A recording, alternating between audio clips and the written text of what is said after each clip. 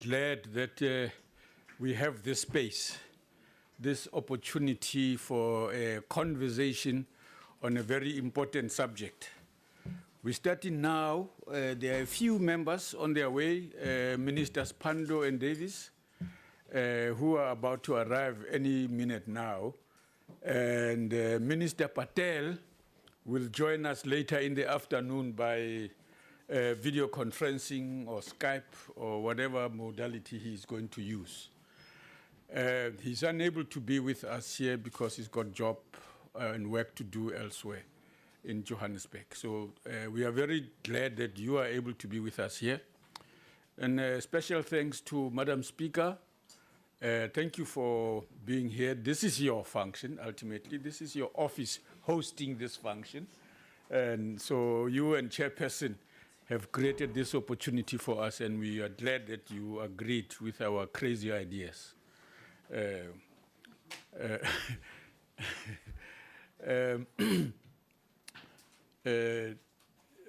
I just say that Chief Whip and Chief Whip of the NCOP,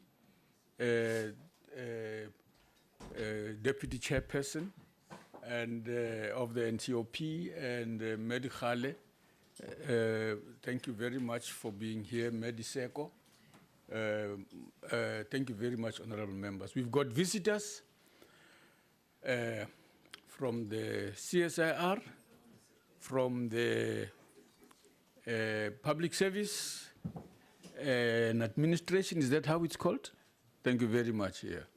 I once led a team from the Department of Rural Development, and in the course of the meeting, they had to introduce the section they come from. They called it by an acronym, and none of them could remember what it stands for.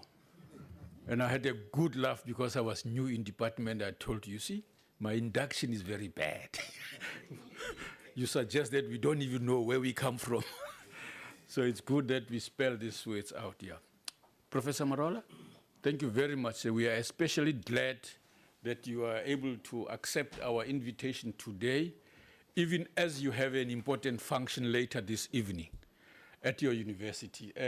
Members and visitors, Professor Marola needs no introduction anymore. He's the new Vice Chancellor of the University of Johannesburg.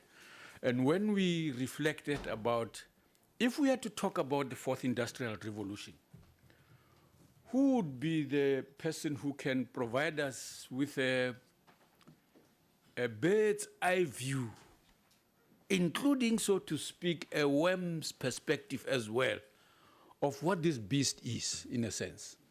So he fell into that definition of who we could get immediately and so on. Because in his acceptance speech to the university community, this is a theme that he chose to speak on, in which he's a specialist.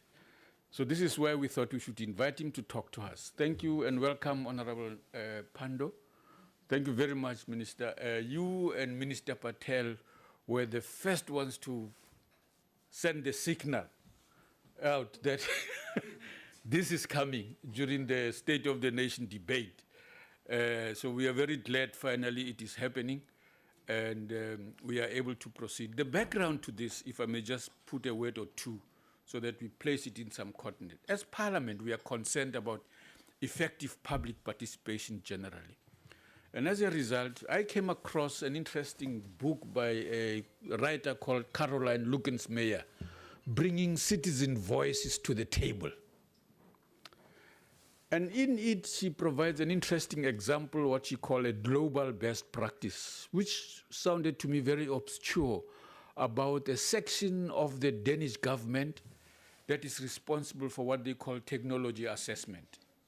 But essentially what they do what they call responsible research.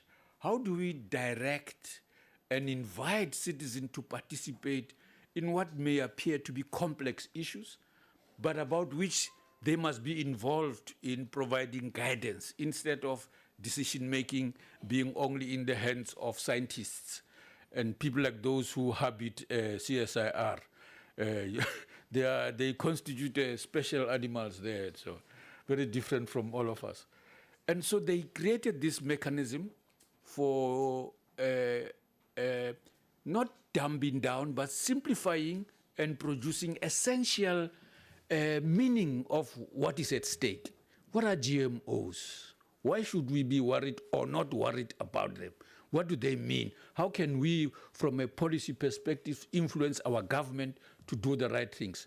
So we went on to look at this board in Denmark. And what comes out of it is precisely an interesting story.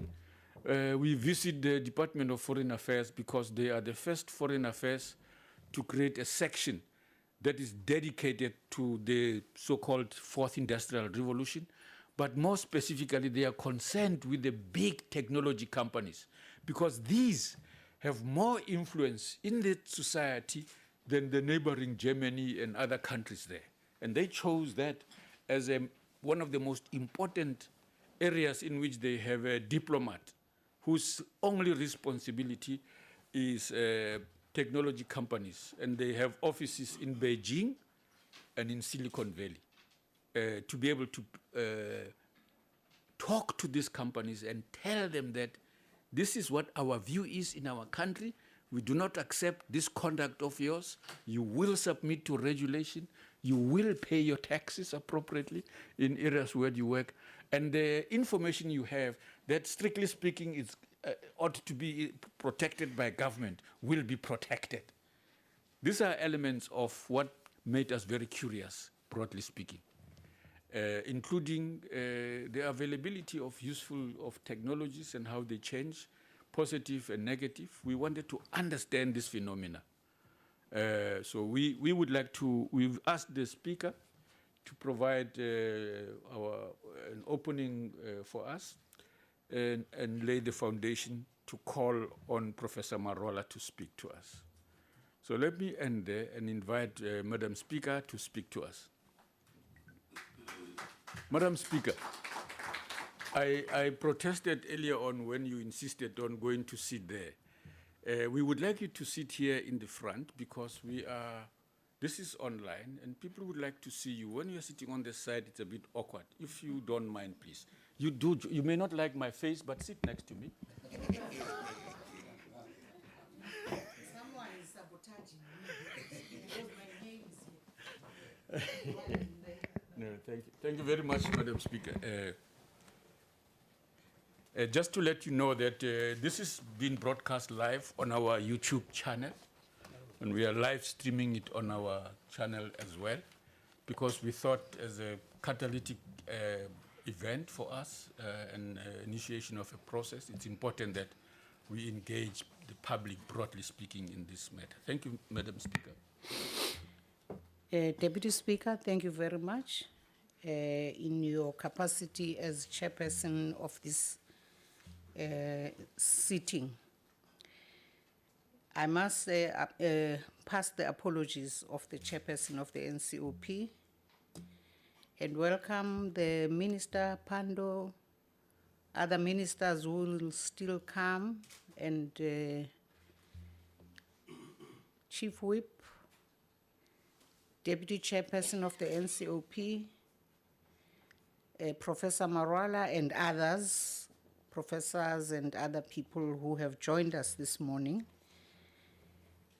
In other words, guests from the University of Johannesburg also, and CSIR, members of Parliament, ladies and gentlemen.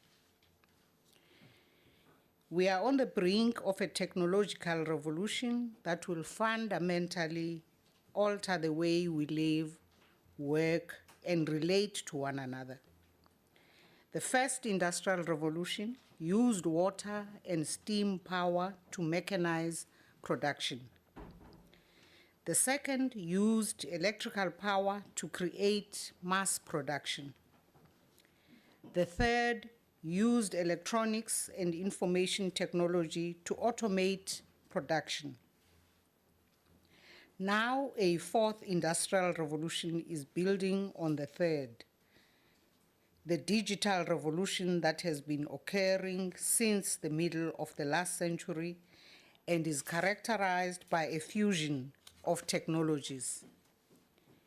The advent of the fourth industrial revolution has necessitated that countries develop new policies, strategies, and innovation plans to enable an inclusive whole of society approach, with government playing a leadership responsibility.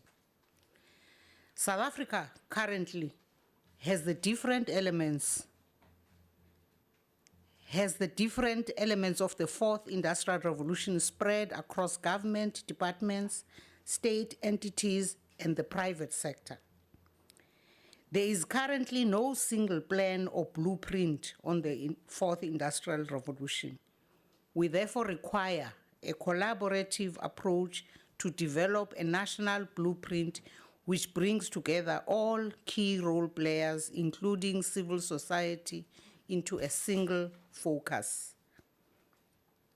In our oversight, lawmaking, and public participation roles, Parliament will have to grapple with major policy choices in relation to the convergence of technologies to minimize disruption, job losses, and labor displacement, as well as maximize and spread the positive potentials available for improving the lot of the poor and most vulnerable in society, and ensure higher but more inclusive growth, especially in sectors such as economic development, trade and industry, labor, science and technology, higher education, basic education, health and communications, as the custodian of ICT within government. To this end, Parliament is hosting a series of roundtable discussions with relevant government and industry stakeholders on the fourth industrial revolution, the progress made to date, and the impact on the work of Parliament, state institutions, the private and business sectors, and society. These proposed roundtables will be held as a build-up to a national seminar planned for later this year, September, October. The proposed theme of the roundtables will be the fourth industrial revolution, progress and its impact on the South African economy and society versus the readiness as a state. The purpose of this meeting is for us to set the tone for us to engage about the most crucial, the fourth industrial revolution choices which the country has to confront now in order to shape our future trajectory.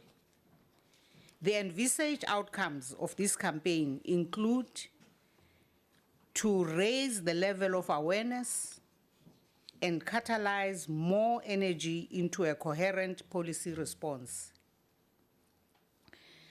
to commit to greater investments in research and development, including responsible targeted R&D to solve priority public challenges. Thirdly, to coordinate and integrate interventions better across sectors and spheres of government. To commit to deliberate spreading of its benefits and opportunities and mitigate threats. And lastly, to improve oversight by the Parliament and an evidence basis for future lawmaking. Honorable guests and honorable members, I want to conclude with this quote from our President Cyril Ramaphosa in his speech to the Commonwealth members, which emphasizes, and I quote, the challenges and opportunities of the fourth industrial revolution should feature prominently on the agenda of the Commonwealth. And he also said that we need to grapple with the impact the fourth industrial revolution is likely to have on our economies, many of which are already vulnerable to external shocks, and our people, many of whom do not have the skills required in a rapidly changing workplace. close quotes. Ladies and gentlemen, thank you very much for your attention. Deputy Speaker, thank you. Thank you very much, Madam Speaker. Thank you very much. We now would like to request Professor Marola to speak.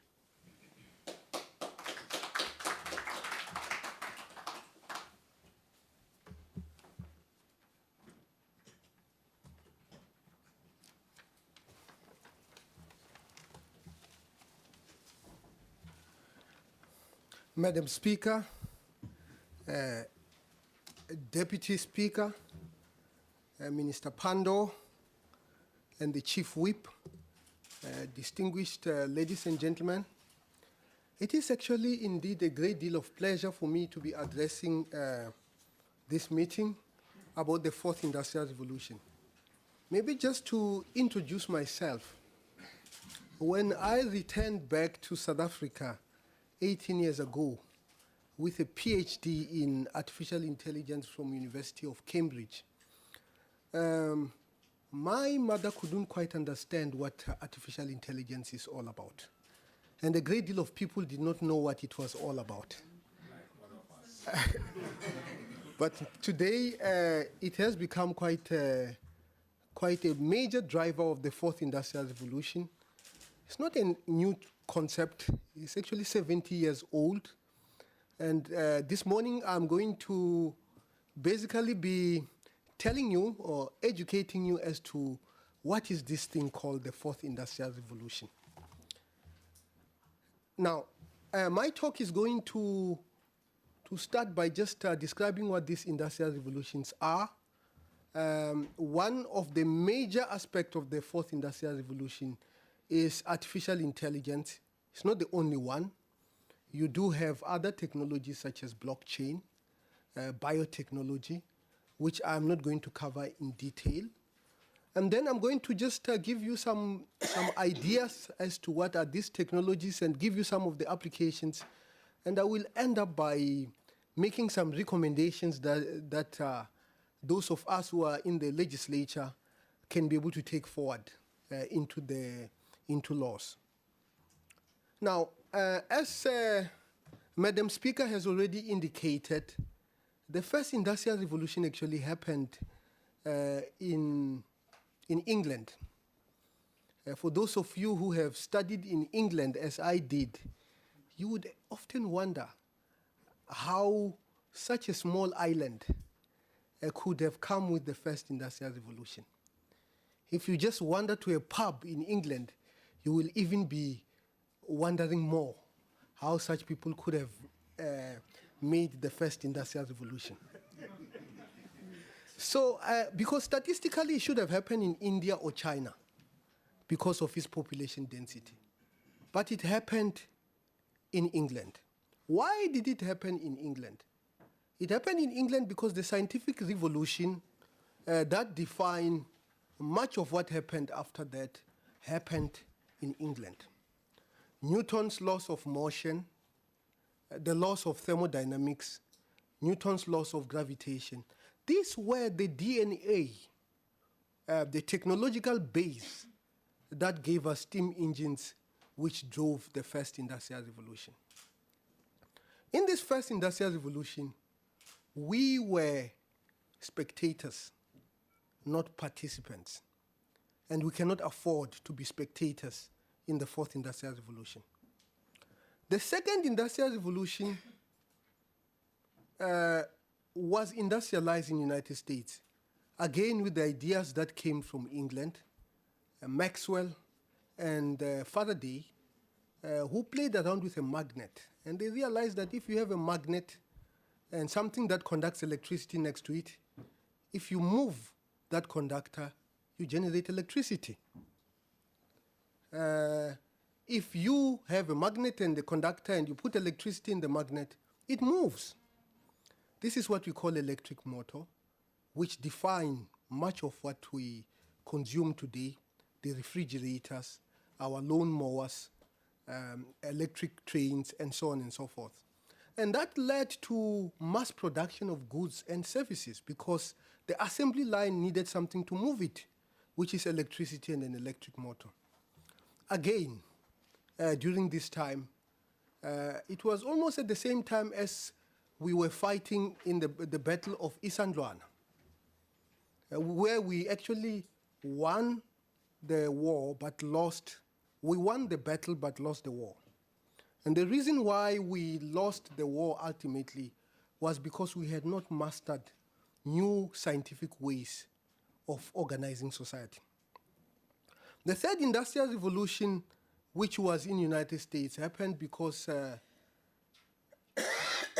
of the discovery that you have these materials that conduct electricity under certain conditions.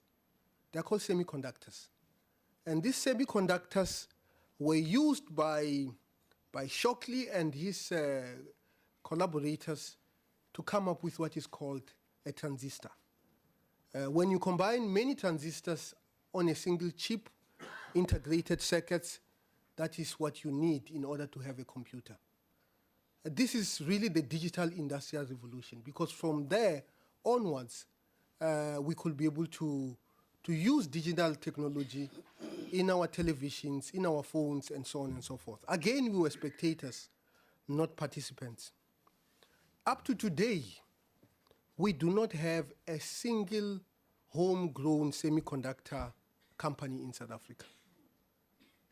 So it actually says to us, we are spectating quite a great deal, and that needs to change. Now, the fourth industrial revolution is driven by what is called artificial intelligence. Absolutely everything around us is going to be automated, and is going to be intelligently automated. For those of us who are on Facebook, you will know that when you load a picture, it automatically labels who the person is.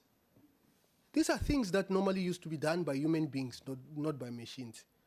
And the engine for that is actually artificial intelligence. This was actually the topic that I did my PhD on. This is an example of a humanoid from a university called KAIST that I visited a few years back. It is actually, it almost looks like a human being, but it's a machine. It can walk, can do a little bit of modeling while it sees people taking pictures. This thing can see, it can sense, it can navigate, it can even open doors. You know, these are things that were done by human beings, not machines. Can even do a little bit of engineering. It is artificially intelligent. But can it fall in love? Is it conscious? These are the machines that are going to be powering our industries. Can it be recruited by COSATU? And Deputy Speaker, can it respond to the call, I quote, "Artificial robots of the world, unite. You have nothing to lose but change." So this is the world that we live in. But what is this artificial intelligence, where does it come from? There is an ancient call, and I quote, "Nature is the best artist, learn from it." This is really what artificial intelligence is all about. The word artificial intelligence, it can be broken down into two parts, artificial and intelligence. Artificial in the sense that it is man-made, intelligence because it is intelligent. It is able to do things that we do. So there are two kinds of intelligence in nature. One is what we call individual intelligence, that is intelligence that is in our brain, and group intelligence. Here is a school of fish that collectively is very intelligent. This school is very intelligent collectively, but individually it's not as intelligent. We call that group intelligence. So as we design machines, we will always be referring to individual intelligence versus group intelligence. One aspect, the first aspect is what we call learning. And the big idea that came about at the end of the 50s was what is called the perceptron. This is what we call a neural network. So on one side, you can see an artificial neural network. On the other side, you can see a biological neural network. So in the middle, what is happening here, you have input layer. Basically, this machine looks into the world and gets some input. That world might be a picture of a person. And on the output layer, it will give you maybe the name of a person from the picture. So you train this machine to look into the world and to be able to make decisions. That's what we call a neural network. When a neural network becomes big, that's what we call deep learning. This is the heart of machine learning. So the bigger the network, the more complicated the things it can be able to do. These are now neural networks that you can be able to speak to and they can be able to respond to. And for those of you who have bought the machine by Google, latest machine by Google, you can be able to talk to it and give it instruction and it will be able to reply to you. So this is really what machine learning is all about. Now, embedded in machine learning is something called optimization.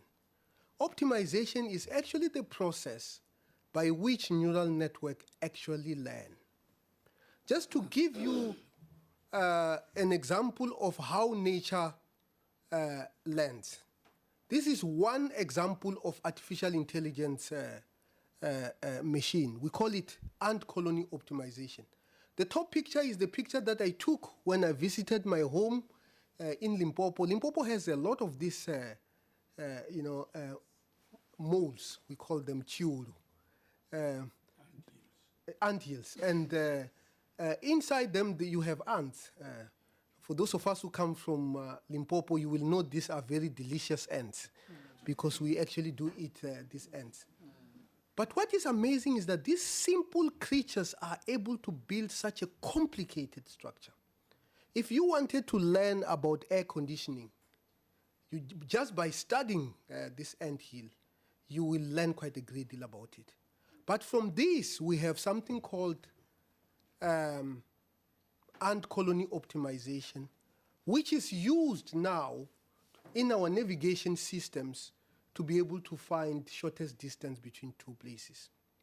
But the general idea, in fact, the intelligence of these anthills was actually discovered here in South Africa by an Afrikaans thinker called Eugene Marais. He wrote a book called Die Siel van die Mier, which was actually the first time that anybody was able to understand the collective intelligence that these anthills possess.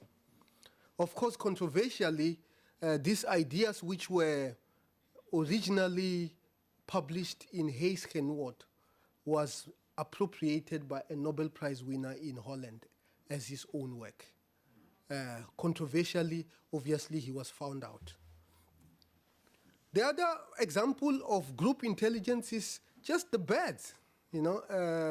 From this, we have something, an artificial intelligence algorithm called particle swarm optimization. You can see they seem to be communicating. They are very, very intelligent. And the mechanism in which they work now is on a computer, and it is being used to optimize processes and so on and so forth. Another one is learning from genetics, genetic algorithm. And here, we're using genetic algorithm to be able to paint a picture that this artificial intelligent machine is seeing. So it can be an artist. Again, we are taking what is in nature and learning from it. Now, having talked about what artificial intelligence is all about, I'm reminded of the old saying that says that knowledge only becomes education when it is used for the benefit of society. what does this artificial intelligence do for us? What can it do for us? And what I am going to do is the work that we have actually done with a whole lot of students. Throughout my career, I have supervised 74 masters and doctoral graduates to completion in artificial intelligence. And many of those would have been instrumental in coming up with the examples that I'm going to give. So the first was a software that we developed for a hospital. It's called a triage system. For those of you who were in the army, you would know that the triage was actually discovered in the army. So let's suppose you are in a battlefield, you have one doctor, and you have 8 injured people. The doctor knows that they cannot be able to save all of them. So what they have to do is what is called triage. You have to order who you are going to help first, then second, and then third. So if somebody is going to die in 2 days, probably you are going to favor the one who is going to survive. So that is the system that basically look at the criticality of patients and be able to advise administrators as to who should be helped first, second, and third. It's called a triage. It uses the kind of artificial intelligence that was derived from psychology called reinforcement learning. So the more you use it, the better it becomes, because it reinforces the good things that it has done in the past. So that is one example of the use of artificial intelligence in the health sector. The second one was the work that I did with my PhD. So this is an aerial picture of utilization of land. So you have aerial picture, and you want to know what is in this land.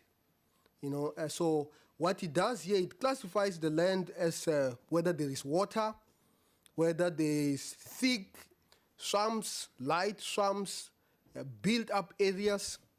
So in other words, when you have this unmanned aerial aircraft, it can be able to know what is underneath it. Of course, the importance of this in agriculture cannot be emphasized enough. So, and we took these aerial pictures and we used them to train a neural network, and then it was able to classify land more than 95% accuracy. Very, very good for us. I know the Chief Whip is wondering whether it can be able to predict about the impact of expropriation of land without compensation. The other application that we did with my master's student is the detection of epilepsy. So what happens is that a doctor looks at all these diagrams and then decide whether the person is going to have an epileptic fit or not. As we know, the ability of a doctor to be able to do that depends on many factors. If he did not sleep enough the day before, it has an impact on accuracy. If that particular doctor is not in good mood, it is going to impact on the accuracy of the diagnosis. Because this is a medical issue, the mistake that that doctor makes has huge implication on the patient that is being treated. So we use artificial intelligence to look into these diagrams and to be able to tell whether the patient is going to have epilepsy in the next hour or not. Again, this will have an impact on medical offerings going into the future. The reason why we wanted to do this was because I have often felt, where I come from, there is a hospital called Chilidzini Hospital, not named after me, it's just coincidental. And this Chilidzini Hospital does not have medical specialists. So now if you could be able to design these things, and now you can be able to even put them on cell phones, you can be able to assist people who otherwise would not have access to medical help. And then this was another thing that we did, more on the security side. Can artificial intelligence be able to predict internet instability? Again, we were able to find out that yes, it can be able to do that. Then this is a patent, it's a United States patent that me and my student Megan Russell and my collaborator David Rubin and Brian Viktorovich registered quite a few years ago. And on the other side was the MIT Technology Review article that was actually looking at this innovation. So what has happened here is that the person loses their voice box, surgically loses their voice box, maybe because of cancer or something like that. But they can still move their tongue. So what we did is that we designed this artificial intelligence thing that you put in your mouth, and based on the movement of your tongue, it is able to reconstruct the speech that you would have been saying if you had a voice box. I think the MIT Technology Review called it a robot voice on this. And this is another example that we used where we were using artificial intelligence with my master's student to look at the lungs and be able to detect whether the patient actually is going to suffer from pulmonary embolism. Now, this is a very controversial work that we did. So you have faces. What we have found out is that these face recognition tools that these big companies are designing actually are discriminating against African people. And the reason for that is because these artificial intelligent machines actually work by being trained using examples. And much of these companies are using examples from North America and Europe. In fact, the iPhone 10, I was reading on the newspaper that it was not able to differentiate African, Asian faces too. You know, I don't know how many of you have an iPhone 10. It's supposed to look at you, and as soon as it sees you, it opens the phone because it is you. You will realize that for Africans, it doesn't work too well. And the reason for that is because the database that is being used is not representative enough. So, and it's the same thing that we have been facing. We spend quite a great deal of time designing a system which you should talk to it in English and it translates into Xhosa, and vice versa, you talk to it in Xhosa and then it translates it into English. And we're finding out that these devices cannot be able to handle the clicks, Madam Speaker. It actually thinks the Xhosa clicks are noise. Absolutely. And I agree. and the reason for that is because of all our languages, 11 languages, Xhosa is the most sophisticated because it is actually not one language in terms of language classification. Linguistically, the majority of African languages in South Africa, in fact, all the way to Tanzania, are called Bantu languages. They actually sound the same. Most of them don't have clicks. And Xhosa borrowed the clicks from Khoisan. But he did not borrow too many of them. It is effectively a Bantu language. So because the language is not clicking often enough, then the machine does not learn the clicks.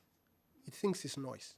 So if you were to take a Khoisan language, it will be able to learn because the language is a clicking language. Every word will be a click. But Xhosa, at best, we found out that only 15% of the Xhosa language, at best, are actually clicks. 85% are Bantu language words. So as a result, again, this calls upon those who are investing in these technologies to design new algorithms that would be able to learn clicks, even if they don't occur often enough. Now, basically, AI can be able to deal with lots of information, and some of this information may be missing. This is a book that I wrote about 10 years ago on using artificial intelligence in the health sector. So the reason why I decided to start working in this area was because about 18 years ago, I decided when I came back to South Africa, I decided that I needed to buy a house. So I went to a bank. I'm not going to mention the name of the bank. And then they said, you have to take an HIV test. I don't know whether you still remember that that used to be the case. And the reason for that was because their actuarial models could not be able to estimate that risk and price it appropriately. So I was quite worried about that. So we went to the Department of Health and we got antenatal data. It's a huge database that the Department of Health takes every time a woman goes to the hospital. And we use this huge database to be able to design a machine that will be able to assess the risk of HIV for actuarial purposes. What we found out was that this database, even though it is huge, it has many gaps. So they ask all sorts of questions. How old are you? How many times have you been pregnant? How many children do you have? What is the age of your spouse? And that used to be blank for some reason sometimes, you know, and so on and so forth.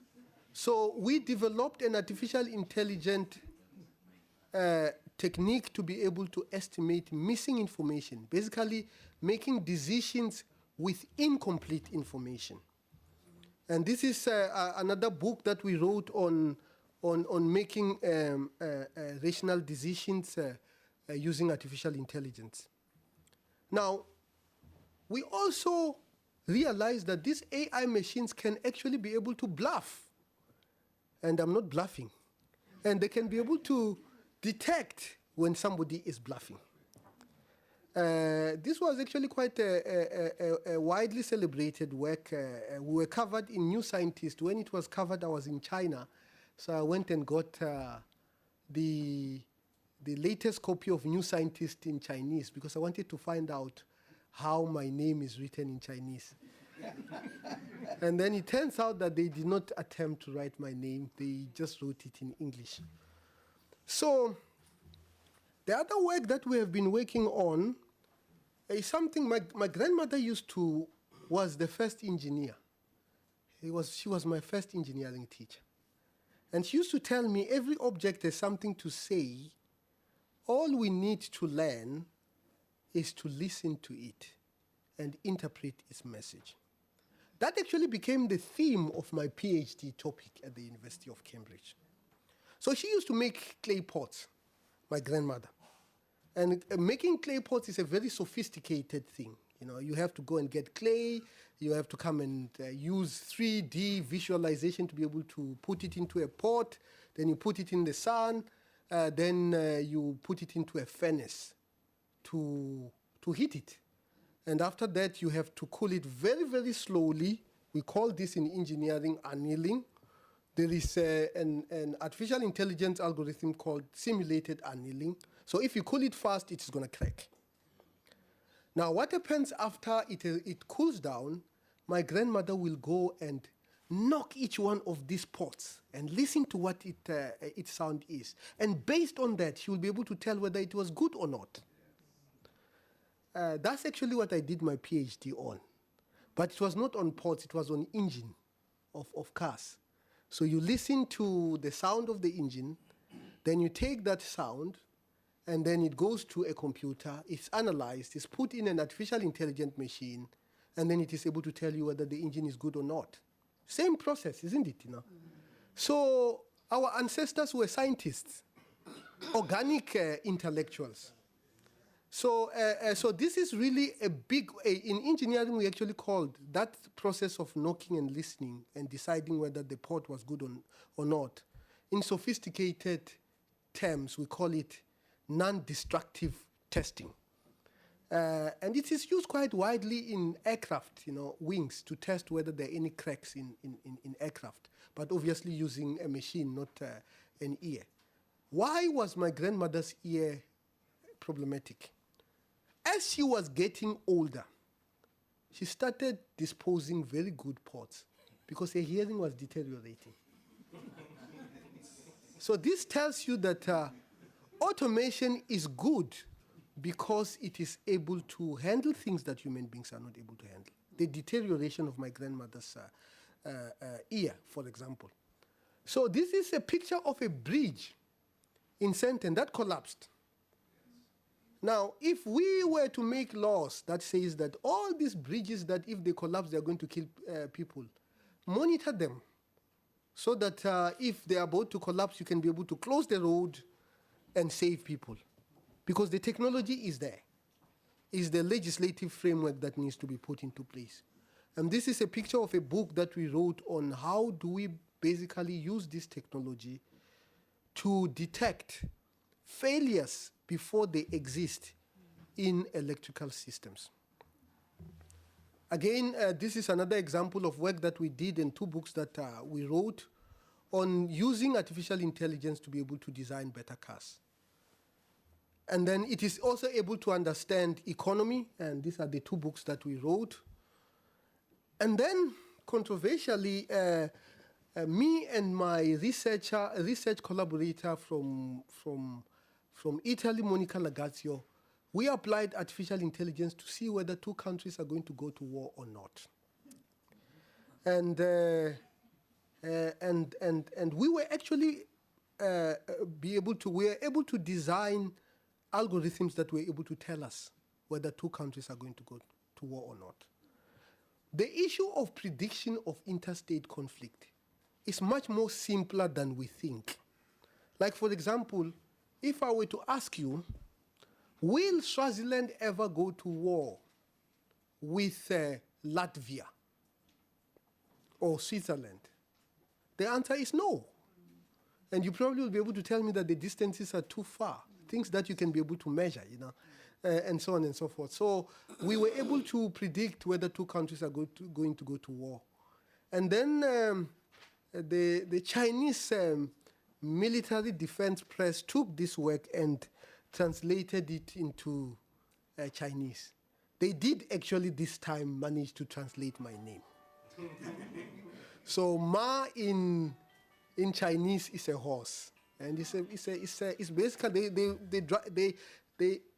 they write a figure, a character that when you read it says a horse, and Ra, they call it Wa, is a gutter of a roof, and La is to pull. So that's what they did, So another work that we spend another work that we spend quite a great deal of time working on is information asymmetry. Information asymmetry was the work that Joseph Stiglitz won a Nobel Prize for that. So what has happened is that what they have found, Stiglitz and his collaborator, was that, and they used car salesmen. So you have these customers who go to a used car salesman, and they don't know which salesman is selling good cars or bad cars. And that's what we call information asymmetry. When they studied this phenomena, they realized that if it persists, it actually drives a good car salesman out of business because he's less likely to give a discount than a bad car salesman.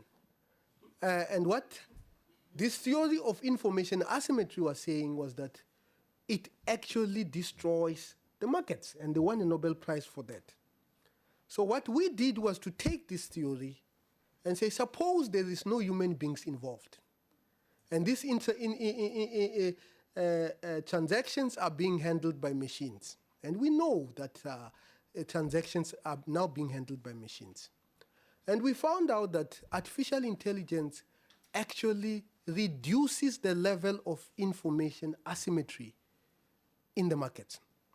And on the other side is a course called Networks at Cornell University. We're pleasantly surprised that they were actually teaching our theory. As you can see there, they say in Chilizimazwala and Evan Hewitt's study.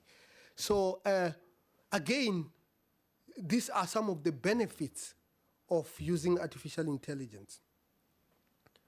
And then this is it can make markets efficient. This is what I picked up in a German newspaper.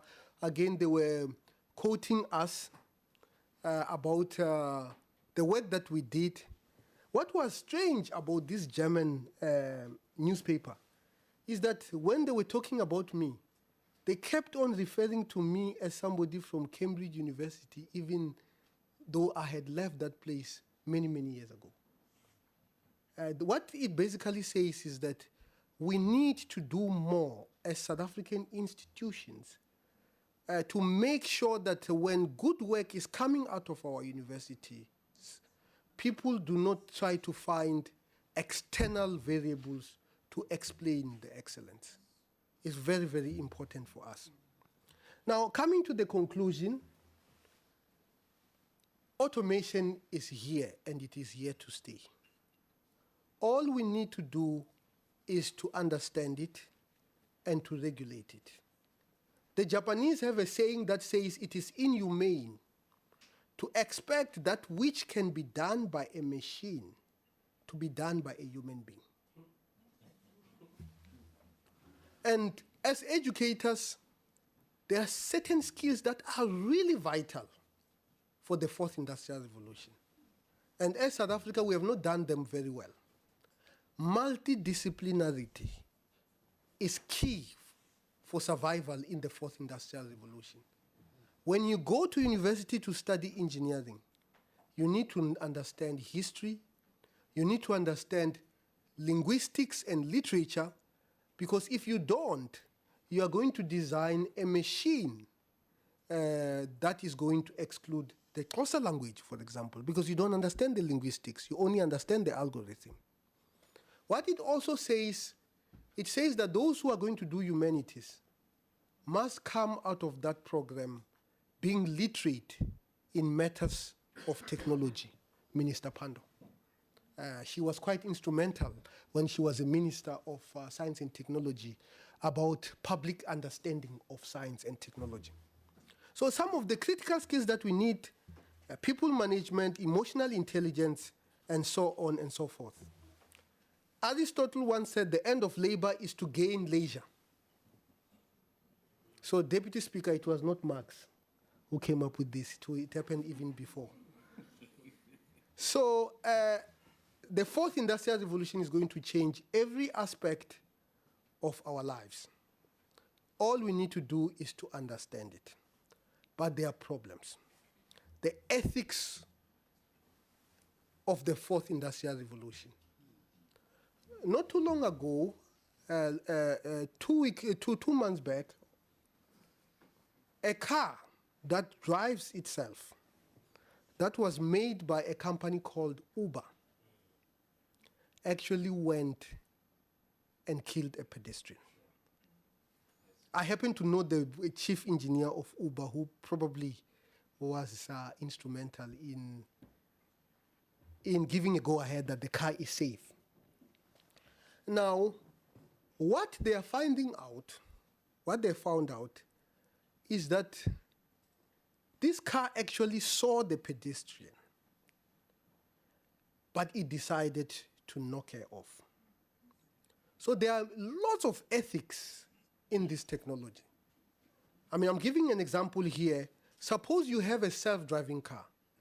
It has 4 passengers inside, and it's driving on a cliff, and then on the side opposite to the cliff, there is a person sitting down. So it either has to avoid that person and fall off the cliff, or kills that person and save the 4 people inside the car. what should that machine do? If we were to take a Eurocentric view of John Stuart Mill, he came up with the concept of utilitarianism, which basically says bringing the greatest happiness to the highest number of people. You probably will have to kill the pedestrian and save the 4 people because you will have 4 people happy. Whereas if you do the other way around and kill 4 people, you will have 1 person happy. How about if that young person is 3 years old, child, and the 4 people are 80-year-old men, not women? What should it do? So these are difficult questions. We have these machines in our factories. And this will be some of the decisions that it will have to make. And unless we have an underlying framework in which they are supposed to operate, firstly, we should not just import them without necessarily looking into whether they are in line with our legislative framework. It also means, therefore, that we have to be active participants. Now, what are some of the implications of the 4th Industrial Revolution on laws? What do lawmakers in South Africa do in order to regulate these autonomous machines? How do we develop legislation that makes the 4th Industrial Revolution more inclusive and transparent? If we are going to go to the shops to buy iPhone 10 that does not recognize African faces, should it even be on our shelf until it does not discriminate against our people? Many of these technologies are taking information from us on a daily basis, whether it is Facebook, whether it is Twitter, and so on and so forth. And what they say is that when you sign up for these things, you agree that they are going to take information from you. Isn't it time for us to start thinking of a concept of basic right to privacy that cannot be taken away because of some legal document? I mean, for example, the basic right to life cannot be taken away by any form of a contract. Isn't it time that we start imagining doing the same for privacy? The security of these systems, many of them are being monitored from Silicon Valley in the United States. Are we regulating these things? In 2015, I was part of the team that developed the open data in a big data world for the agency of the United Nations called ICSU, International Council for Scientific Union. And what it was basically saying, it was saying that what happens to all these data that are being generated in our labs, in our schools, using money that was paid for by the taxpayer? Isn't it time for us to say that that data must be open so that we can be able to use it? Because right now what happens is that if I am doing an experiment using money from the NRF, and I used to get huge amounts of money from the NRF. Thank you very much, Minister. Why should that data be sitting on my laptop, not publicly available? Those are the key issues that we need to deal with. It's not just business that has global AI aspirations. The University of Johannesburg wants to become an educational AI hub in Africa. We have the largest concentration of people with PhDs in artificial intelligence. Just academic staff, we're talking about 10 academic staff members. We are the leading center of artificial intelligence in this continent. The university also brought in Professor Pingguo Wang from China to help students learn AI business solutions. Medium, small enterprise important, and they have really resource, especially the short of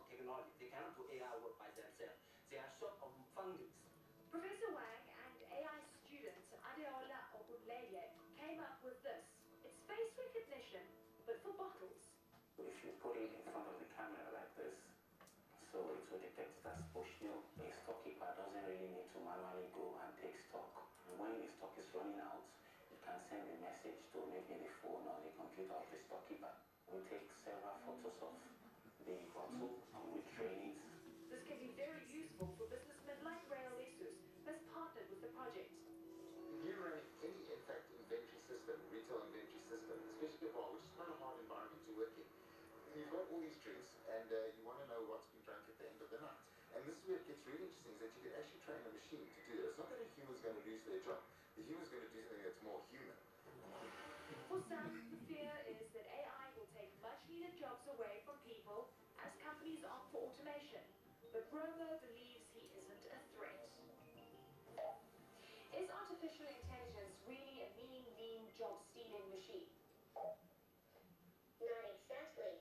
The technology complements humans and is taking on more sophisticated roles within technology interfaces. People-centric jobs could very well be the casualties as AI rises, or it could just make our lives easier. The outcome of the so-called fourth industrial revolution will only be clear once AI is in full swing globally. Eleni Jakos, CNN, Johannesburg. Thank you very much. We are going to be hosting a conference on the 1st of September, which is going to be about law and the fourth industrial revolution. And we would be glad if you could actually be able to come and attend. Thank you very much.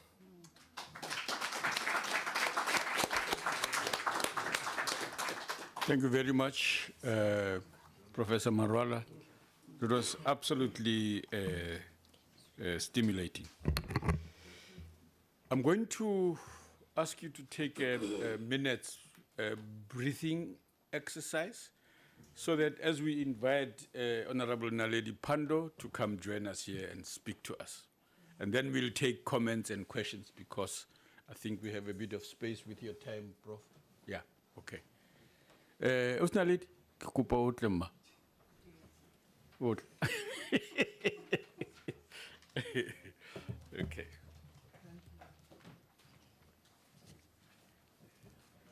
No, for now it's okay. It's fine.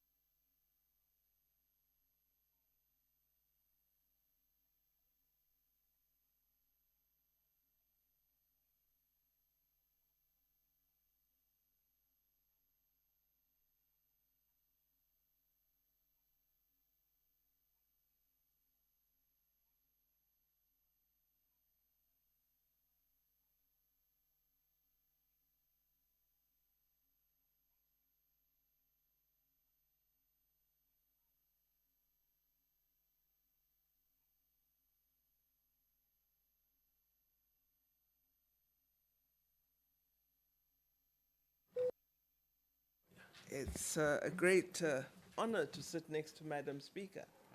We usually see her from somewhere up there. So this is, and she's not going to say your time is up. So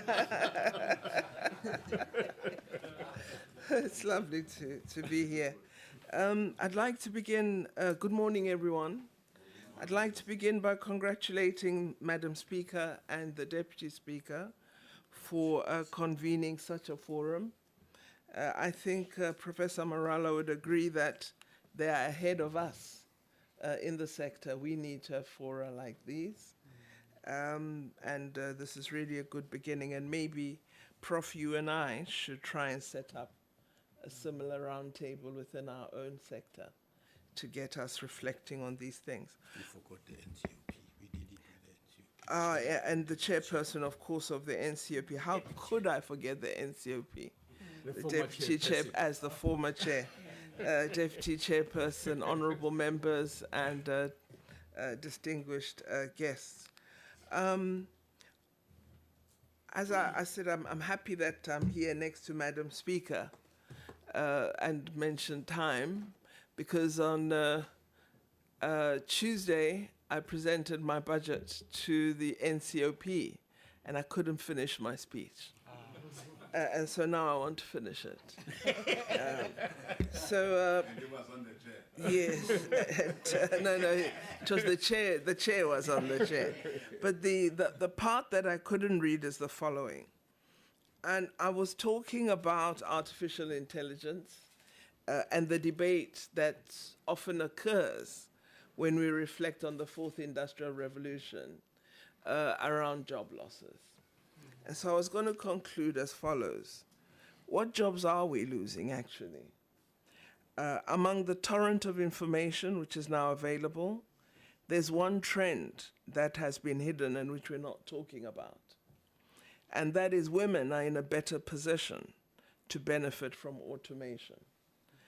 Women are overwhelmingly in jobs which require the human touch and which are least likely to be automated, such as nursing, teaching, and care work.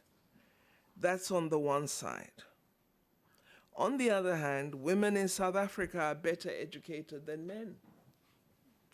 There are more of us in school, in college, and at university. So as women, we have a comparative advantage because of our better education in a labor market which is being transformed through new technologies. So I wasn't saying that automation will transform gender discrimination or equalize pay between men and women. But I am arguing that women should take greater advantage of the opportunities offered by the fourth industrial revolution. And the gendered aspect is one we don't talk about as we talk about what's happening and the changes with respect to technology. So I just thought, Deputy Chair, I just wanted to conclude my speech, but now I'll come back to what I actually wanted to talk about. So that is an aspect, really, of issues that we need to factor in as we both train young people, as we develop new technologies, and as we reflect on this issue of how people would play a role in this emerging society. I think part of the difficulty that there is we are defining humanity as as workers, as people who must always work. And we're not thinking about family or leisure or other aspects of society that have become increasingly eroded and invisible as a part of how we are made up. And so I think we need to give attention to both the engineering and physical science domain of what's developing, but also the human and social science aspect, and look at how we interface these, because the reference Professor Marala made in his excellent input to the issues of philosophy, very important one, of ethics. And of course, the fourth industrial revolution, as we talk about it, is not just a question of technology. There are many dimensions to it. Issues of our body, the use of bioinformatics, new developments in genetics. So we really need to grapple with the ethical and philosophical dimensions much more than we are now. So as we talk about nanotechnology, for example, and the use of nanohealth in treatments, in diagnosis, in replacement of joints, etc., great use of nano-derived materials more and more as we deal with our physiology as it wastes away. But very little about the ethical aspects of that. So that don't neglect the humanities and the social sciences. So then, Chairperson and Deputy Speaker, Madam Speaker and Deputy Chair, this term, which actually drives me quite crazy, of Fourth Industrial Revolution, was coined by a gentleman called Klaus Schwab.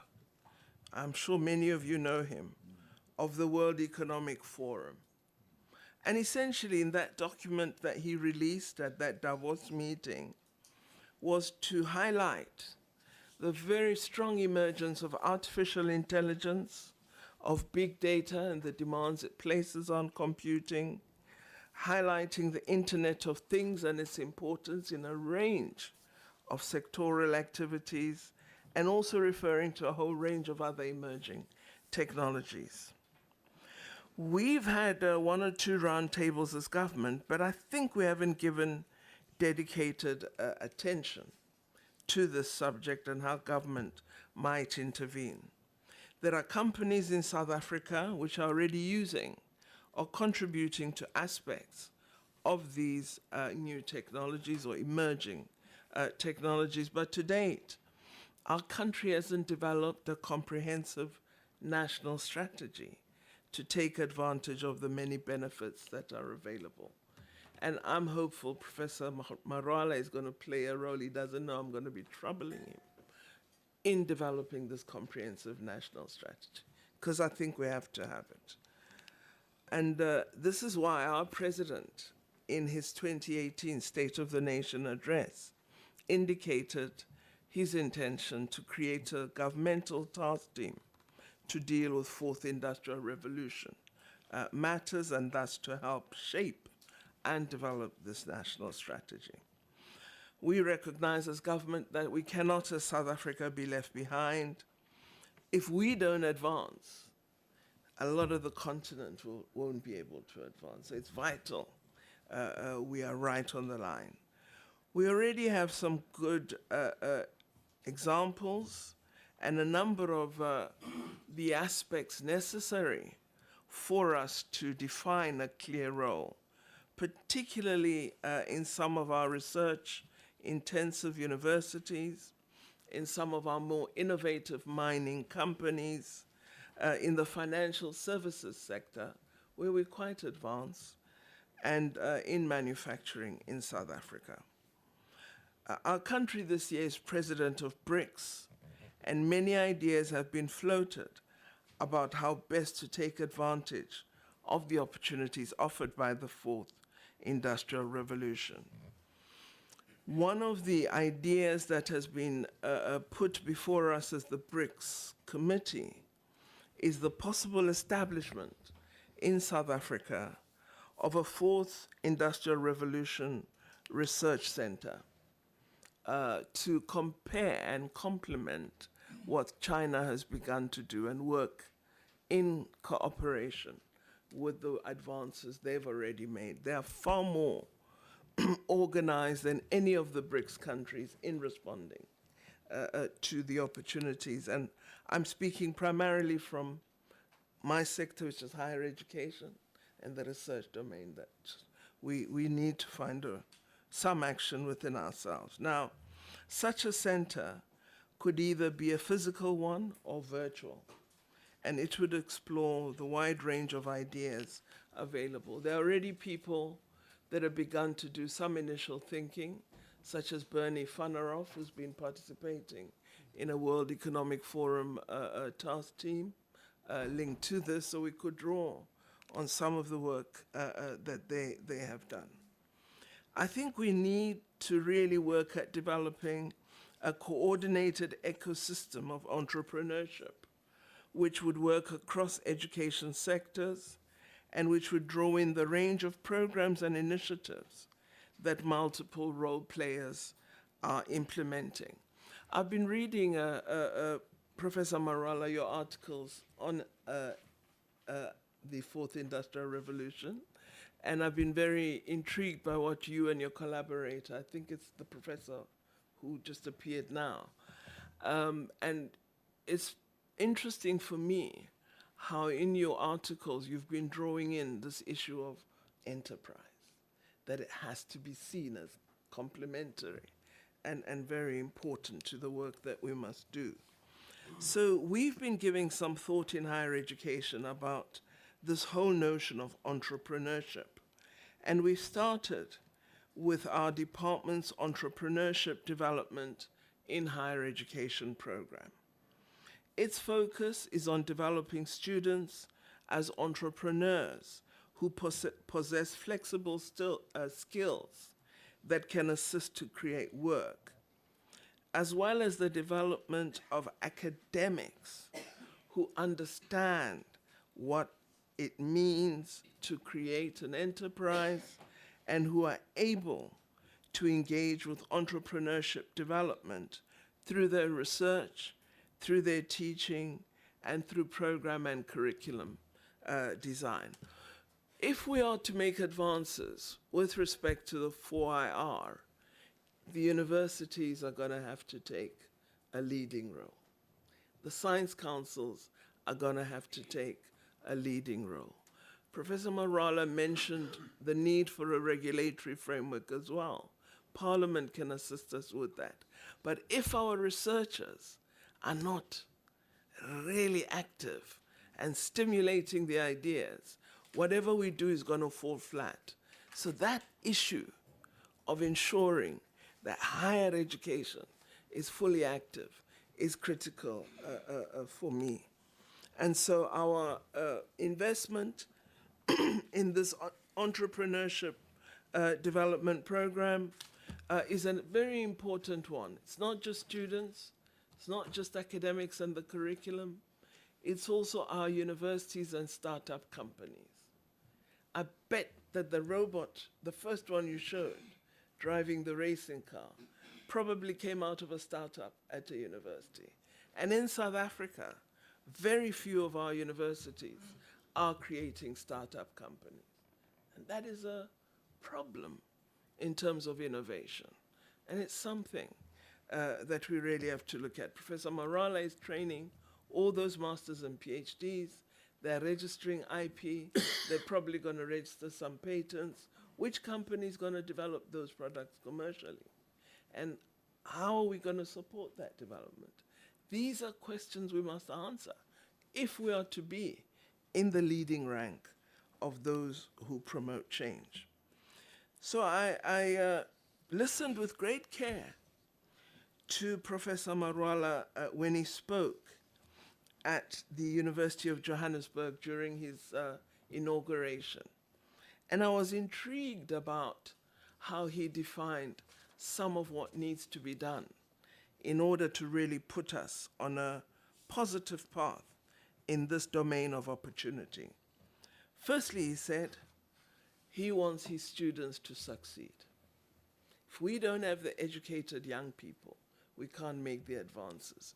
And so he said, as Vice Chancellor, he wants higher graduation rates, because that means more skills, competent skills, skills able to take up opportunity.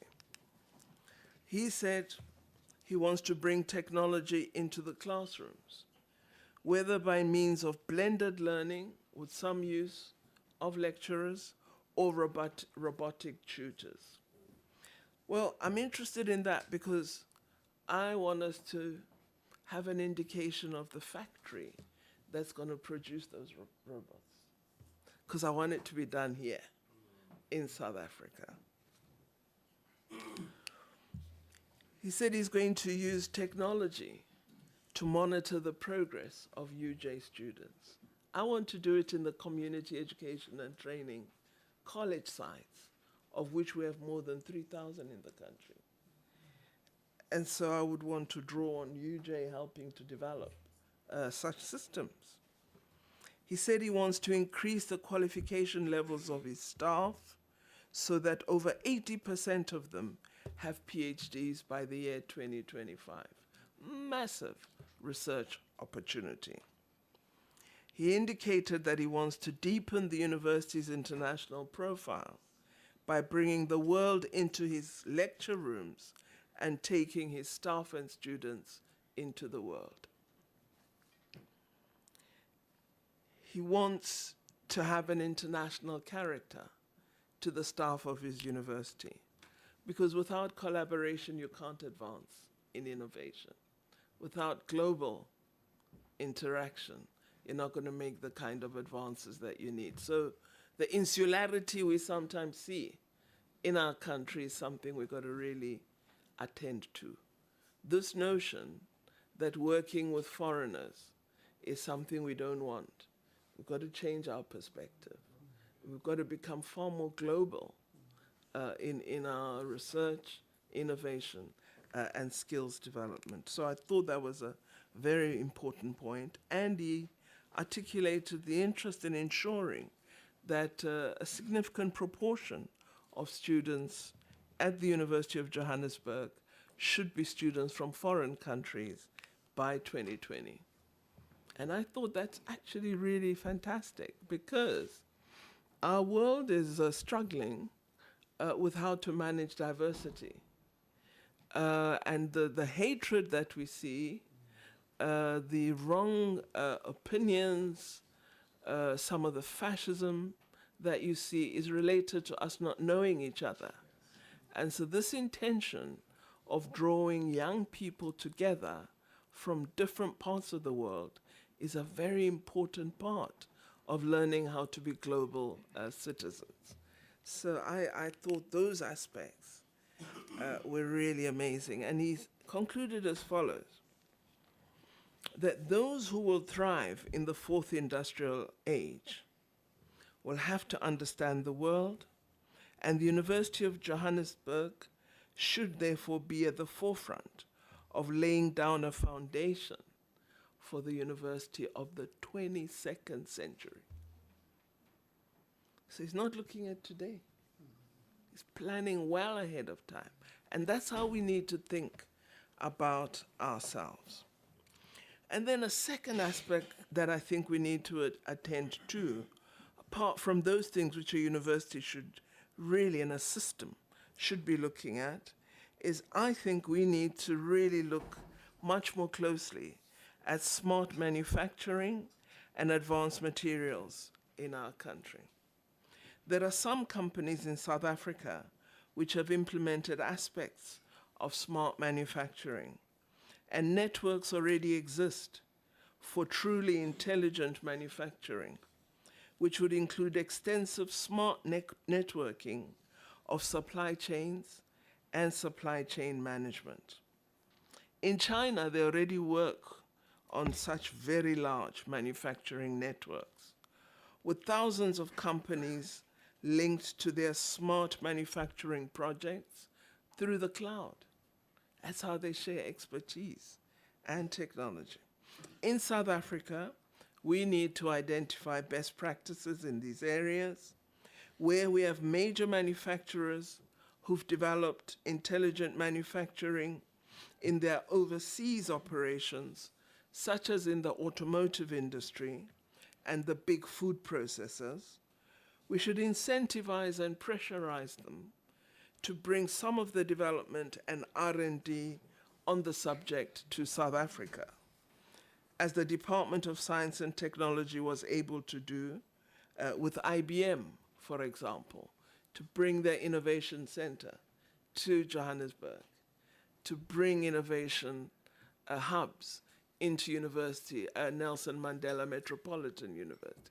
So we should be encouraging similar plants and research hubs in South Africa.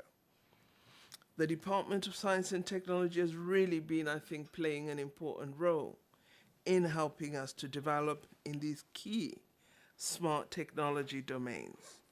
So they have research chairs in nanotechnology, more recently in photonics, in bioprocess engineering, and many other related chairs, which provide a fertile basis for South Africa to engage in the fourth industrial revolution.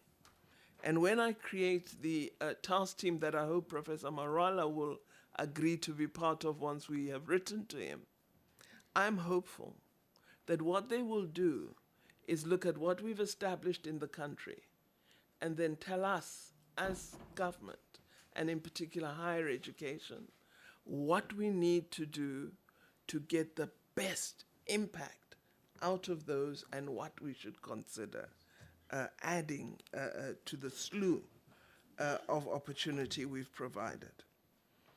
I think advanced manufacturing can be strongly linked to a range of areas in which South Africa has expertise, such as platinum and value addition, such as titanium and value addition, such as 3D printing, where many small and medium-sized enterprises don't have any access, such as the use of new materials for hydrogen fuel cells and the modeling of new materials. One of the key aspects of the fourth IR is the development of new and smart materials. And it has become increasingly tough for SMMEs to be able to repair cars, trucks, plant and equipment, smartphones, and so on. Because all of these products are now so increasingly software intensive, and because designs and intellectual property are so restricted by original equipment manufacturers. The development of our SMMEs providing services and components to larger industry is a huge growth area for the BRICS nations, and it is vital for the reduction of inequality. But we are restricted by the difficulty of being able to repair many of these new products. A third aspect that we might be able to attend to is to extend our Earth observation work and our use of drones. You would have seen how they are using drones in Rwanda, for example. We're doing some in South Africa. The combination of Earth observation with networked drones to support agriculture planning and support can be used to enhance land use, optimize fertilizer and agrochemical use, and to plan water resource utilization, for example. I saw that they're doing some of this in the agricultural technology department of the University of Stellenbosch, where in their small farm training, they actually utilize drones to monitor plants, seedlings, their growth patterns, water resource need, and then collecting data over time. They're even able to work out which are the best seeds, which ones yield best, what are the conditions for that, over what time. So drones can give you very sophisticated microdata that can be used for wider systems development. Lastly, an area we need to do much more on, and which is a strong area for South Africa, is that of the financial services industry, and particularly banking. I'm struggling at the moment with the National Student Financial Aid Scheme. We have allocated significant resources, in fact doubled the resources they have to administer, but they don't have the technology to process appropriately. It's actually quite a looming disaster for us. We have to learn from the financial services industry without using the same software programs, essentially, but draw on their experience to develop responses to this large national financial aid scheme that we've developed. our banking and financial sector are extremely innovative, and they're doing a lot of work on machine learning and artificial intelligence products. And I see our telecommunications sector is well advanced as well. Mr. Maseko of Telkom will tell you a lot about what they're doing. It's incredible how much Telkom has advanced. So although there are some areas in which we are limited in terms of both research and product, our financial services sector really should be prioritized as a sector to monitor and look at and develop products and processes for. And I would love it if we could use the National Student Financial Aid Scheme as a testing ground for developing more proficient technology responses to a national bursary scheme, which is in the billions now. So, Deputy Speaker, I'm posing through Professor Marwala a challenge to the university sector. And I am saying to them, we are in a process where we have to upskill millions of South Africans, where we have to create millions of new small and medium-sized enterprises, where we have to bring into the mainstream of the economy the so-called informal sector, which is actually a huge contributor to our GDP, but totally unserviced by our smart technology. So I'm really saying we have knowledge institutions in our country that can make a major, major impact through assisting us to address the range of objectives and goals that our country has. And we will be working closely with them, Deputy Speaker, to generate the ideas which would be implemented in South Africa with their support. Thank you very much.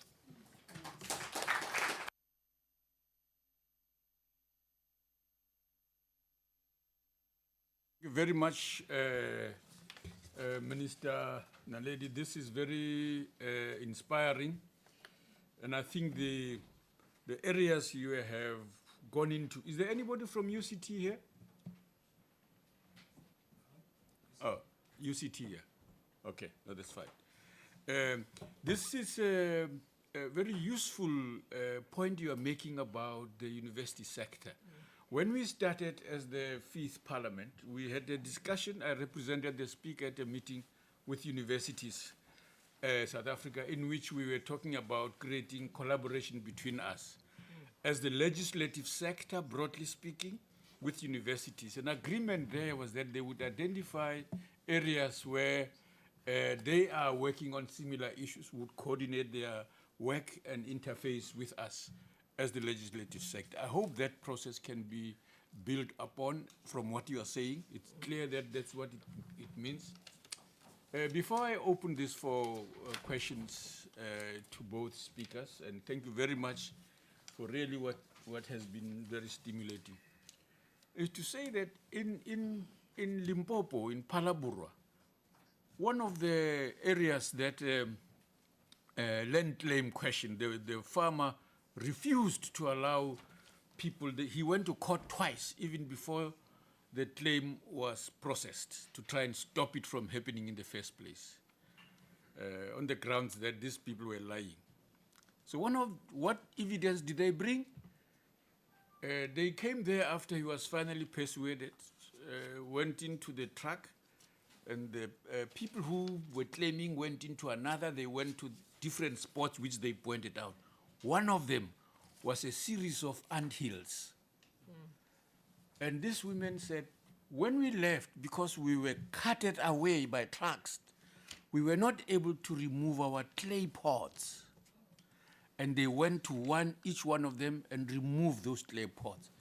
Now the idea was these clay pots were put into these anthills with honey in order to attract the ants themselves, which, as you correctly said, is great protein. So that's how they used to harvest them. That was one of the evidences that people pointed out to him, that we lived here. There are other similar dramatic stories that they pointed out on the piece of land to produce that evidence. There was iron smelter, people of that area. They also said, if you look carefully somewhere, you will find that iron smelting facility is probably overgrown, and they did find it. And they asked him, do you want more? And they had more to show him. So, but that's the story of anthills and clay pots, as you say. It's interesting, yeah. I don't know whether it's your software, and that person who graduated very recently and credited with designing a software that's like reading the land from above, could distinguish between Millis and the Dagga plant, to the chagrin of Dagga farmers. Because he found a way to distinguish them. And so they could see it from afar. That there is not innocent Millis, there's Dagga in there. Thank you very much. Let's get questions and comments that you'd like to make briefly before we go. Yes, ma'am? Thank you, Deputy Speaker. Thank you very, very much. My apology for arriving late. Deputy Speaker, I don't know where the right, they will take the questions as they come. To the professor, the number that have graduated, their masters, their PhDs, where are they? Are they in this country, or as usual, the better resourced countries have poached them, offering them better remunerations or better lifestyles, etc. Secondly, based on the robot that could save the 4 people and sacrifice the one who was alone, we have a policy of human rights. How then does the artificial intelligence link up with our human rights culture? Yeah. And on, I think, Mem Pando, that we tend to be very afraid to interact or relate to other nationalities, so on and so forth, which I'm not convinced that's who we are. I think that's just a perception out there somewhere. But on the question of intellectual property, how then shall we secure our ends and our clay pots and those other unique features which are ours and ours only? How are we going to make sure they remain South African? Chairperson, thank you very much. Thank you, Deputy Speaker, Honorable Speaker, Deputy Chair. Let me welcome the 2 presentations and say thank you very much for arranging this session. Very interesting. At least today we're talking about artificial intelligence instead of talking politics. It's really refreshing. How I wish that one could be recycled is one subject that one will consider taking, because it's very interesting for me. Just to check with the professor, the literacy part of it. Is it hardcore science? Can't it be, I don't know how to put it, but the literacy part of it, so that even those who will not want to go deep in science or technology but have a know-how of it. I'm asking this question because whether we want it or not, whether we were there or not, we are in it now. And I'm asking myself about Umadlamini down there in rural areas. Not me, not me. Kuma rural areas, who used to go and fetch water, gather firewood to make fire, make food, clean, whatever you use to clean your house. But now we are confronted with the vacuum cleaners, your microwave, your TV, everything that we use, the cell phones. All of us, we're using them. We don't know. As you were speaking, the more you were talking, the more I realized how much I don't understand this thing that I'm using. So the question is, the literacy part, where do we put the masses in general in this whole thing? I also appreciate that you also touch the legal part of it as lawmakers. What are the things that has to be regulated? Because if you look at it deeper from the humanitarian point of view, it's far deeper than what is being presented, as the minister was saying. For example, we grew up as human beings where you decide at what level you're going to teach your children what, and what is it that you're going to teach them at a certain level. It doesn't go like this now. Once they are exposed on TV, they're exposed on phones, everything is there. So to what is very much important that as lawmakers we get to this space so that some of the things could be regulated. Then from the minister, where are we as a country? Where are we? Are we in terms, I know these things are already happening, but there must be some formal processes that we engage as a country, not to gear ourselves, but to get ourselves being part of this thing formally, because it shouldn't run itself as it is happening. I should not sound like criticizing. To be honest with you, it has made life very, very much easy, but it does have some implications. And if we're not careful, it can take over some of the things that we're supposed to be doing as lawmakers and also as human beings. Thank you.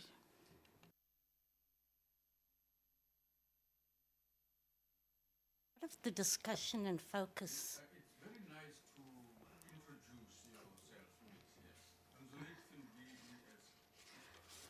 I'm Shireen Dawood, the Content Advisor for the Portfolio Committee on Water and Sanitation. A lot of the focus was on the university-based incorporating these new technologies, or university students studying these new technologies. How do you begin to incorporate it in a formal way as a state within the school, primary and high school structure? Because I think that will be essential in terms of developing the youth as well.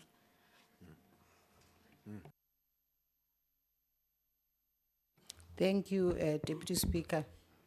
You know, as I'm sitting here listening to the discussion, I remember what I suspect was my first conscious experience of artificial intelligence, when a friend of mine made an arrangement for me to see a doctor in Pretoria. I had been having this very bad flu, and it just wasn't going away for more than a week. So I got to this doctor, and she connected things on me.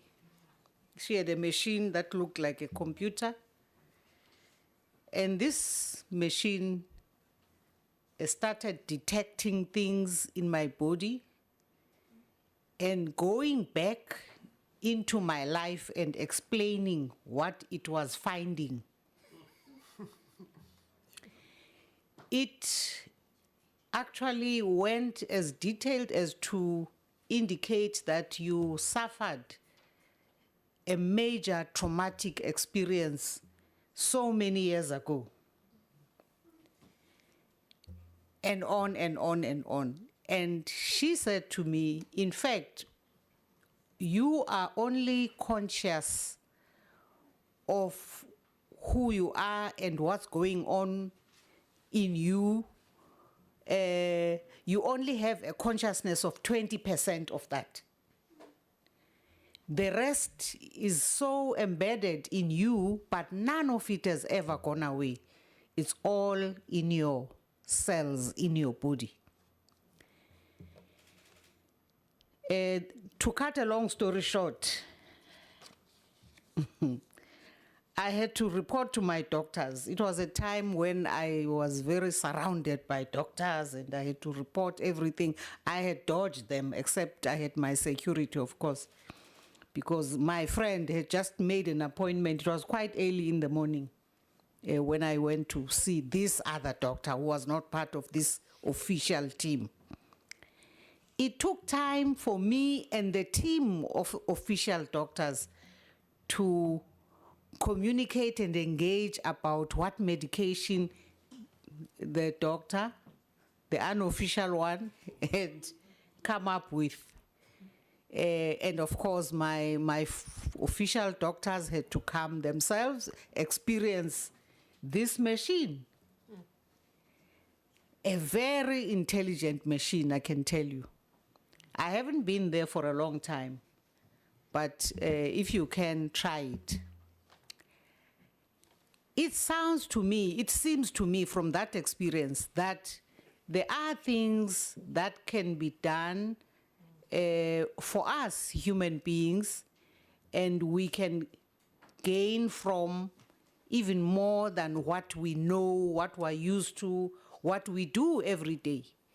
The normal way, normal, whatever that means.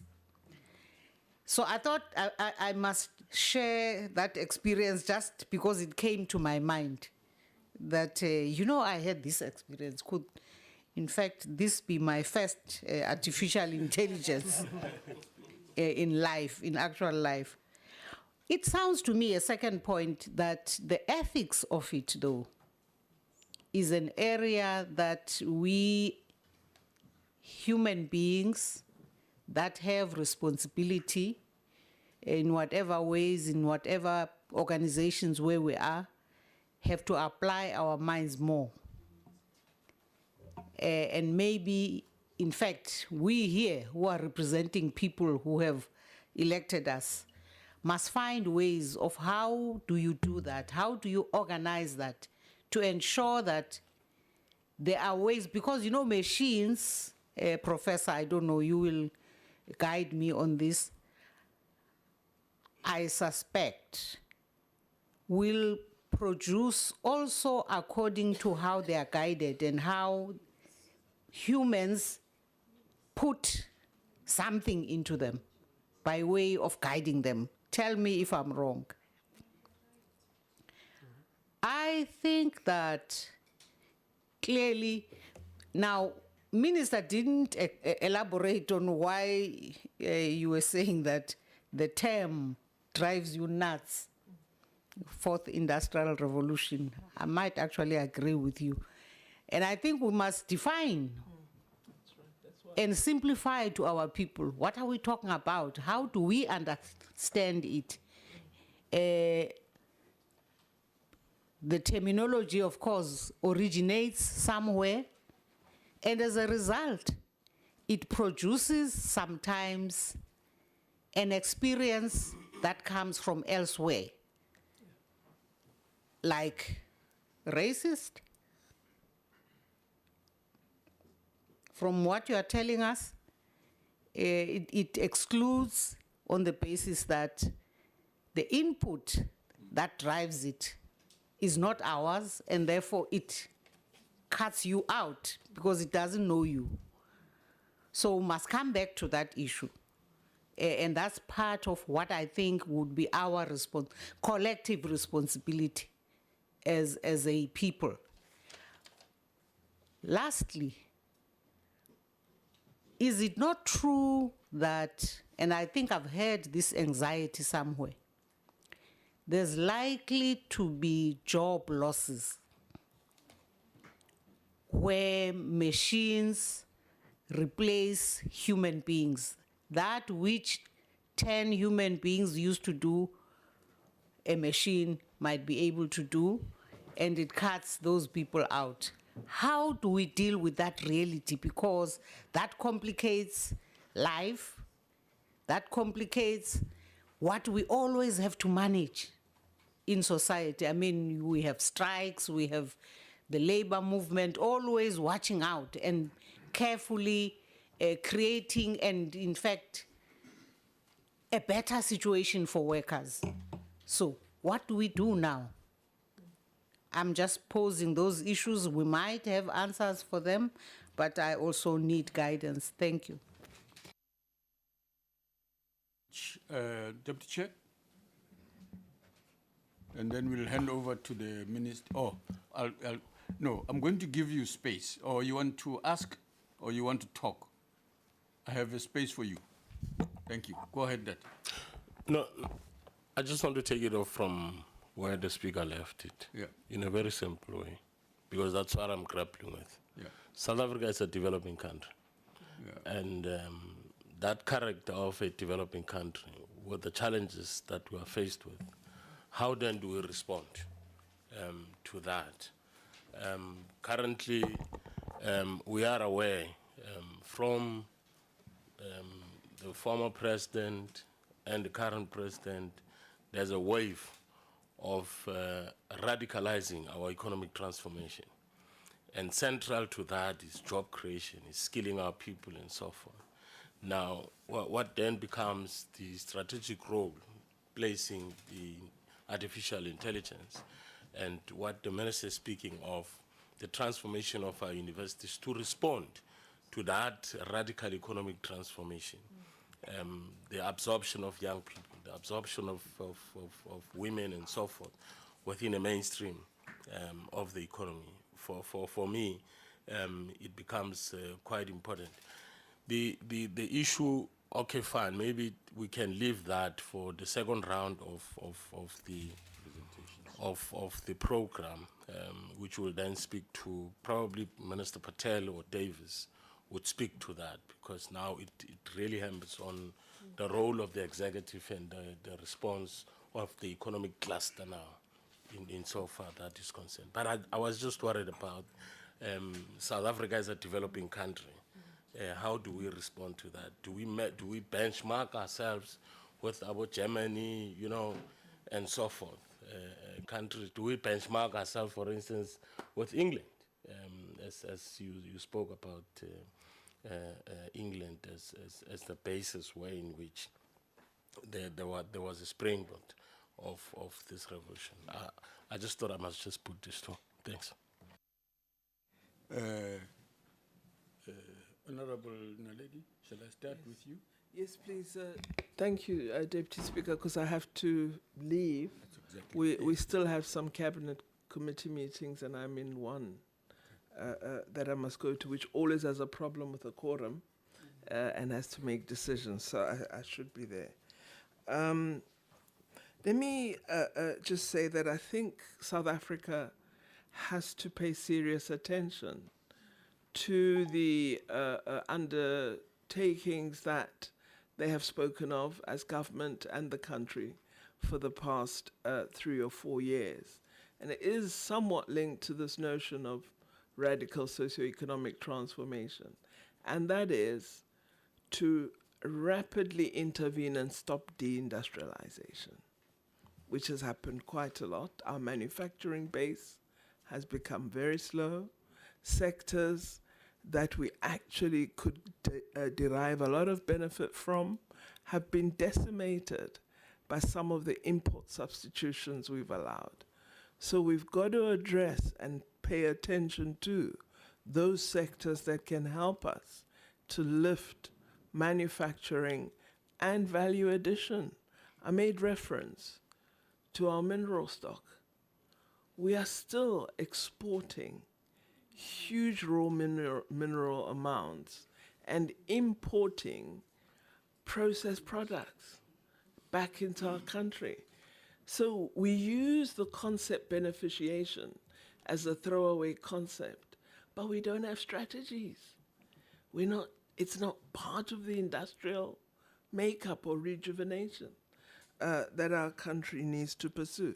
So those things have to be attended to. And then there are areas that I think offer opportunity. Professor Marala speaks and is actually the SRC president in his input at your inauguration. You see, I was listening very carefully.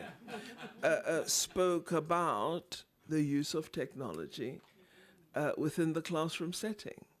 But then the president of the SRC said, we don't have a South African-made cell phone as yet. Why not?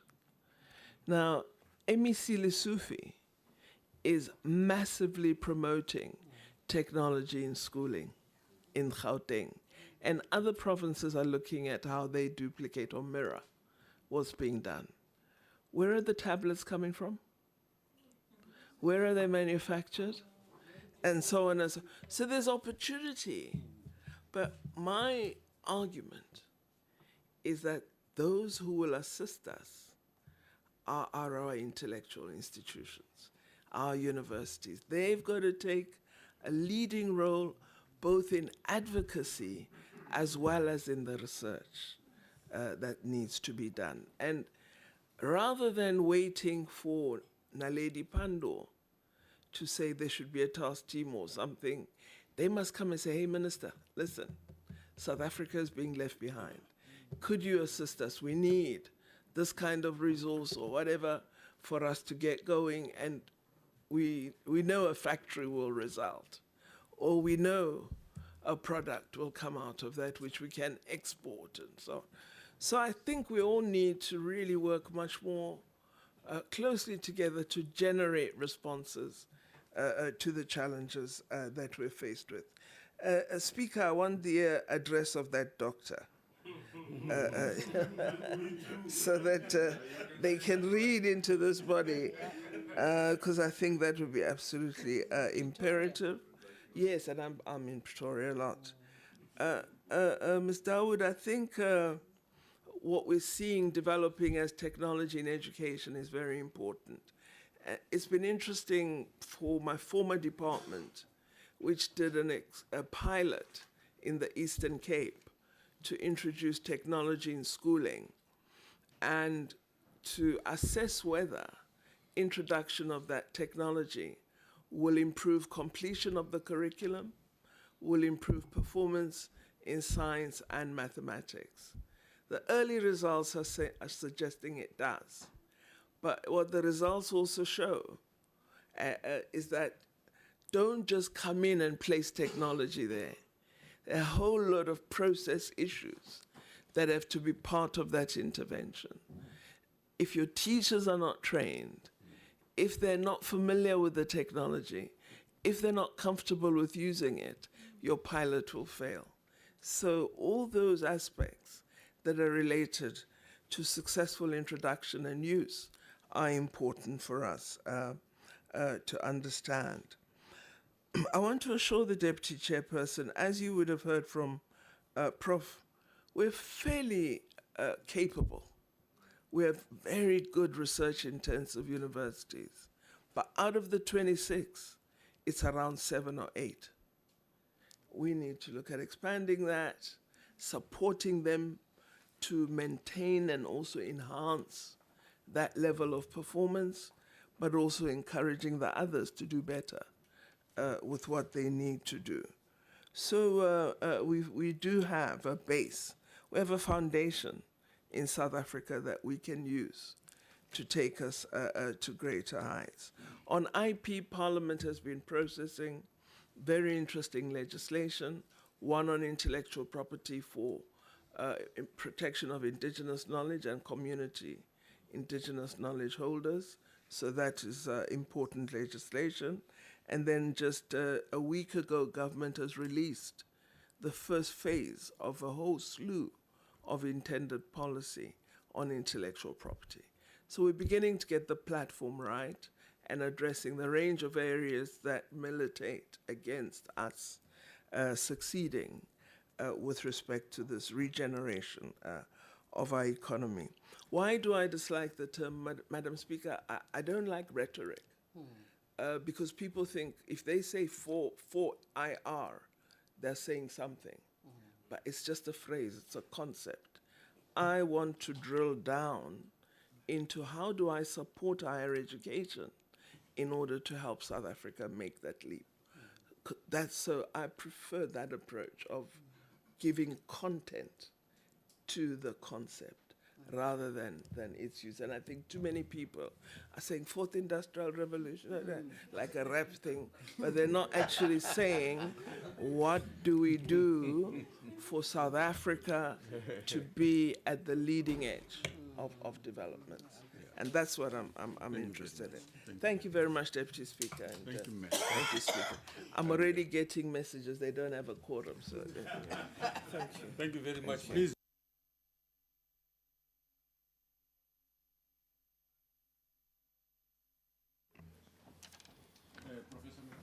No, thank you very much.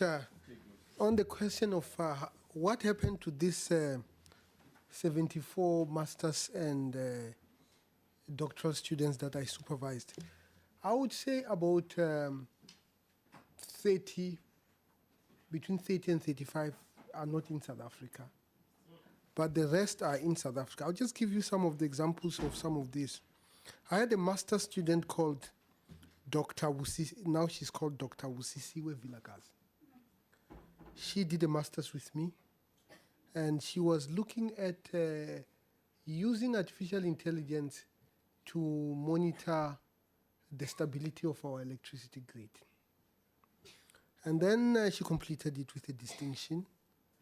And then she went to do a doctorate at the University of Oxford, almost using the same technology, but to monitor patients when they are at intensive care. Now she works for the CSIR in Pretoria. There was another one, Dr. Vincent Neromondo, who did a master's and a PhD with me. He went to Harvard to do a postdoc. He actually won the Order of Mapungu Ubye in 2016. In silver. I did not win it in silver. I won it in bronze, you know. That's what you call being progressive, when the people you have mentored do much better than you have done. He's also at the CSIR. Then there was a Dr. Lunga. When he did a master's with me, and when he went to United States to do a PhD, his wife from Soweto said no, she's not going to cope in United States. We convinced her, and they went to United States. He completed his PhD, came back and worked for the CSIR. His wife said, no, let's go back. He now lives in Tennessee, in United States, you know. And then they said, Dr. Vukosi Mazivate, he did a master's with me, went to United States to do a PhD in artificial intelligence. Now he has just taken a professorship at the University of Pretoria. And then there is my recent graduate, Dr. Guguma Wuza. She finished her PhD now. She works for CSIR. But what she was doing was, you have this biometric system that looks at the iris of the eye. You find it on phones. It turns out that the contrast between the iris and the pupil of the eye for people of African descent is not as sharp as of people of European descent. So as a result, it doesn't work for people of African descent. So she developed technologies that are specifically targeting the eyes of African people so that they cannot be excluded from this biometric system. She works for CSIR. So, you know, and there was from Kimberley, Dr. Lise Dimasisi did a master's with me and ended up doing a PhD in Canada. That was one person that I really thought he was not going to stay in South Africa. He came back, almost silent. You could see it's called reverse cultural shock. He was outside for too long, but now he's an academic at Wits University. So it's important for people to come back, but it is also important for people with our interests to be deployed at all important centers in the world. I mean, last year, two of my students, one works for Google in London, and Dr. Mariwate, did a deep learning in Daba, where they brought all these famous people from Google, from Facebook, to Johannesburg to teach our people on some of the latest technology. Now they are going to do it in Nairobi, the same concept. And the next year is going to come back to South Africa. So even though Shakir is at Google, but the fact that he's bringing all this expertise back is actually quite important. We should learn from, certainly the Chinese community, that when they went to United States, they never really left China. If you look at the pattern of the supervision of their students while they're in California, it's actually making a huge contribution to China. In fact, many people might even argue that the rise of China is often associated with the number of Chinese who were educated abroad and lived abroad and came back to China in order to advance the economy. The rise of IT in India is almost related to people from India who went and studied abroad, worked for these big companies like Microsoft, the CEO of Microsoft and the CEO of Google, and then whenever they are outsourcing any form of functionality, India will come first, and they have benefited. Now, on the issue of science literacy, what are we doing about it? I mean, science literacy is very, very important. The University of Johannesburg with the University of Pernambuco in Brazil is actually writing a series of books for children on artificial intelligence and blockchain. It's going to be 10 books, And this idea came about from, I was looking at Facebook and I see Mark Zuckerberg reading a book for his young child called Quantum Mechanics for Toddlers. And then I actually ordered it because I do have young children. And it had like 20 pages and 20 words. And it cost 700 rands. I said, this is really easy way of making money, So we came into an agreement with the university in Brazil to write a series of books using our cultural domain so that people can understand this concept. Well, these concepts, some of them are, might be counterintuitive, but many of them are just straightforward. People can be able to understand these things quite well. Now, legally, a lot of things needs to be done.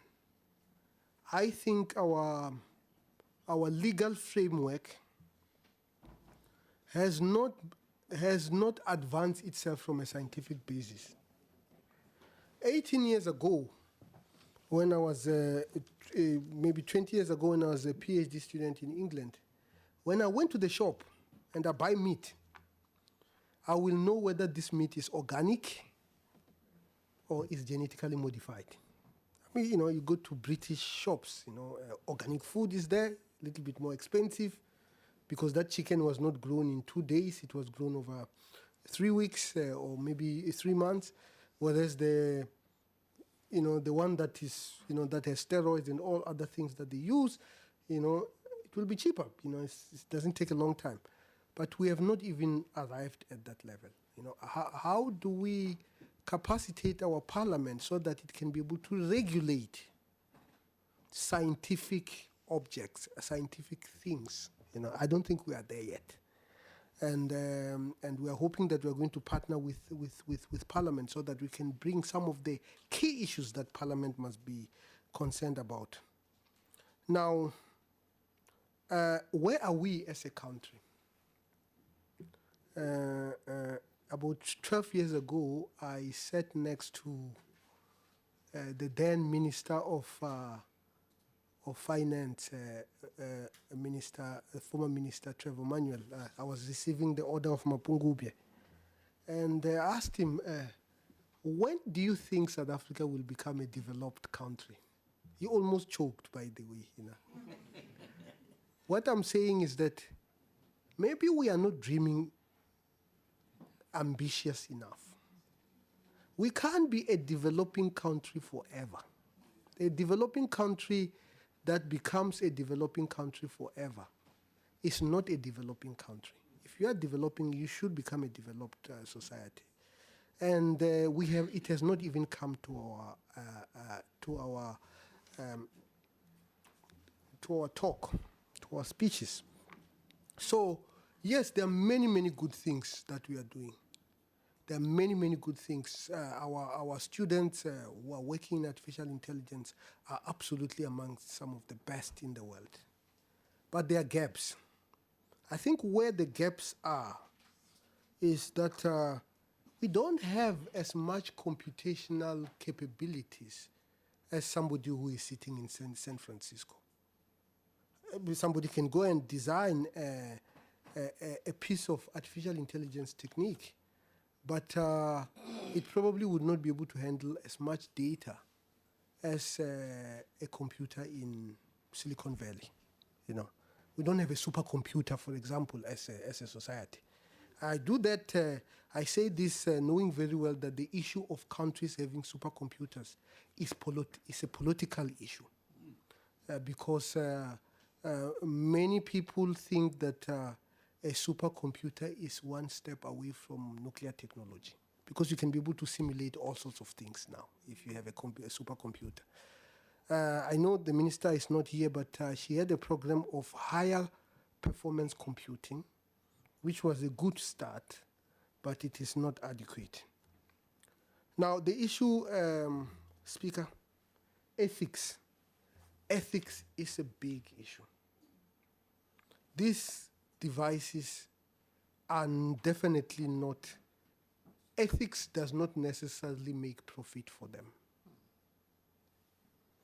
And if profit is a motive, you will design for products for the European Union and the North American market. Collectively, that is a $30 trillion market. And that is why, despite the fact that we are all in BRICS, the Chinese president still goes to the United States more than he comes to South Africa. And the reason for that is because that is where they sell most of their products. So the designers are not going to be thinking about a problem of Eswatini when they are designing an artificial intelligence device. And what it means we domestically must start creating technology. If there is a gap, we must develop capability to fill that gap. We must develop technology to fill that gap, because these technologies are going to produce the global class dynamics, Deputy Speaker. They're going to pay attention to whoever has the largest purse, unfortunately, but as regulators and as lawmakers, you can be able to say, but these devices that discriminate against our accent and our people cannot be sold to the market, because it is unfair for me to buy a product that I do not even use it in full, because it can only understand people with an American accent. Now, job losses. Before I I once worked for a company that used to make beer. Of course, that was when before I saw the light and realized that brewing beer cannot be as good as brewing people. And I left the beer making company to go to the university. And this company opened a plant at Ebai, Port Elizabeth. This company, this plant, this was maybe 18 years ago, at its height, it could do the job that used to be done by 2,000 people using 50 people. It's completely automated, and it was even producing more beer than people. Now, I don't think it will be possible for us to ban automation. It's not possible. Because when you ban automation, the nuts and bolt manufacturer at Emonti is going to be out of business because they simply will not be able to produce efficient enough to price it in such a way that it will compete against a product that was automated and was made in China or in Germany. So we need to find other ways of increasing our competitiveness, and education is one of those. I mean, how do we respond? Bill Gates was quoted as saying that because people are losing so much jobs, we should start thinking about the concept of a universal basic income. I don't know whether you read about that. You know, no, it was Elon Musk who came with the idea of a universal basic income. Bill Gates was talking about taxing the robots. If they look like human beings and they act like human beings and human beings pay tax, yeah. But obviously there are complications, you know, it's not as simple as that because some of these robotic robots, you might not even see them. You know, the ones that are deciding whether you get a home loan or not in banks, they're just computers. They don't even look like human beings anymore. So it's not as simple as that. But we need to skill our people to make ourselves more competitive. Now, the issue of deindustrialization and beneficiation. I think the approach that we have taken has been wrong. Whenever we think of beneficiation, we think of mining. Those two things have nothing to do with one another. I mean, one of the major beneficiators in the world is Japan. They don't have mining. So if you always, you know, I think this idea of thinking of beneficiation within the context of mining is actually constraining us from imagining beneficiation much more extensively than when we limit ourselves to mining. It's very important. I think I've covered everything. Thank you very much. Thank you very much, Prof. Let me give you an opportunity. That gentleman there, ma'am, sorry. And then we are uptight, sorry. Thanks, Deputy Speaker. I think and thanks, Prof. I think one of the comments that I we did say you should introduce yourself. Yeah. My name is Mandla Ngobo. I am the government CIO. I'm based at DPSA. The terror of acronyms. It's Government Chief Information Officer. That sounds better. Department of Public Services and Administration. Thank you very much. Yeah, that's better. I think one of the things that are important for us to realize when we talk about the fourth industrial revolution is the fact that the experiences are going to differ for each and every one of us, depending where you are. And why am I raising this? I think our discussions seem to have been much skewed towards manufacturing, right? So equally so for the public service, for instance. There are implications owing to the era we're in now. And the issue is there has to be decisions taken to say, where do we draw the middle ground? What level of participation in the revolution do you want to take? Given, for instance, practical issues like having raised by Prof now, to say he worked for a plant which had 50 people but could perform work of 2,000 people. Why, for instance, some of the issues that we are facing as a public service is how do we improve service delivery with a citizen in mind, right?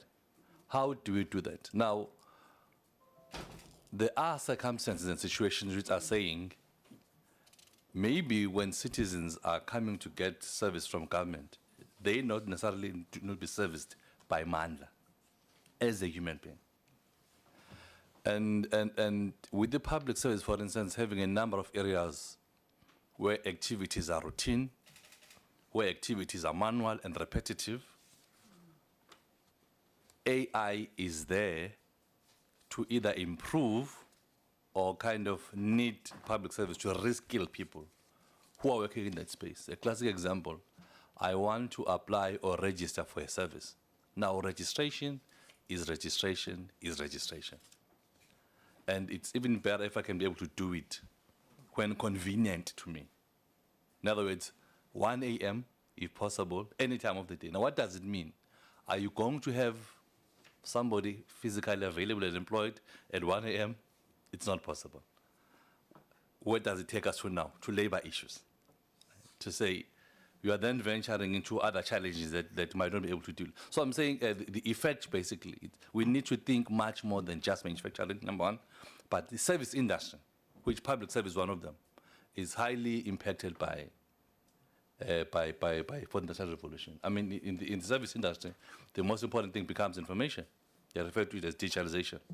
To say, what information to generate, what do you do about it, what can government do to improve its operations and service delivery. And unfortunately, we cannot be left outside and say we're not going to participate, purely because of the need for government to improve. Thank you very much. Yes, Ndati. Well, just a brief one. Maybe my difficulty, Chair, for just looking back home is if you look into some of these, especially Asian countries, the composition of their budget shifts more largely on innovation and technology to position themselves. It has been the case with larger economies with regard to dominating innovation and technology, because more often we say technology exists in order to support human beings. So it is quite, I want to go back what Prof said earlier. I do believe that we've got a very serious constraining factor. Unless we address fundamentally the problem of composition of our own budgets into innovation and technology, we are not going to make a bigger dent. We will be recipients, we'll be spectators.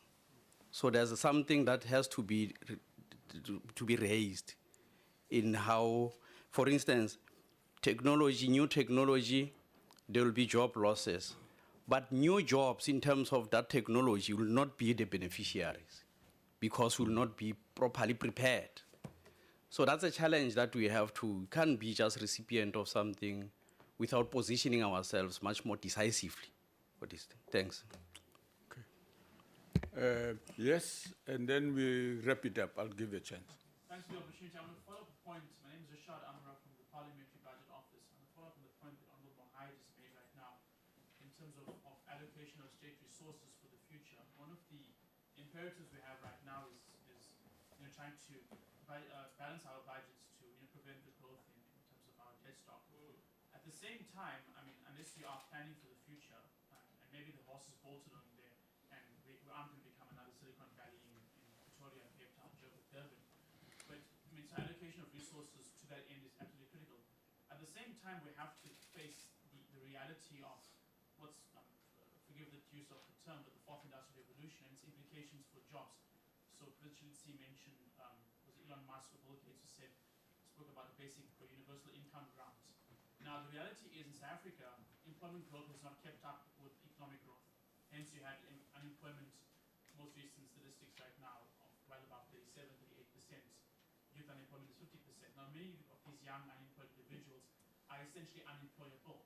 And that's a very cold, hard reality. So we aren't all of a sudden going to create jobs. There's no job creation machine happening. We're not going to do a South Asian, Southeast Asian tiger style where we create, big Korean chaebols and then create our own Hyundai. That world has moved on. So that type of industrial policy can't be relived.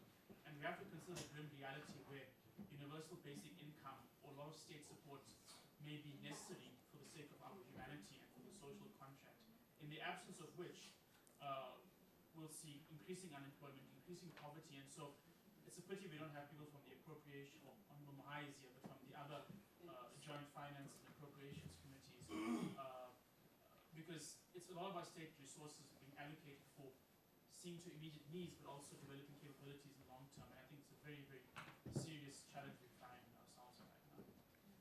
Okay. Make your comment, and then I'll make a few remarks. Or before you do that, you are going to say?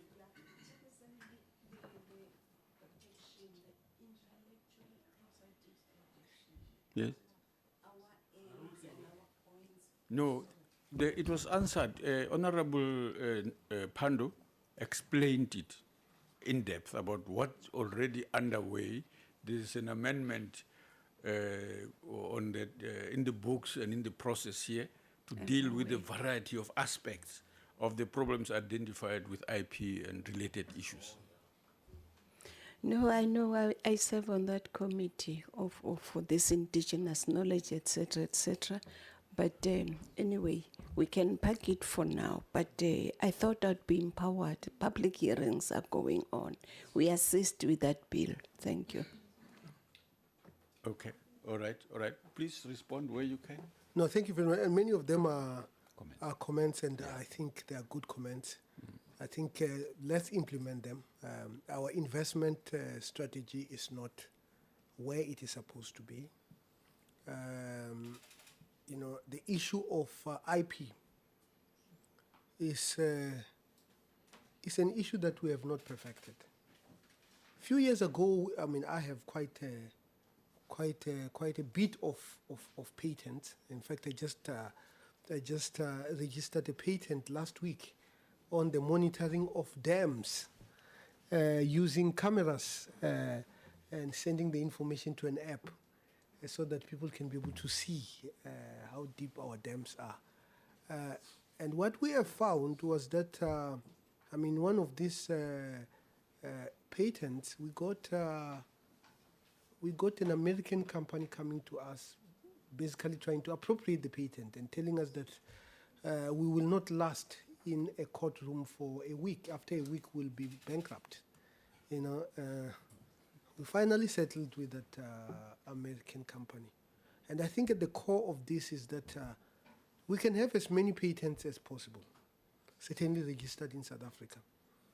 Unless we have a dynamic venture capitalist market, people who are willing to take the risk of taking some of these ideas into the market, we are not going to succeed. So I think that is actually quite crucial. Thank you very much. I think I have enjoyed myself. I hope to see you at the University of Johannesburg when we talk about Law and Industry 4.0 on the 1st of September. Then you can come and see our beautiful campus. Yes.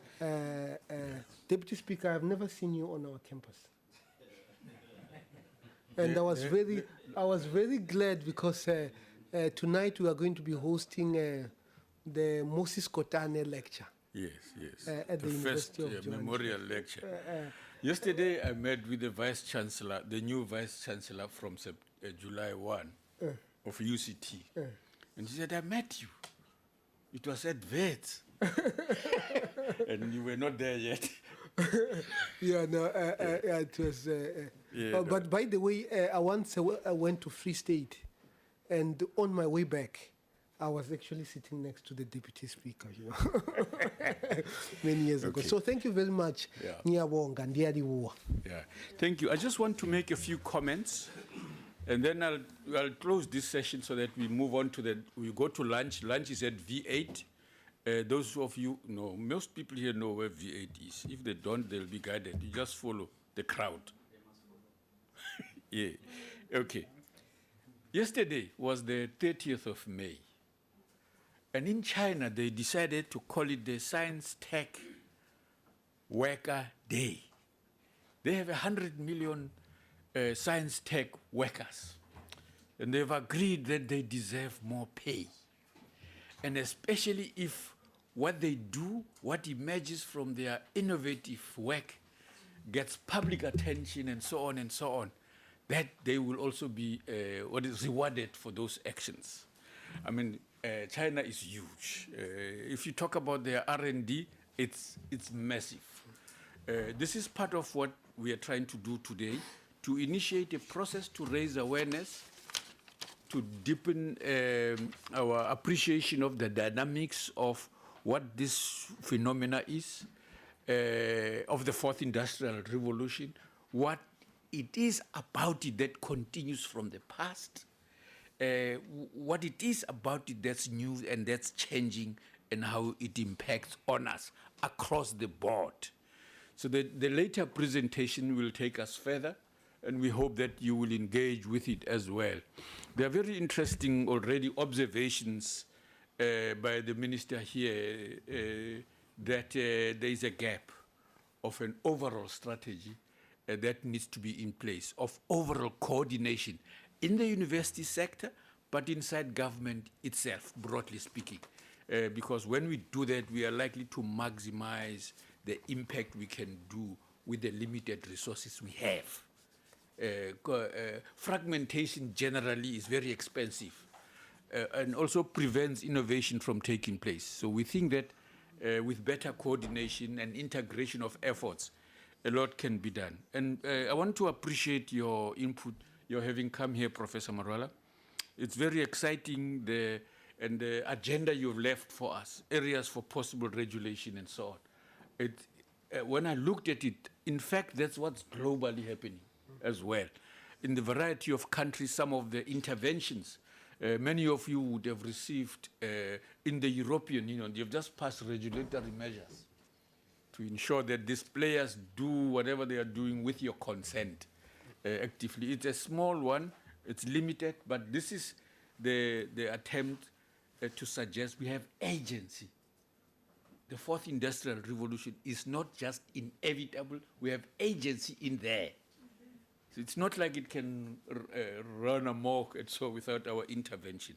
And this is an understanding that we hope we can spread everywhere else, including the cell phones you're talking about, Professor Marwala. I've met personally about 3 different people who showed me a contraption. They said, this is my invention of the cell phone. There isn't money. I'm not getting any support to take it to market so that it spreads and so on. South African invention.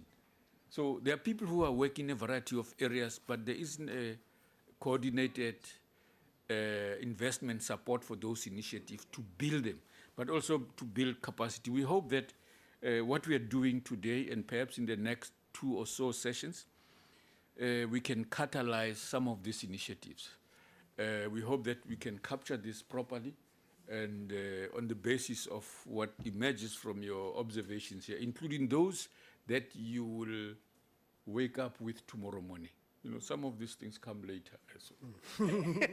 When some of these things register and so on. But thank you very much. Let's go enjoy lunch. Let's be here sharply at 14 hours to continue with the next session. And thank you very much, Prof.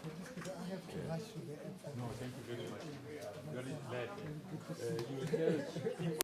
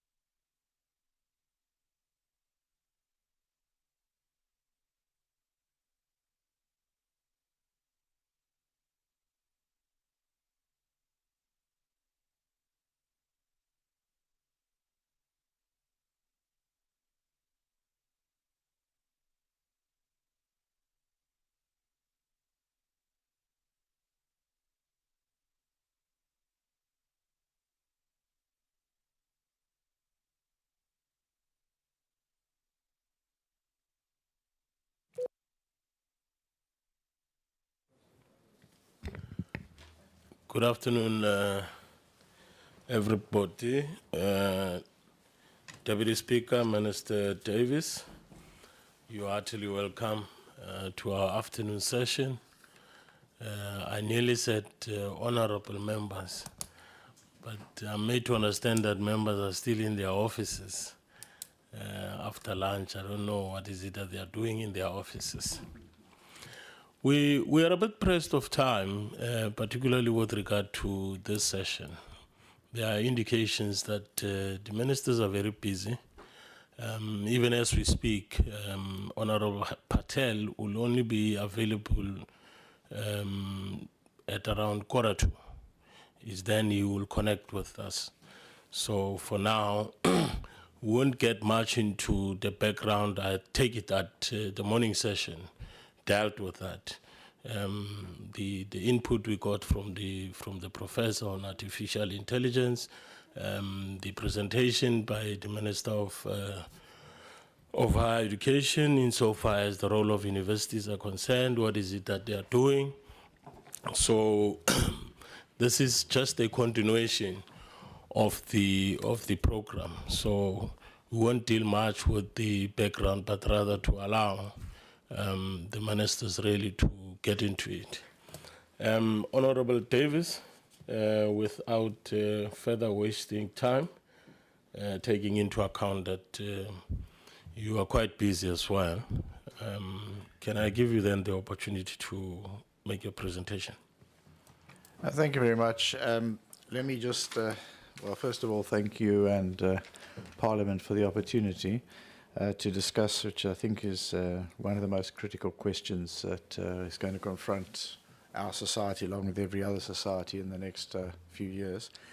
But also, I just want to say that what I'm going to say is not either a government position or even a DTI position, because although we do have a unit that's working on the preparing for the fourth industrial revolution and part of our industrial policy, I'm not giving a position. I'm actually going to raise a number of questions. So the first thing I'm going to do is just give a little bit of an overview of how I understand what's happening and the potential benefits as well as the possible contradictions as this fourth industrial revolution unfolds.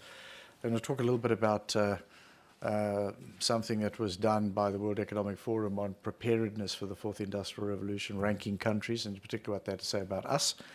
And then really I'm going to raise what I think is a very fundamental question for parliamentarians, is what regulatory environment should we be constructing? And I want to just go into that. So I think probably from what you've already picked up, the fourth industrial revolution means that this is different from what we've had up to now. The first industrial revolution, 1750 to 1850 in the UK, steam power and the origins of factories. The second industrial revolution, early 20th century, electric power, Fordism, machina factor and all of that. The third industrial revolution, the introduction of digital technologies from about the 1980s onwards. And then the fourth industrial revolution, the term is used, is it's the embeddedness of these digital technologies in every aspect of productive life, many aspects of human life, but in ways that are going to create disruptive change. I think that's the word that is often used, disruptive change. Not linear change, not easily manageable change, but disruptive change.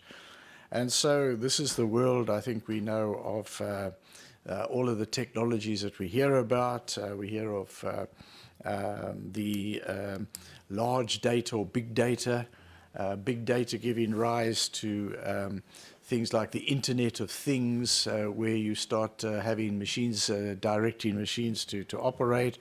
That giving rise to what's called additive manufacturing or 3D printing, where components will be designed in one place but will be produced through like a layer by layer in 3D printers somewhere else. I saw one of these. It was presented. It was supposed to be the exhaust system that was cooling batteries on electric cars, and it was said that this could not be easily manufactured any other way other than additive manufacturing. There's robotics, with a prediction that within 10 years, robotics will take over 25% of manufacturing. And then I think at the absolute, well, we've got artificial intelligence. And then at the frontier, I happened to have gone last week to the tech show in Paris. And there was a model mock-up of the new frontier, the quantum computer. Well, quantum computer, just to say if you don't know what it means, that the existing computers work on the binary system, 1 or 0, and a series of transistors which link up. Miniaturization is what brings lots of these into complicated apparatuses. But the physical limits of miniaturization beginning to be reached. Quantum computing will work on the basis of quantum mechanics, where things can exist in two places at once and all of that. And the important thing about it is more probability and stuff like that. But what they say is that things that will take existing computers ages and ages and ages to solve can now be done in seconds. And the downside of it, if you want, is that every existing protection code on every existing ICT system can also be broken in seconds. So this is the pace of change. Now, I think also at a social organizational level, I've read a couple of pieces which I think make a very, very important and interesting point. That in the, if you like, the first two industrial revolutions for sure, the factory became the focal point of the value chain. And all parts of the value chain, primary production, service activities were organized around the factory. In the fourth industrial revolution, what we've seen is the digital platform becomes the center of the value chain, the fulcrum around which all other activities take place. In fact, the World Economic Forum, some of the work they've done, some of the books they've produced, which I think are quite interesting reading, about 60-odd technologies and or systems of organizing productive activity are what they see emerging or drawing on all of these technologies. And I think the important point about this industrial revolution as opposed to the others is that the disruptive effects will not just be in a few sectors, they will be in absolutely everywhere. That they will affect manufacturing, they will affect agriculture, where traceability and all of those kinds of things are going to be critical, and the data and the information that goes with that. They will affect the service sectors. And in fact, I often think that South Africa will see the first big challenge coming in retail through a combination of electronic commerce and also the technologies that have been introduced in supermarkets. If you go in the developed world, you don't find too many people sitting behind the tills. You just go with your credit card. But the frontier of that in the United States, using sensors and things like that, there's a shop run by Amazon. You just have an app on your phone. You walk in, you just help yourself. You walk out, and I saw somebody being interviewed saying, I thought I'd stolen everything until I looked at my bank balance. They have sensors. They pick you up. They also then restock the shelves. They know what's being demanded. But that's it. And so, you know, this is something that I think is upon us. It's not something that's coming. The digital, the fourth industrial revolution is upon us, but its impacts are likely to gather pace as we move forward. Now, I think that there are, you know, many benefits, but also huge numbers of challenges that go along with this. I think the biggest benefit, of course, is going to be overall increases in productivity. That's what it will introduce. In fact, I think there could be an interesting argument that the Deputy Speaker might be interested in another forum. You know, we've been in a crisis of global capitalism, and maybe this is the resolution, and not unlike what's happened in the past. A big technological revolution which will increase productivity right across the value chains. The technologies, I think, will be able to have the potential to solve a number of developmental challenges. They have the possibilities of opening up and lowering barriers to entry in small businesses, small enterprises. Instead of having to have huge embedded capital, now digital systems will enable entrance much more easily into value chains.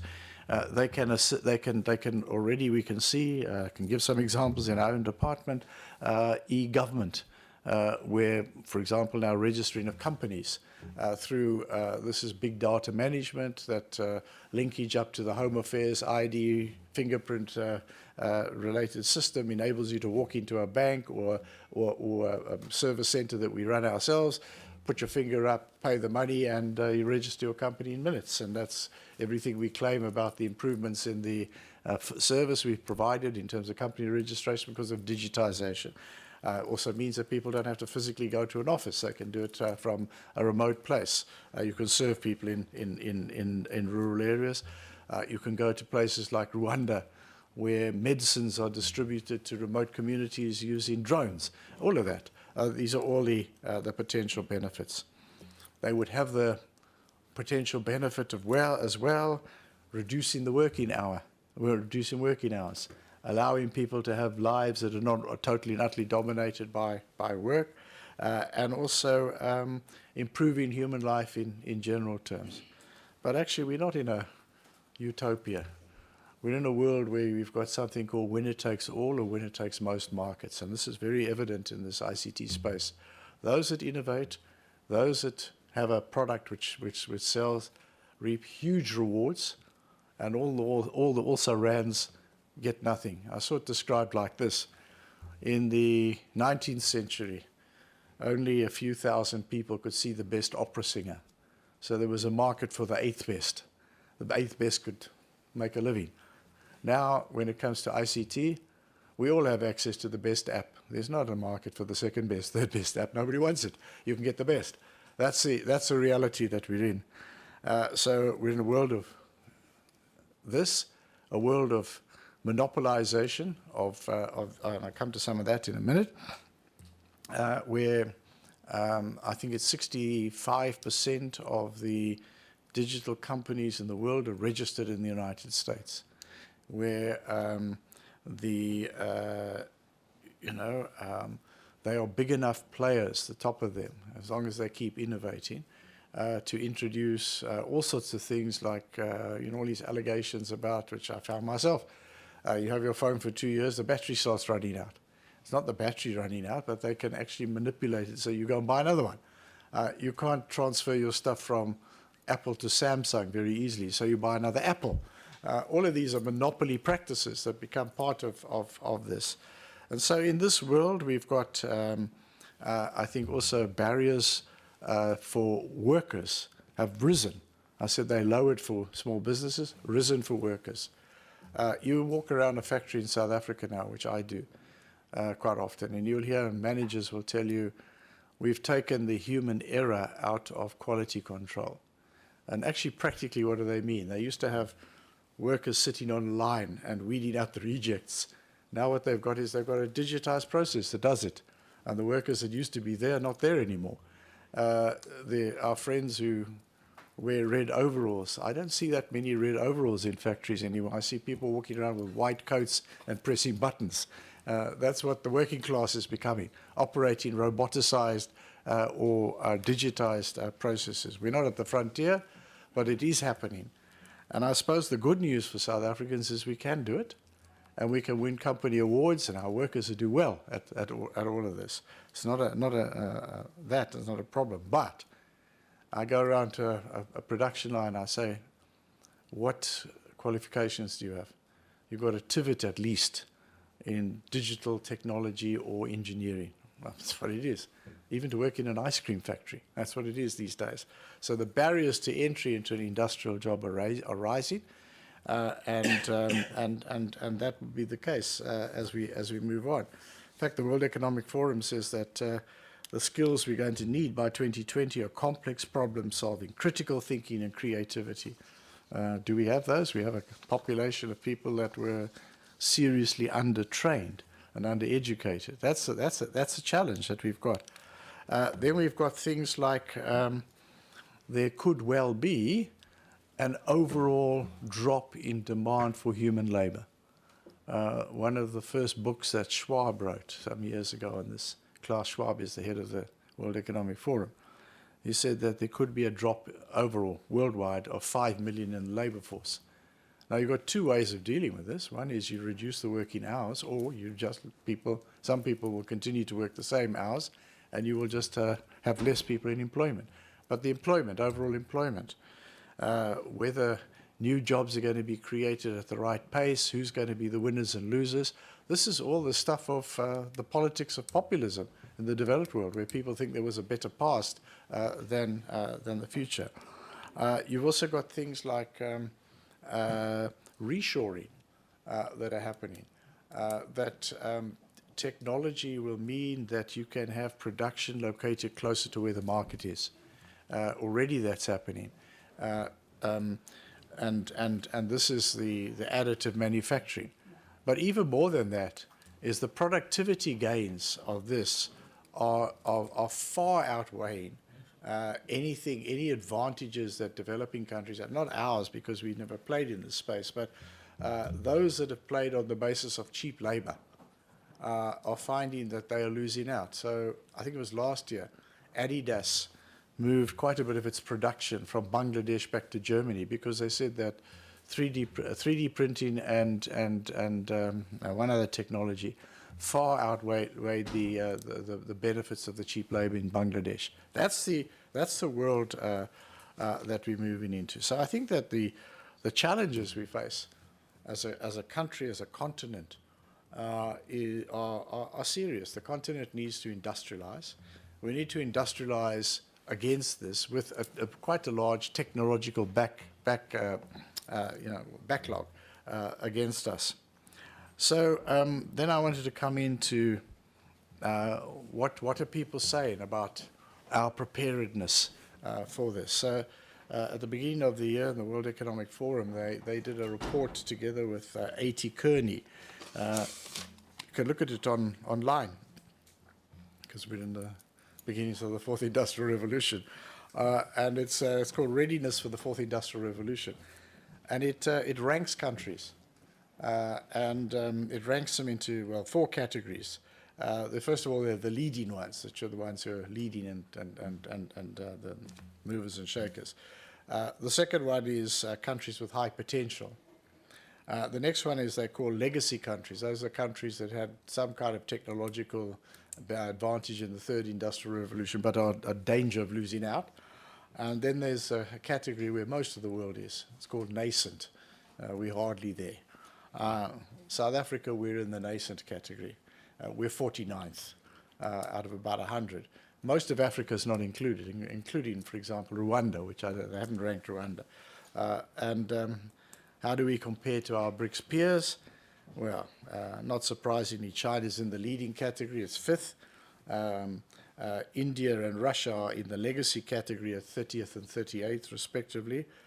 Brazil is like us, they're 47th. In Africa, as I said, not many included. Egypt is a little bit ahead of Brazil, 46th. We're about the same as Egypt, and Kenya is 88th. That's how we ranked. So I think that on all scores, we're not terribly well prepared as a country for all of this, and it's for that reason that we have identified this as a key priority for government, that we do now need to get ourselves ready and prepared. I think that readiness and preparedness has a number of dimensions. It's going to impact on the training, skills development and education side. Secondly, it's got to be around the innovation. And thirdly, I think it's got to be around trying to identify areas where we can be excellent and technologies that we can try to adapt in various ways that suit our own environment.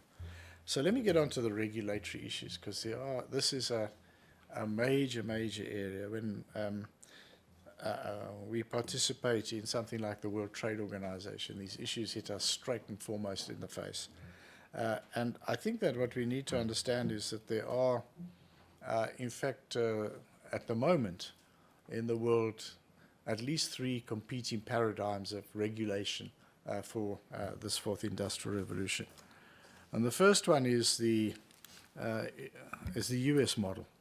I already said the US is 63% of all digital companies registered in the domiciled in the US. Another statistic which I think is also quite significant is when we come to electronic commerce. Electronic commerce, we have 2 forms of electronic commerce: business to business, exchanges of goods and services using electronic commerce, and then business to consumer. The biggest one, contrary to what you might think, is actually business to business. And the business to business e-commerce was worth in 2015 about $25 trillion US, and 75% of that was accounted for by 4 countries: US, China, UK, and Japan. And business to consumer e-commerce about 2.9 trillion. But just to put where we are, the Middle East and Africa together accounts for only 2.5% of that. So this is a very big set of disparities and inequalities. And as I already said, the US is the dominant player, and in fact is the first mover in many of these processes. There's something which I've become aware of. It's called the GAFA, which is to describe the 5 companies which dominate electronic commerce. It's Google, Amazon, Apple, Facebook, and then one Chinese, one Alibaba, the GAFA. So that's the way it works. And so the US model on regulation is deregulation, is actually to, they grew up on the basis of very little public involvement. They grew up on the basis of a lot of private sector innovation. And their approach is to seek deregulation of all of this. In fact, the deregulation is well known as well. It's included, for example, in the e-commerce chapters of the Trans-Pacific Partnership that they withdrew from. And what it's called is the Digital 24. There are 24. There's about 24. In other words, don't do this, don't do that, don't do the other thing. What are they? They are that you should have a permanent moratorium. At the moment, there's a temporary moratorium on any customs duties on e-commerce. That's what we should have. There should be free data flows or very limited restrictions for private data, but otherwise data must flow freely across borders. There must be no distinction between digital and other products. There must be prohibition on any requirement that you must reveal the source code that you use when you operate in somebody's country. There must be no requirements, no localization requirements of technology transfer, no requirements of use of local technology, no localization, in other words. That's the US model, pushed extremely strongly and aggressively as what ought to be the global norm for e-commerce regulation. I think what you could see out of this would be that we would be opening ourselves up, if that were to be the norm, to the entry of e-commerce platforms and other forms of trade, which would very likely be another avenue for a series of imports. To give one example, if you refrain from any tax on e-commerce transactions, at the moment that probably means e-books, what do you call it, Netflix and those kind of things. But when you start talking about the Internet of Things and 3D printers, you'll be talking about components, you'll be talking about footwear, soles, and uppers, maybe even things like that. That's what you will be talking about in the future. And I think it will be the usual model is that you, once you are big and strong and you're a first mover, you want everyone else to open up to your products. And I think it's very much, I think the Trump administration merely means that the veil has come down and we now hear the absolute, it's all about more and more US products, US services taking a larger and larger role in this trade. Also, the other side of it is that it seems to me, at least, that this is very much like what we heard when we saw new financial products emerging, when we had financialization, when we saw derivative trading emerging, and all of that. It was deregulate, deregulate, deregulate, stay off, and then we saw what happened with the crash. And if we just look at one thing I mentioned already, the emergence of monopolistic practices. Also, another feature is that e-commerce companies are, and a lot of these companies at the cutting edge are notorious for not paying their taxes. There was a point even made in the fair, the exhibit I went to in Paris last week by President Macron. That's the one regulatory model. The other regulatory model, if you like, is from China. It's called the Great Firewall of China. And it was to use security justifications, that we don't want subversion coming through Google and all of that, to exclude them, create their own platform. So they've got their own search engines. Then on the basis of that, they have built up a whole series of capabilities and capacities with a lot of state support. And now China is a very significant player. So we have one of the GAFAs, Alibaba. Now that, very often what we find is the route they themselves adopted is not the route they preach to everyone else, because when we come to Alibaba, what's been preached about Alibaba and the rest of us, how we should relate to it, is not that we should set up a great South African firewall and keep out Alibaba and everything else until we know how we want to deal with it. So I think that we should just understand. That's the second regulatory model. And the third one is the EU one. And this one is being articulated quite well in the European Union. They have now, some of it emerged from they say they're not going to just go the route of the US. It's not just deregulate. They say that there's been these abuses of large data. We know these ones from the Facebook, use of Facebook in political campaigns. It's actually quite fascinating what they do. I don't know if you've ever picked up on this. So what they do is I read about it, describing it like this. They look at your Facebook profile and they try to find out, are you a gun owner? And if they find out you're a gun owner, they want to find out, are you a proud gun owner? Do you have pictures on Facebook with yourself with your rifle and, showing the NRA or something? And then they tailor their messages. It was used by Marco Rubio. They tailor your messages. If you're an avid one, then it's, Marco is not going to allow any of this gun control stuff. Otherwise, it's a more measured one. And then a whole lot of messages like this. So they tailor you, they identify who you are.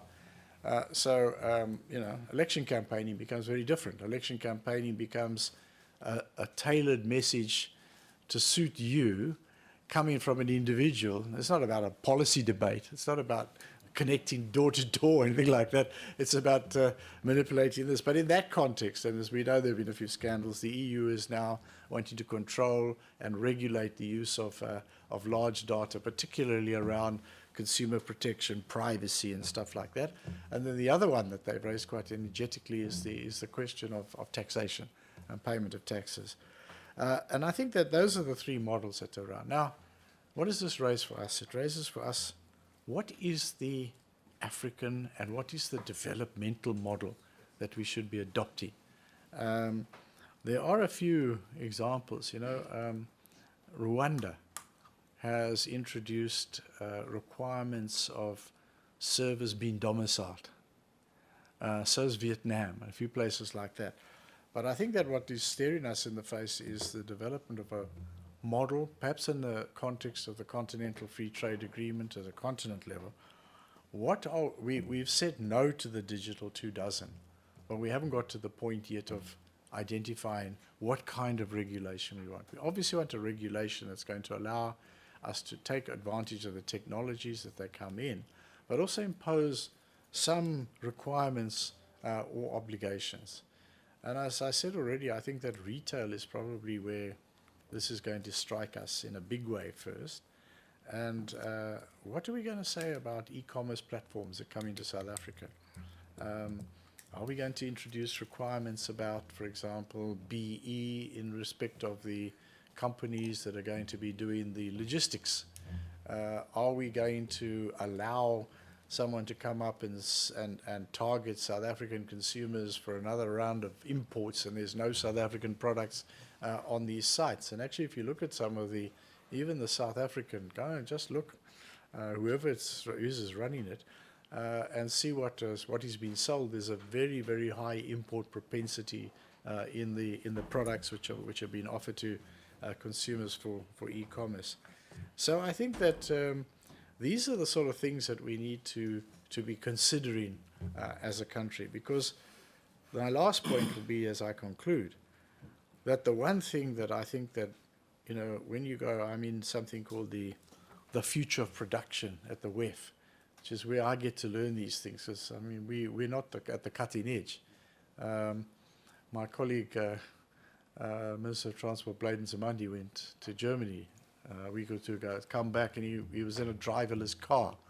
And he says, well, you know, compared to them, we're playing marbles. And I think that is probably the case. And that we're in this in this situation. It's not going to go away. It's not going to be that we can opt out of it, and there's no sector that we can opt out into. So I think that the issue is going to be how do we respond, how do we adapt ourselves, and how do we regulate these activities so that they do assist us to move up value chains, they do assist us to create more, better quality employment for our people, and they do allow the technologies to be of benefit.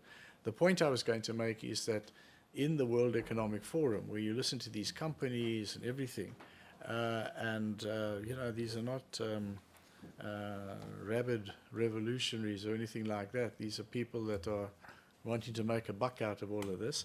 But many of them will say that if the benefits are going to outweigh the negatives, you're going to have to act. The default position may well be the opposite. So I'll leave that point and stop there. Thank you very much. Thank you very much. Thank you very much, Minister Patel. I'm thinking of Patel now. You know, I keep on watching that screen. So he has taken a lot of my focus. Thank you very much, Honorable Minister Davis. Honorable members, I'm not like that, but I'll have to do this. I know that we've got a program before us, but now obviously with the problem that we are experiencing and the time that is against us, I'm going to make some unilateral changes to the program. I'll do them on my own. We'll take Mr. Mandla from TBSA, and then we take Dr. Fisser from CSIR, and then if Honorable Patel is available and ready, we then take him and then deal with questions and answers at the end. I think in that way it would assist us in as a way of navigating the challenges that we are faced with now. So I hope that we all agree with that kind of a process. It's not a dictatorship. It's the center now giving direction. I can stay here for another 10, 15 minutes. 15 minutes more. 15 minutes. If you want to take questions or something. Okay. If then the minister is going to be available to us for the next 15 minutes, let's rather take questions to him or for him, and then immediately after that we proceed in the manner in which I proposed. Are we okay with that? Yeah. It's just flexibility now.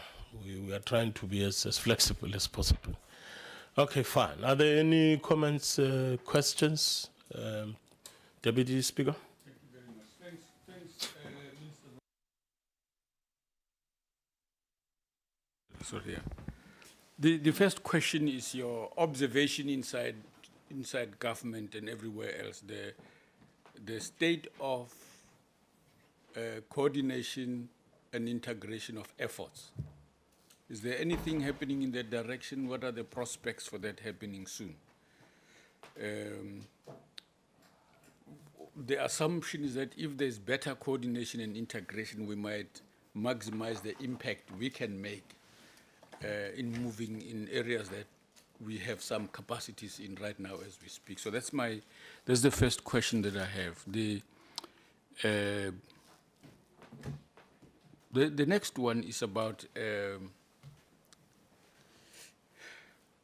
your comments right at the beginning. In other words, the relationship between what this phenomenon is and what it represents for us as Parliament, because this is a cross-cutting matter. I mean, it does not stay well in any of the different portfolios and so on. So its cross-cutting nature, it appears to me that both ourselves as Parliament, but also inside the state, we need to have a mechanism that can help throw a lens on developments in this area in a deliberate manner to produce the strategies that you refer to. Thanks.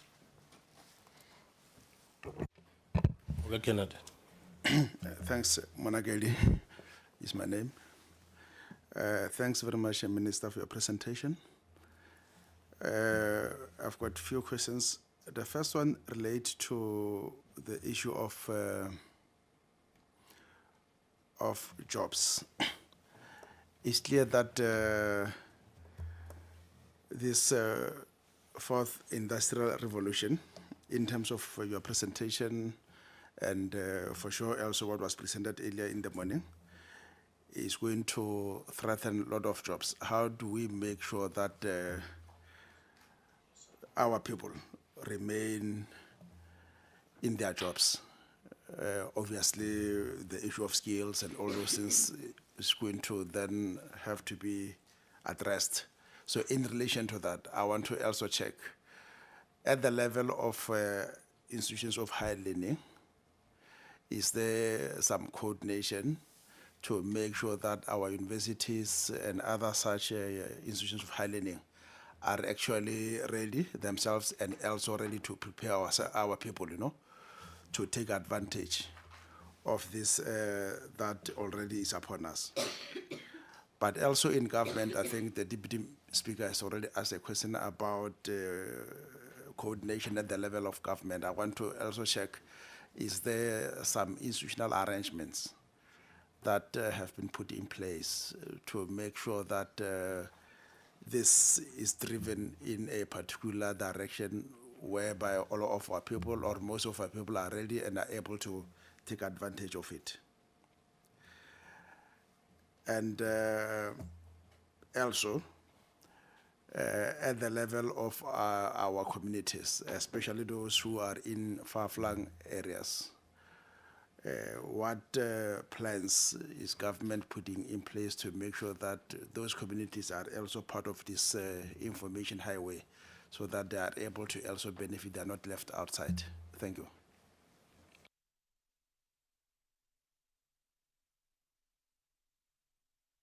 In the absence of any, then let me take the opportunity to welcome Minister Patel for joining us. And probably you might appreciate the fact that what we're experiencing now with you is exactly what we're grappling with. that you are there in Pretoria, but at the same time you are with us. You are heartily welcome. We started the session this morning with a presentation by the professor from UJ, Marwala. And we also had a presentation by the Minister of Higher Education, Minister Naledi Pandor. We just concluded the presentation with Minister Davis, for which we were already dealing with questions, taking questions. Therefore, I would propose that we allow him an opportunity to respond then to the questions. And then immediately after that, Minister Patel will then be given provided an opportunity to then make his presentation. But nevertheless, you are heartily welcome. We are all here. We see you, and we will be listening to you. Honorable Davis? I think that there is an interministerial committee that's been established, chaired by Siyabonga Lele, the Minister of Post and Telecommunications and Postal Services, involving quite a number of us. And then the President has indicated that he wants a high-level intervention into this whole process as well. Now, I think, though, that the truth is that we can't say that we've got a strongly coordinated, clear direction on these issues at this moment. I don't think that would be the case. There's quite a lot of things that have been done in different parts of government, but I don't think that they've got the coherence of a national strategy. We're not at the point, for example, where Paul Kagame in Rwanda is at. I think we must be honest about that. That's why we're 49th on the list of readiness for the fourth industrial revolution and not fourth. So I think that's something that I think we have to acknowledge. But I do want to say that achieving that coordination is critical, because the point that's made is that this is cross-cutting. There's nowhere that's going to be unaffected by this. I mean, the health, lots of things are going to happen there. You may well find that, you will have referrals to doctors in other countries using these technologies, giving instructions back. So there's nowhere that's not going to be affected in one shape or form. So I think that the integration around a national strategy is critical. And also because of the issues I was raising about the regulatory framework we want to adopt, the developmental approach we need to adopt, and the skills development and all of that. Now, to come to the question of jobs, this has to be our first priority, is employment. There's nothing else that can be a higher priority than that. What we need to, I think, understand is that as these technologies gain ground, there's a whole lot of very fundamental changes that are going to take place. So I already mentioned that, the barrier to entry to industrial jobs is already rising. A certain level of ICT, computer literacy, is more or less the price of entry into an industrial job. But also it's going to have major repercussions, which I don't know we're really having these debates yet. But I sat through some of these things in Davos, and I heard people from some of the Ivy League universities say that the technology changes that are going to be experienced by individuals is not going to be generation to generation, where the parents had a different technology to the current generation. It's not going to be like that anymore. The technology is likely to change several times over the working life, and that you're not going to be able to go into a college and learn the technology that's going to serve you through your working life. The best they can teach you is how to learn, and there's going to be continuous learning. I think the relationship between on-the-job learning and college-type learning is going to change quite fundamentally. So we've got to, you know, I think take all that on board when we design our skills development, our training, and all of that. I think one of the reasons why the YES initiative is quite important is because it will allow people to get work experience. And I know from a little program we ran in the DTI that if you have had work experience of some sort, you've had an internship opportunity, you've got a 2.5 times better chance of getting and keeping a job than if you were simply coming out of a college, coming out of a technikon. So I think those are some of the realities that we're going to have to come to terms with. But then I think it's going to be that we're going to have to look at the sectors and areas where there's going to be the greatest retention of jobs. Agriculture and agro-processing. In fact, Joseph Stiglitz came along and said that while we do need to continue to industrialize and reindustrialize and move up the value chain, actually agriculture is a place where Africa is well poised, and that, but in agriculture as well, it's smart agriculture.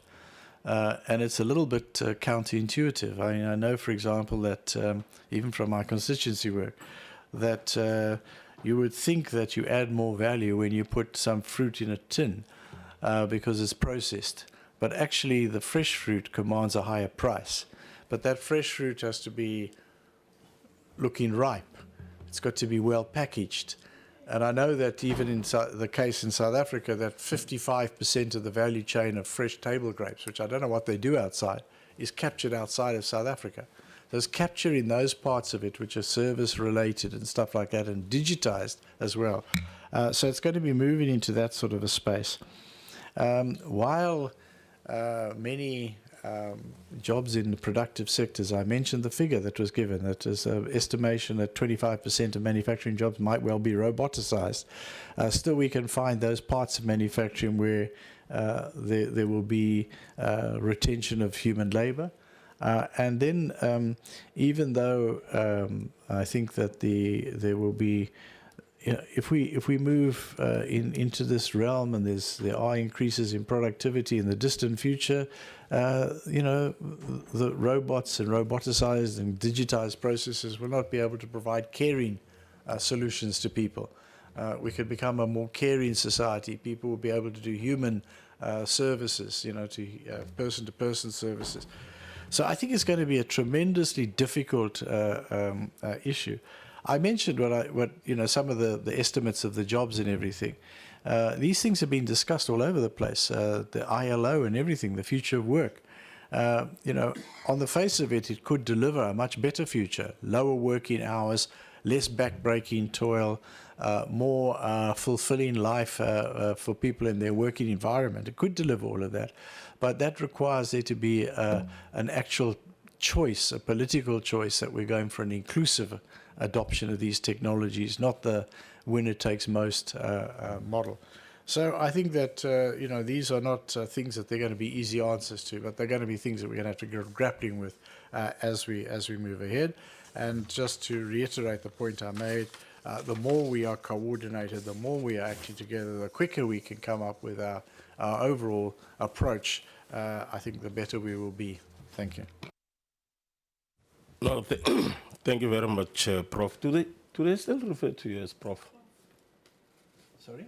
Do they still refer to you as Prof? Well, I think if you really want to know what the situation is that if you are a Professor Emeritus, which means you've retired and they're giving you the title, you can continue to call yourself that. I resigned, so I'm not. Okay. as one day I will cease to be minister and just be Rob again. No, thank you very much, Minister Rob Davis. And we will excuse you. Thank you very much. Thank you very much. Minister Patel, welcome once more. And we'll go straight to you and allow you the opportunity to interact with us. I don't know whether if you can see the whole room. Well, thank you very much, Deputy Chairperson, Honorable Tal. I can see part of your face. I can't yet see the whole room. Part of my face? Oh. But now I can see all of your faces. I can see you're smiling very broadly at us. Okay, thank you very much. Thank you very much for accommodating me. And as you indicated, Honourable Chairperson, the fact that I can undertake government work during the morning, attend and speak at a session at the National Day of Italy, and make it back in here and link up with Cape Town, shows the enormous power in some ways of technology. And I did not have an opportunity to listen to the presentation this morning and to the comments by my colleagues. But I'm going to assume that the sheer power, the transformative effects of the fourth industrial revolution is well understood by members who are present today. And I want to build a little bit on that into what does it mean for us in what we need to do. So, Honourable Chair and Honourable Members, we held a very interesting symposium in December last year, where we brought together a number of people from within government, from the CSIR and public entities like the Industrial Development Corporation, the Competition Commission, many others, ICASA and others, and also ministers of state, Minister Twele, Minister Pando, Deputy Minister Nell, and we brought together with them representatives of organized business, individual businesses, trade unions, and importantly also academics who are active in the field of new technologies and the fourth industrial revolution. And after a number of hours of talking about the transformative challenges and issues of the fourth industrial revolution, we identified what I summed up at the symposium as 14 key actions and steps that constitutes, if you like, a country roadmap or a first draft of a country roadmap. And I'd like to focus on those 14 because they do represent the practical things that we do to address both the opportunities but also the challenges of the fourth industrial revolution. So in the remaining minutes, Chairperson, I'm going to run through those. And so the first thing that we recognize is that we need a observatory, a monitoring system that tells us what is happening globally with the new technologies. And if there's time later, I may give you an anecdote of different robots that I saw evolving over the last 2-3 years globally. So we need to see what's happening to the new technologies, but we must also understand what is happening in South Africa. Because we too are using new technologies, some industries, some sectors, some companies. And so it's not a blank page, and it's not something happening out there in the world. It's something that's increasingly being incorporated into day-to-day running of businesses. The second area that we identified is that we've got to have a sector approach, because how the fourth industrial revolution will reshape one sector may differ from another sector. What is common is that it will reshape it. What is common is it will often use similar platforms to do it. But the effect in steel manufacturing or clothing manufacturing will be very different from each other, and even more fundamentally different for how the new technologies will change the banking sector, as an example. But just about everything, agriculture, smart agriculture, mining, all of these sectors are already beginning in first movers to incorporate these technologies, and by bringing government and business and organized labor and other stakeholders together at sector level, we can map out a state of knowledge, the opportunities, and also the challenges that sector needs to address. So it calls for a sector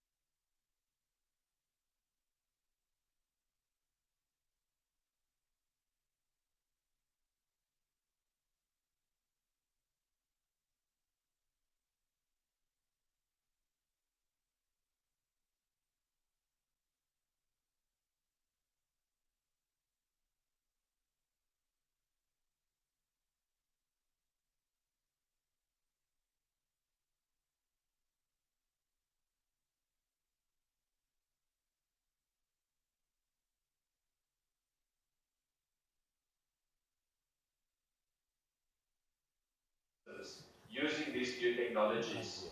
And is our urban planning system beginning to build the city of the future or the city of the past?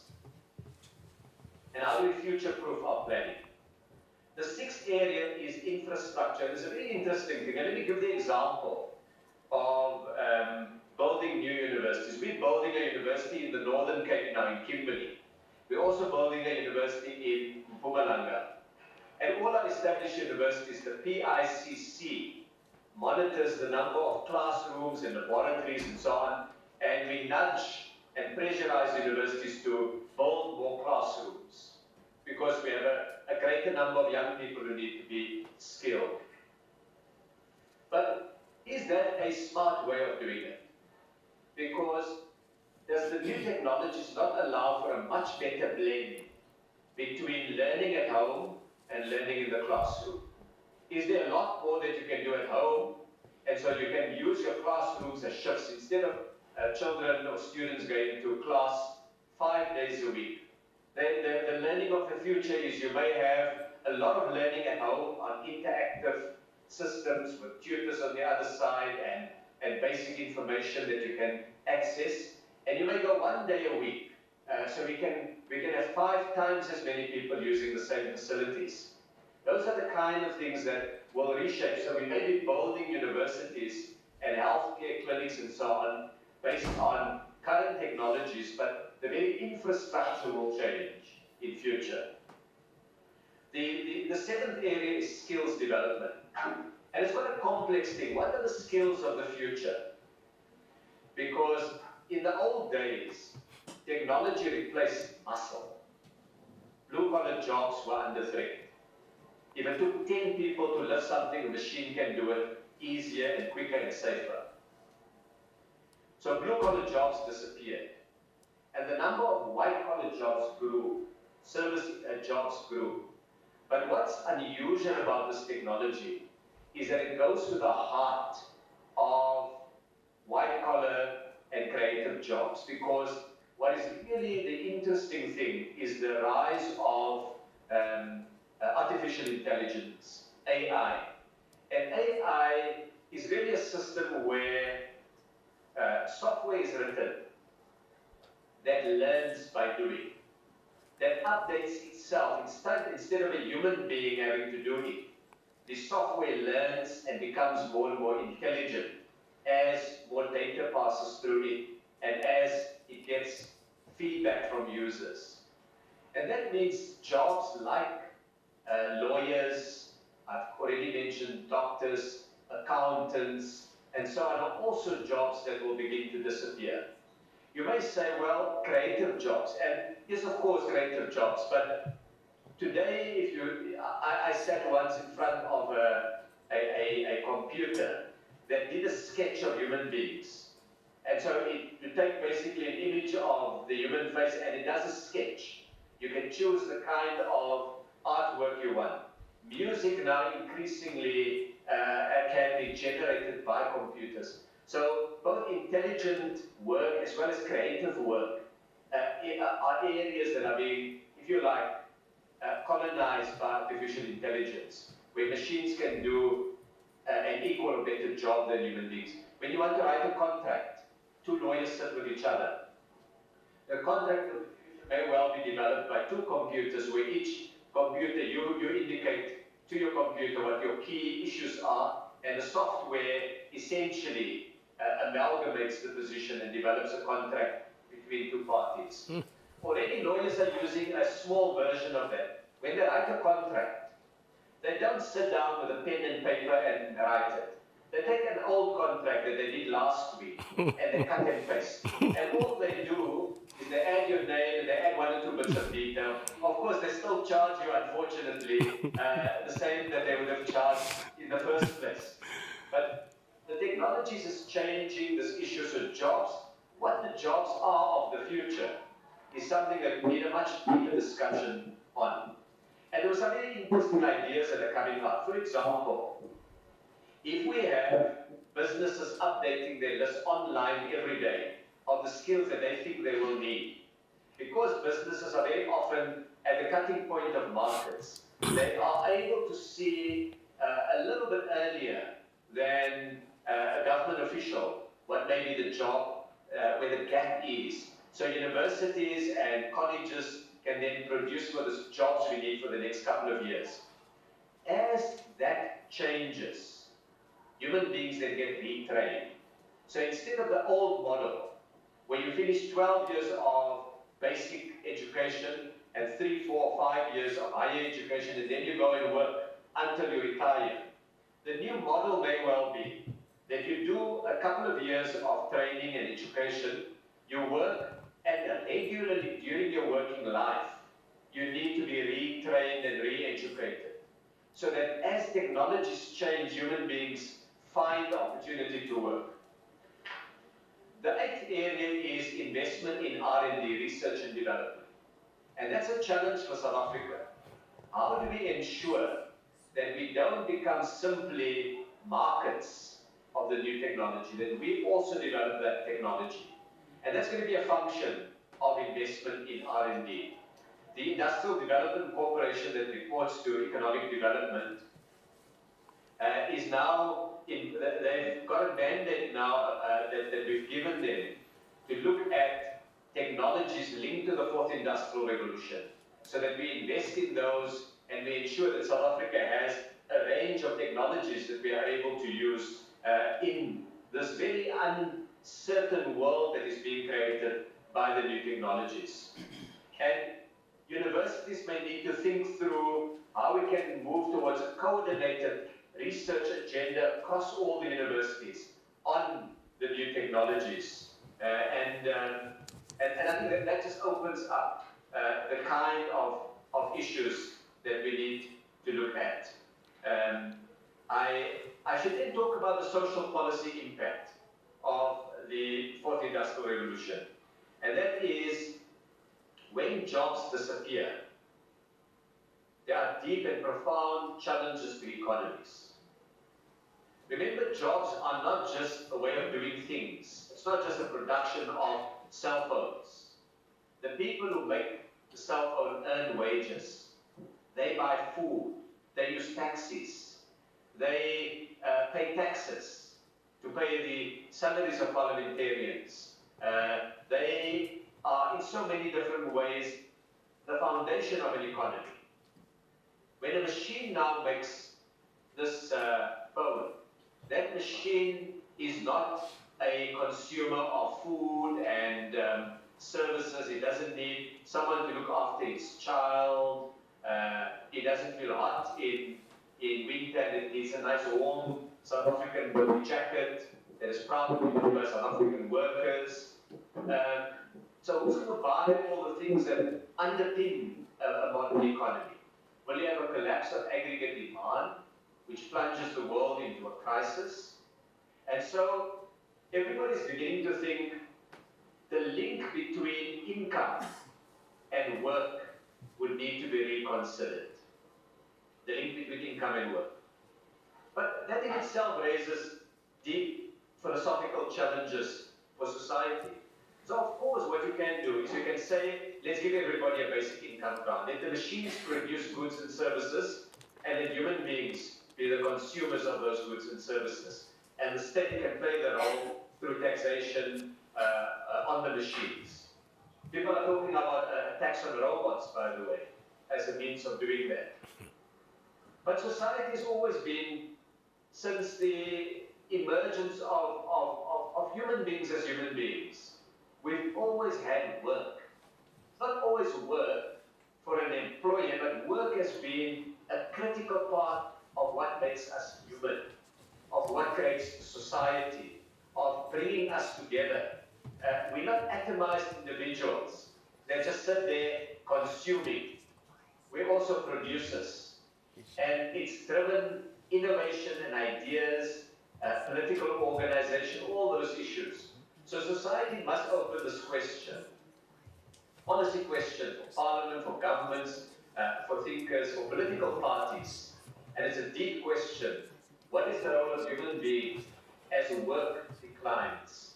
And do we need to accept the decline of work as an inevitable outcome of more efficient machines and better machines. Let me run more quickly through the remaining ones, Chairperson. The 10th area is small business and entrepreneurship. How do we ensure that it's not only large companies that lead this, that we bring young, talented people into driving the 4th Industrial Revolution, both as innovators and as users of these technologies.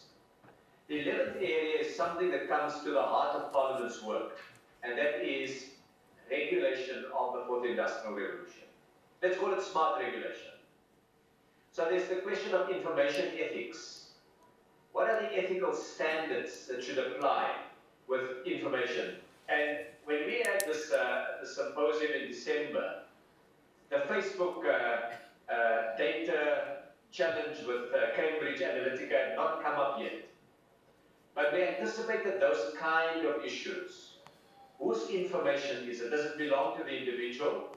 My health status, does it belong to me? In one way it does. But through the new technologies and big data, if you aggregate all the illnesses that people have across the country and on different days, you can begin to see when flu is striking. You can literally see flu moving through the population. You can see epidemics. There's so much helpful things that society gains from aggregating our data. But it means people can snoop on our personal data. So what are personal data privacy laws? Those are regulatory issues that come in. There's competition issues. How do you regulate a Google or Facebook in South Africa? We are a tiny part of their market. We've got virtually no market power as a regulator. So if we introduce very tough rules on Facebook, they can easily abandon South Africa. They can't abandon the European Union. The market is too big, the market is too wealthy.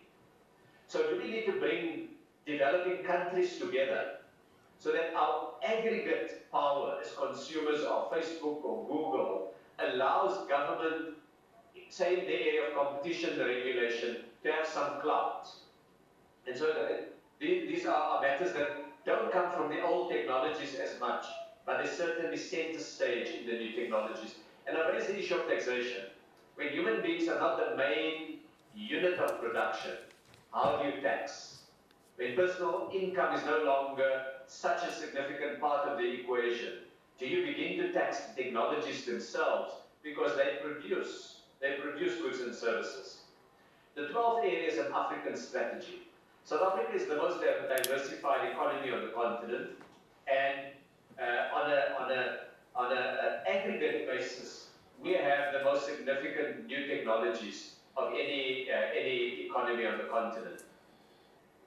We have a responsibility to make sure the technologies help to meet African needs, but also to ensure that African countries help to develop some technologies. Because if we don't, the new colonialism will be the colonialism of the digital order. And Africa will again be simply the supplier of low-value inputs. And its people will remain, as we have been for a large period of colonial history, falling behind on the development index. The 13th area is global partnerships. The technologies constantly challenge national boundaries. Technology carries no nationality, and it can jump, particularly information and communication technologies, easily jump over national boundaries and borders. And so we do need to engage global players in the technology space. We do need to talk to a Google and a Facebook and the other big players and position South Africa as both an innovator as well as a producer of other people's innovation, the people who make the physical gadgets that you use.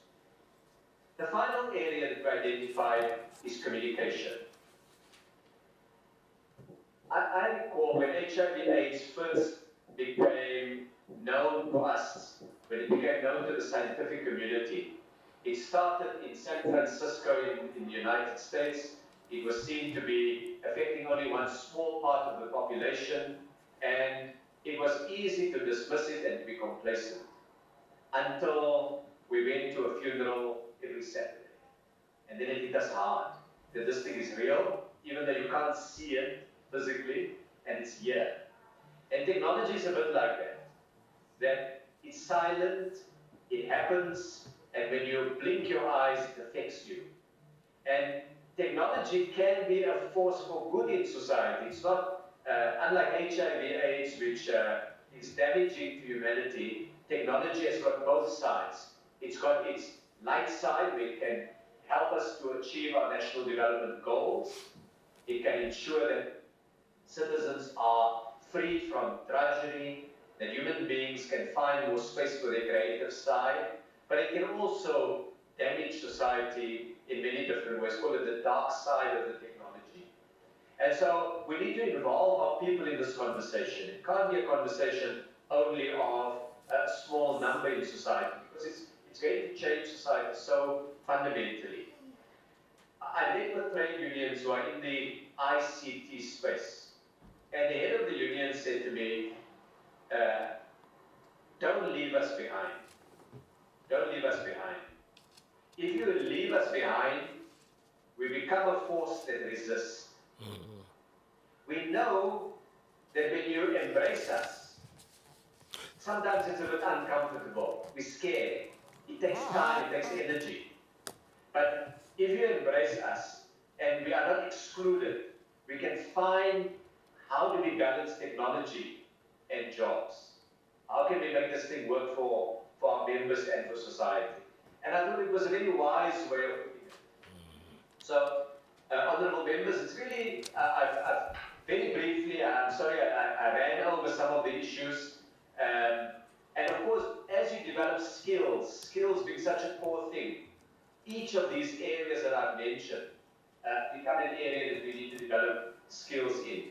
So it's an early roadmap or initial summary of the kind of things that we would need to look at as South Africans in dealing with the fourth industrial revolution. Thank you very much for the opportunity to share with the committee. No, thank you very much, Minister, for that enlightening input. Honourable members, I would allow an opportunity for engagement. Because of the ministers in Pretoria, I would advise members to speak aloud and at the same time introduce yourself as you would be engaging with the minister. I've been trying, Minister, I've been trying very hard to find out exactly how much time are you left with, or do you have for us, and I've not been getting any indication. Your office is not coming back to me to tell me, okay, no, that's fine. We've all seen it. If it's okay, Chairperson, yeah. If we could go to past. Okay. No, that's fine. All right. Number one. Okay, let's start that side and then come this way, and then we get to this side.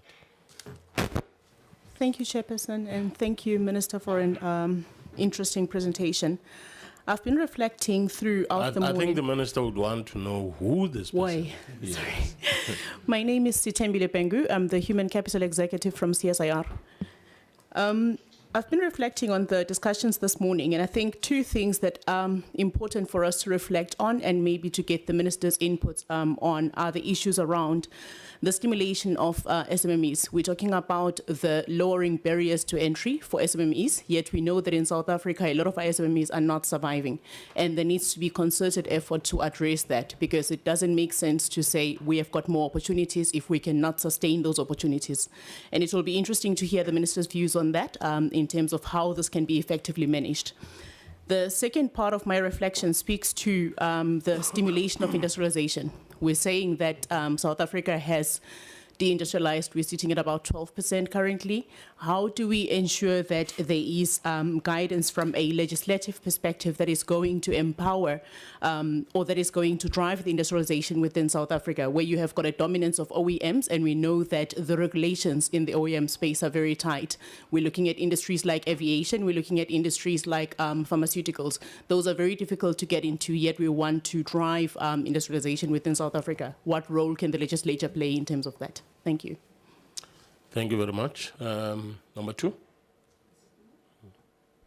Chairperson, thank you very much. The portion of the presentation that I had. Who are you? Hunadi Matime is my name. I'm a member Speak of to the minister. Speak to the minister. Oh, to the minister. Exactly. I don't see him, just a picture. Hunadi Matime is my name. I'm a member of the National Council of Provinces. Limpopo is my province. Chair, the portion of the presentation which I've had here, that it scared me that the jobs for the doctors and the lawyers and the people we thought count more in society, their jobs are likely to disappear because of this, is it artificial intelligence? Yes. Now, I would like to know, how do we then synchronize our participation in this artificial intelligence with our radical economic transformation, which we hope is going to solve the disparities in society, the unemployment and poverty. How do we really synchronize this? The other point the minister made is that we got to take our people with us, which politically that is very, very correct. Now, I think with the radical economic transformation, we have managed really to make our people appreciate this, and they are moving in that direction. Now, looks like now artificial intelligence now would like them to move in a different direction. How do we synchronize this? Or, yeah, how do we make these two processes to unfold at the same time? Constructively so. Thank you. Thank you very much. Speaker, did you have your? I'll defer to her first. She Oh. come before me. Okay. Because you came first earlier on. No, thank you very much. My name is Kathy Lamini, member of the NCOP, representing the beautiful province, Mpumalanga. Sorry, I didn't catch the name properly. Except the Speak beautiful up. province. Is Kathy. My name is Kathy Lamini. Kathy. He's frozen, I don't know. Okay, can I proceed, Chair? Yes, yes. Please go. I know it's Kathy Lamini. Oh, yeah. No, thank you very much, Minister. Let me welcome your inputs and also very interesting points that you came up with. Chair, this question will also relate to the previous presentation that as a member of parliament, if I were to do oversight over this particular work, what will I call this? Is it a strategy? Is it the interministerial committee that is there, chaired by Minister Cwele? How do we oversight the work that you are doing as Parliament so that we are assured that it is being done? Because it's a worry to all of us. What do you, where are we going with this? Are we moving towards a legislation, or you are just exploring? Because most of your points were more on the what this technology can do, but what I'm not sure of, where I'm sitting as a member of parliament, where is it work going? Is it towards a bill that will come to parliament for consideration on different areas, or where are you going with this work? How do we oversight as parliament? That's one question that I have for you. The second matter, the issue of, is not about only losing jobs for me. It's about the tax base. That's a major issue for me. Let me give an example. We're told earlier that work that could be done by 2,000, okay?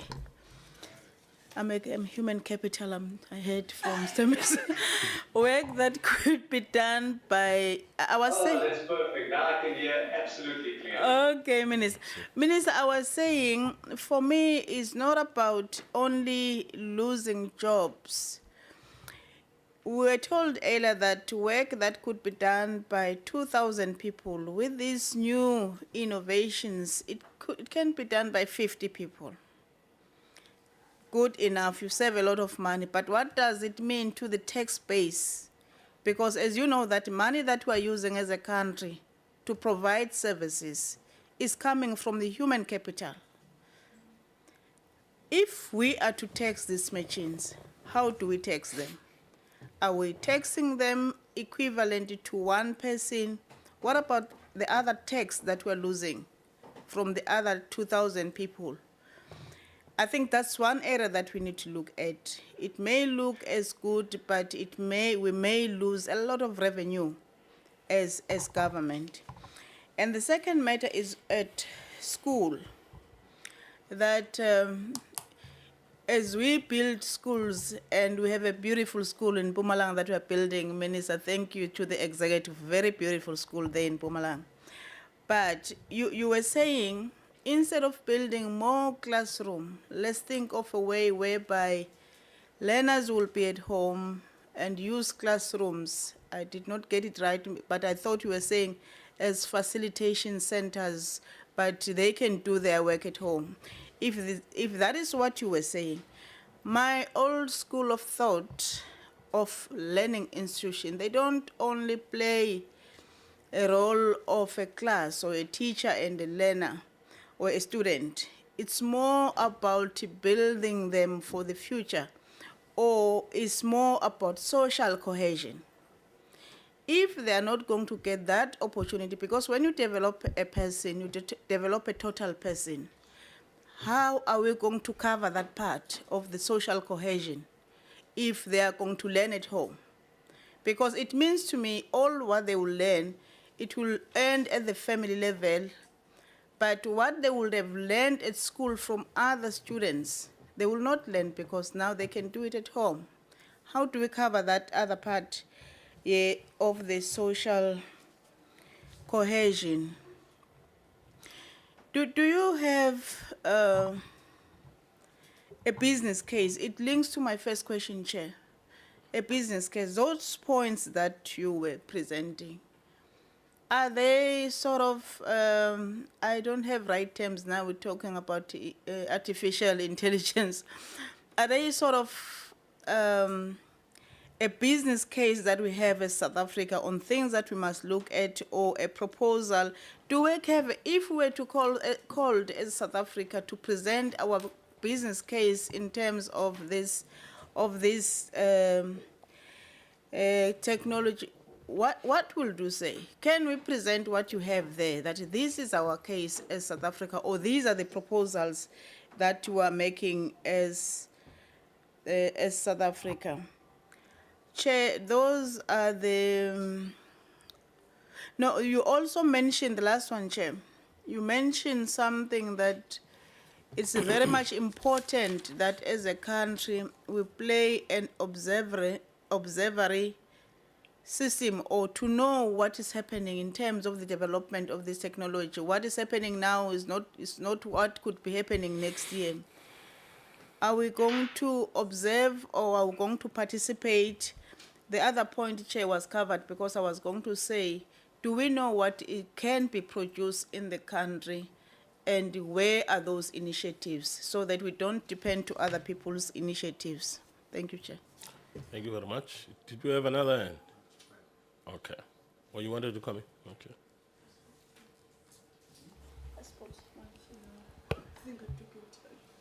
I just want to find out, has South Africa invested, or is it investing enough in research and Can development? you hear anything? Can you mention your name, speak to the mic, and speak aloud? I'm Shireen Dawood. I'm the Content Advisor for Portfolio Committee on Water and Sanitation. I just want to find out, has South Africa invested or has invested enough in research development to develop new technologies? Okay. Deputy Speaker? No, mine was to, my name is Lichisa Tsenudi.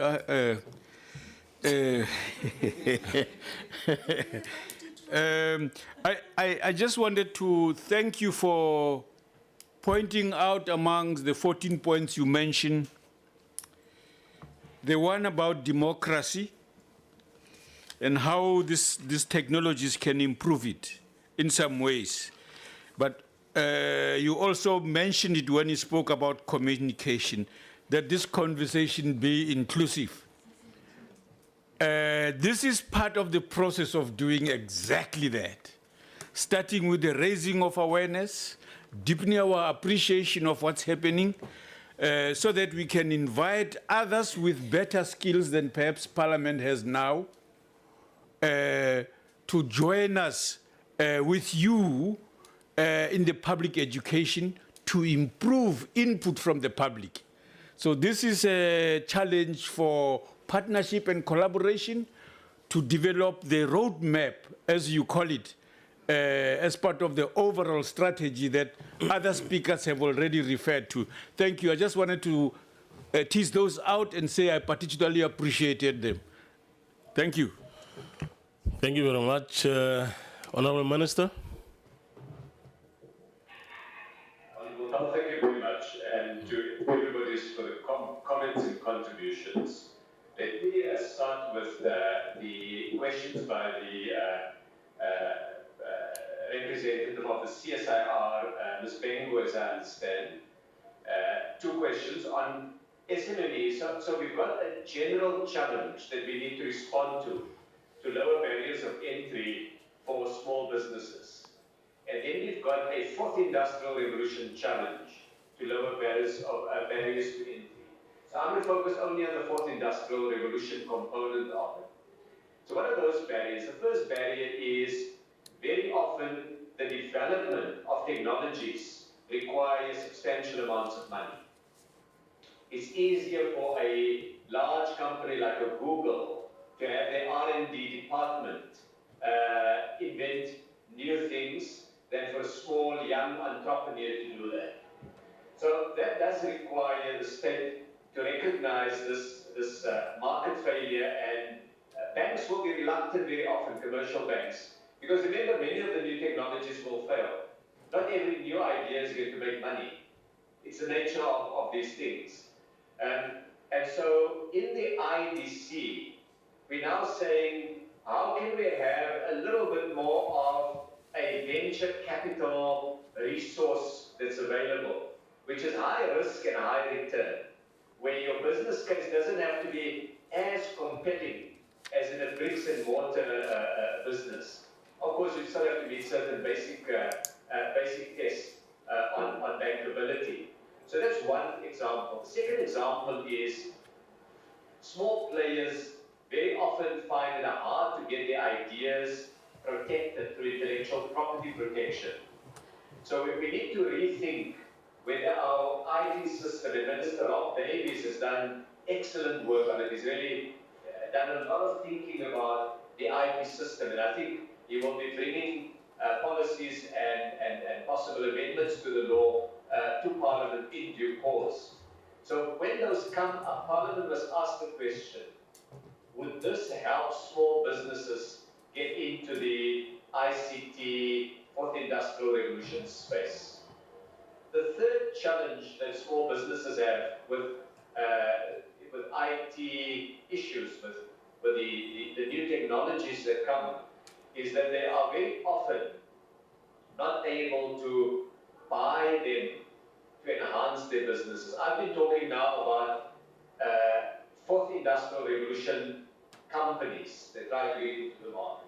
But as your ordinary seller of oranges or the maker of packets of pasta, who are also going to find that their work is influenced by the fourth industrial revolution. So in China, for example, they have this massive online platforms, buying platforms, Tencent and others, where essentially small players can advertise their goods. And you don't have to have a separate relationship with a retailer. You go to this one platform that anywhere in China people can access your goods. But we very well find that in many cases, there are access problems to new technologies. And if there is, it may be that Parliament and government need to apply fair access policies and rules in these spaces, because they like electricity or water in the old days. They're fundamental to the future of your business. So that some of these companies are almost becoming what is called by economists utilities. They key instruments that everybody rely on. So I think that there are some of those, and I've just given a couple of examples, there are many more. On the stimulation of industrialization, I want to again just take 3 examples. So the first thing is the OEMs that Ms. Bengu referred to is original equipment manufacturers. It's an acronym for original equipment manufacturers.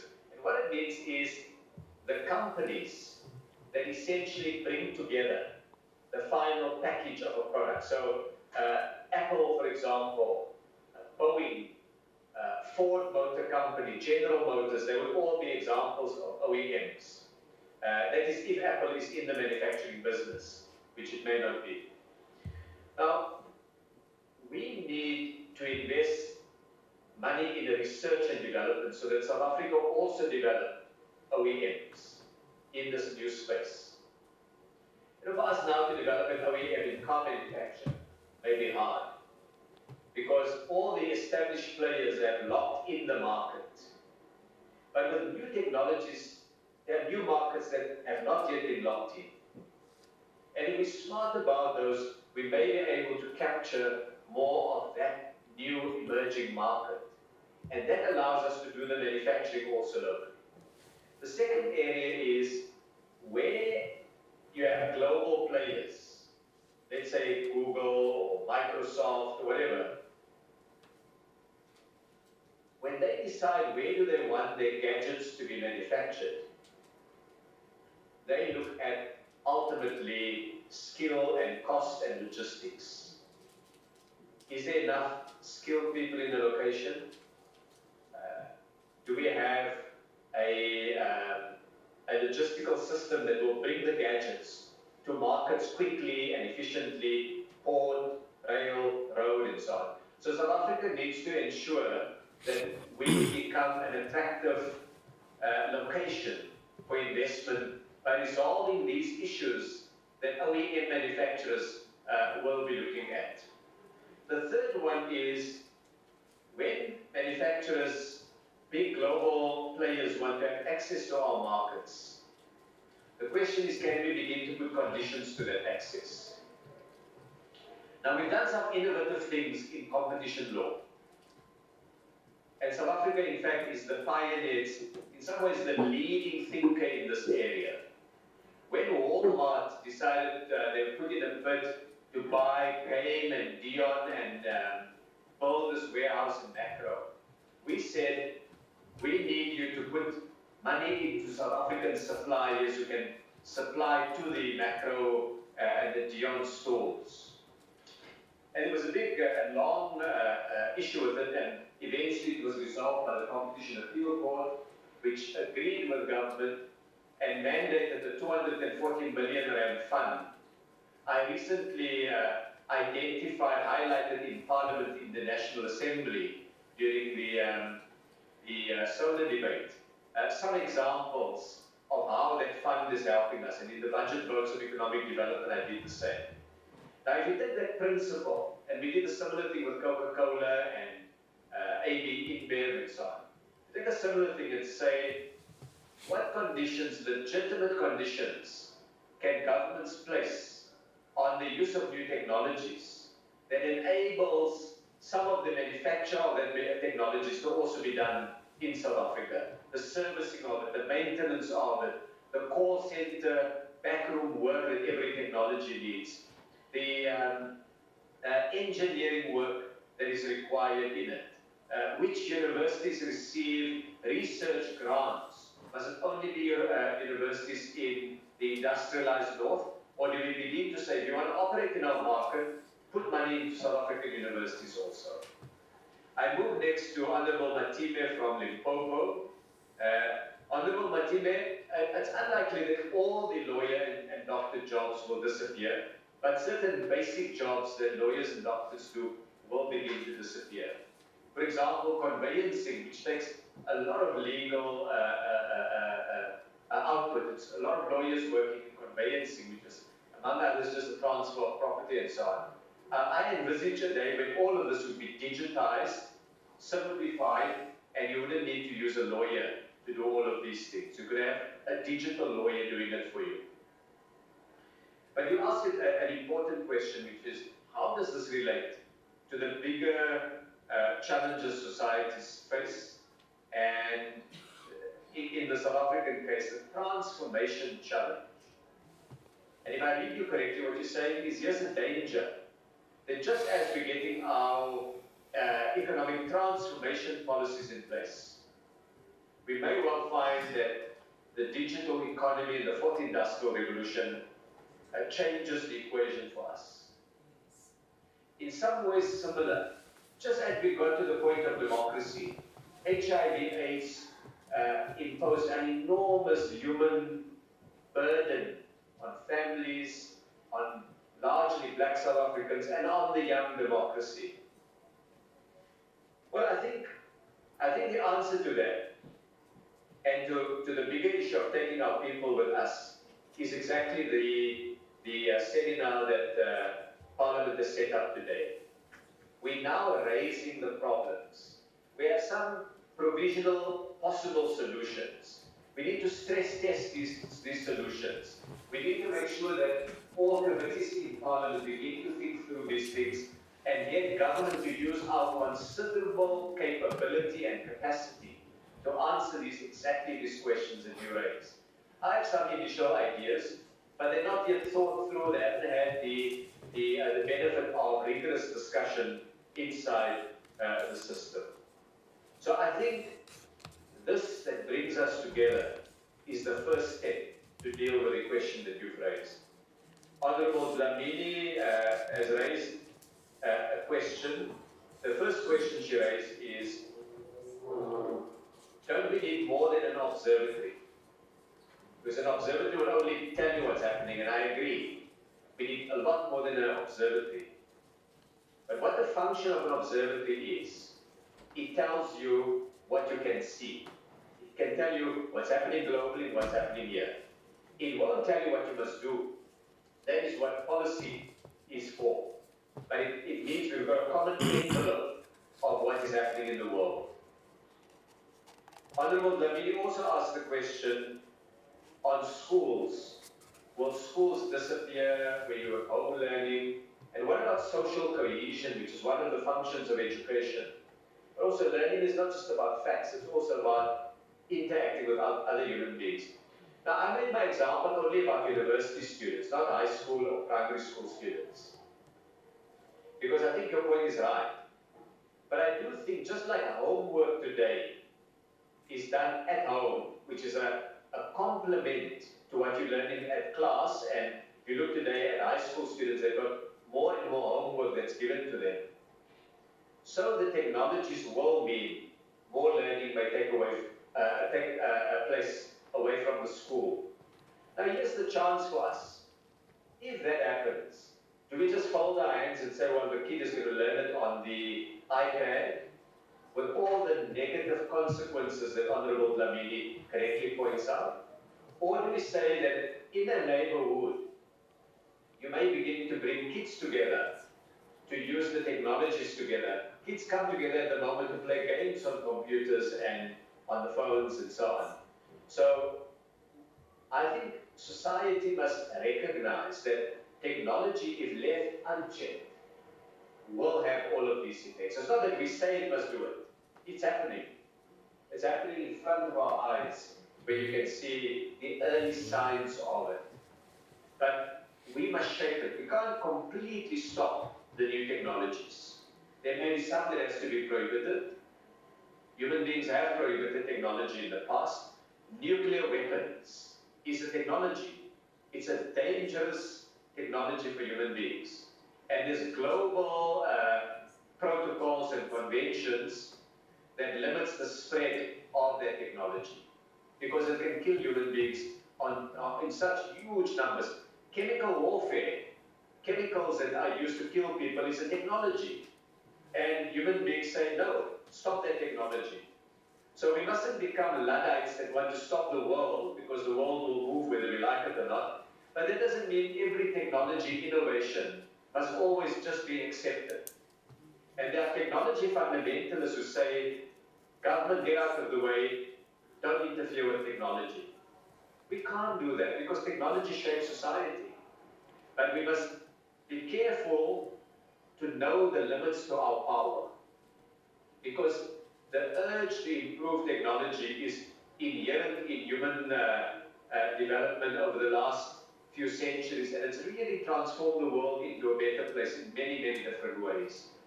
So one needs to think about these areas carefully. I, by the way, agree that the abolition of schools would be a terrible thing, because precisely learning can't be reduced just to facts and to technical algorithms and so on that you can learn.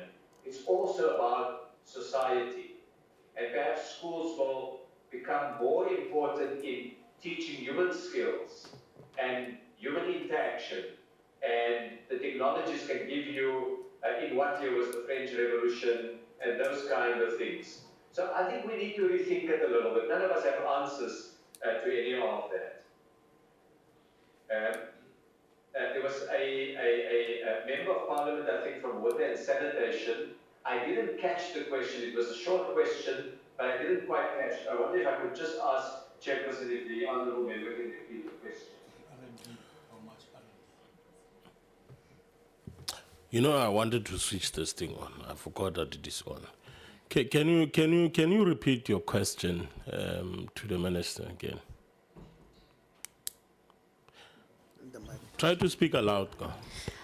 I'm not an honourable member. I'm just a content advisor for the Portfolio Committee. And Content advisor, not the member of parliament, but the content advisor is free to speak a bit loudly. Yeah. We want your content. Yeah. Okay. I was just asking about the availability of resources, mainly financial, in investment in technologies in South Africa, as well as Africa. Okay. So it is a challenge. Thank you for that. It is a challenge. The IDC has got a little bit of money, but the Department of Science and Technology has got a lot of money that it makes available through both tax incentives and grants. We've got the Technology Innovation Agency tier. We've got the CSIR itself, of course, which it doesn't disperse grants, but it does work itself on technologies. So there's a fair bit of money in the system, but there isn't a single pool that's got a lot of money. So I think what we would need to do is to see how do we use the available public resources, including tax breaks, and direct it much more sharply to the work on the Fourth Industrial Revolution. And Honourable Senori's point about communication and involvement, he puts it fantastically. I can't put it better. Parliament, this must be one of the, let's call it the leading parliaments in opening this up, because I know all parliaments are worried about it, but I'm not sure all of them are putting aside as much time on it. Now one needs to make sure it goes to different committees and that it becomes institutionally part of the thinking in government. And perhaps during the recesses and so on, Parliament could work on toolkits, both paper toolkits in physical things, as as well as videos and online things that can be used by members of parliament to do education work in constituencies. Call a house meeting, have 15 people there, and then whip out your laptop. And if we can project the laptop onto a wall, which can be done with the right gadget attached to it, then let our people actually see what is happening in the world out there so that we become a fully empowered nation. Thank you, Honorable Powell. No, thank you very much, Minister. And maybe just to assure you on that one, as the Deputy Speaker put it, this is but just the beginning of a process. As the process will be evolving, not only the suggestions that you're throwing in, but we need to look at how then best also do we involve provincial legislatures. How then do we involve municipalities? That is why, okay, fine, you might not have benefited out of the earlier inputs to say that even when the Speaker opened, she did make mention of the fact that part of the end of the process, or not the end of the process, the beginning of this will culminate in a broader forum, in a form of a seminar. We are looking at it in between September and October, around there. But it is going to be a very involved process in ensuring that society broadly, which is your I think it's is it the 15th point that you raised, or the 14th? Society as the anchor of this entire process is centrally involved. There's a general, not only an understanding, but an appreciation of the fact that we are faced with this. It is with us. How then do we respond to this as South Africa and so forth? So thank you very much, Minister, for having availed yourself. And we're looking forward to further working with you. As I mentioned, that this is but just the launching pad. The process is going to unfold, and it will, of course, need you to work the path with us. Thank you very much, Minister. Thank you very much, and thank you to everybody for the opportunity to share and to hear. Thank you very much. Thank you.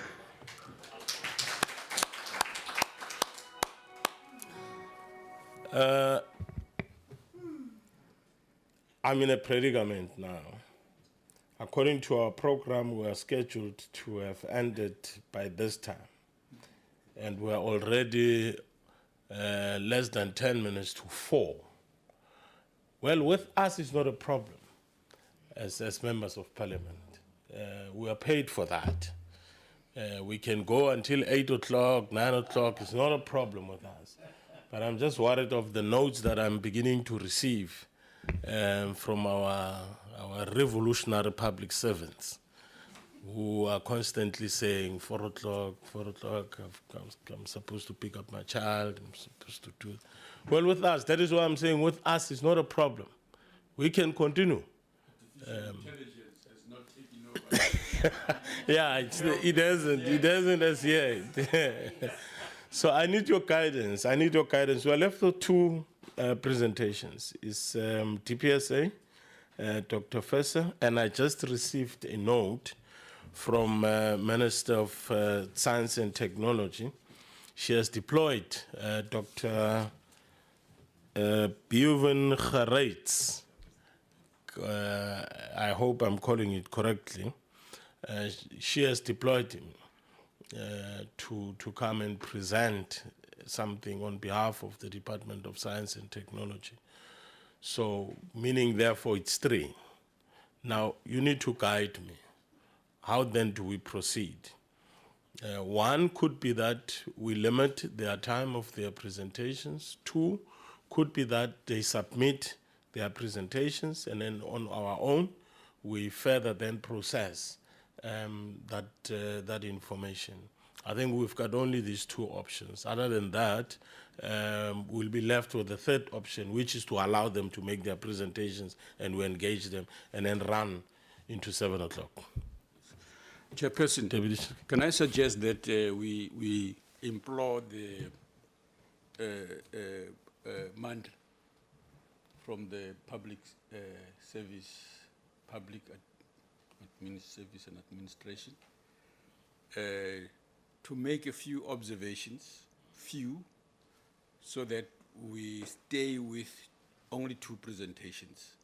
And even them, in our original thinking, we requested the CSR to be sitting in listening to us, so that they also then do what they are hearing, how it fits with what they are doing, so that in a sense provides additional context to the work that they are doing, so that they share that with us. And similarly, the science and technology as well. I think most of the presentations have covered a wide range of things. They can select a few points and so on, so that when we next meet, there will be opportunity for additional inputs and insights.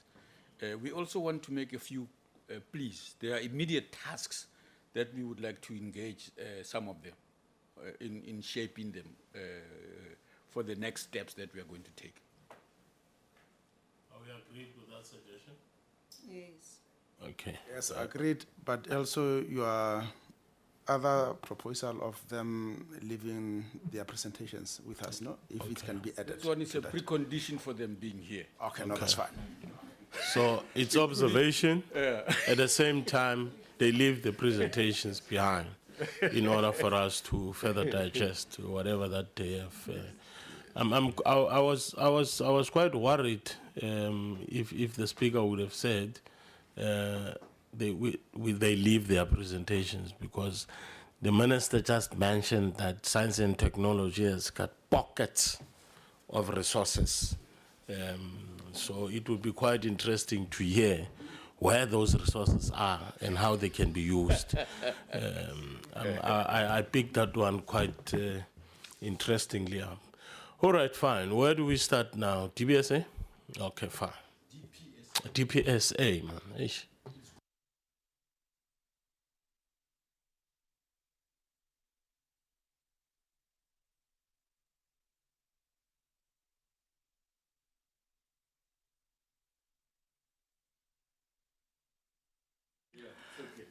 Thanks, Chair. Chair, my name is Mandla Ngobo. I am the Government Chief Information Officer. I'm at DPSA. I think I've learned from Minister Davis. I think I do want to declare, Chair, the fact that whatever I'm going to share is not necessarily an official position of the department. It is out of realization that, for instance, the 4th Industrial Revolution is upon us, and hence we can't afford to act. I mean, no, not to act. So I think from an observation point of view, Chair, first and foremost is the fact that, like I've just said now, with 4IR being upon us as a globe, West for us as a developing country, we can't afford not to act. I think it's been said a number of times. For somebody somewhere else, it is money to them, it's revenue to them. They will do something about it. That is point number 1. But point number 2, when we talk 4IR, I think we need to appreciate, Chair, that there are contradictions. There are hidden contradictions. And in the midst of those contradictions, we therefore have to kind of make a choice, unfortunately, if I choose that term. Do you want, for instance, to be part of the revolution? Do you want to be spectators and I know, and the idea is not being alarmist per se, but I'm just presenting two extremes as part of the observation. As a result, for instance, from the public service point of view, as part of the activities we're doing in the current financial year, we've got a structure, Chair, called Government IT Officers Council. This is where all heads of IT departments sit. And as part of the program, we then say, what do we do as DPSA? For instance, we're in the process, a research stage, to do a digital strategic framework for the public service. We've engaged departments like DBE, like Justice, like Home Affairs. There's activities happening in line with digitalization. But also we're currently actively doing the digital government maturity assessment. All right?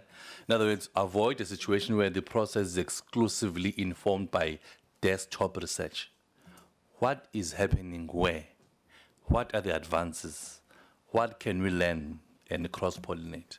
Number three, the departments are currently in the process to comment on the draft cloud-first policy for the public service. What is that and why that?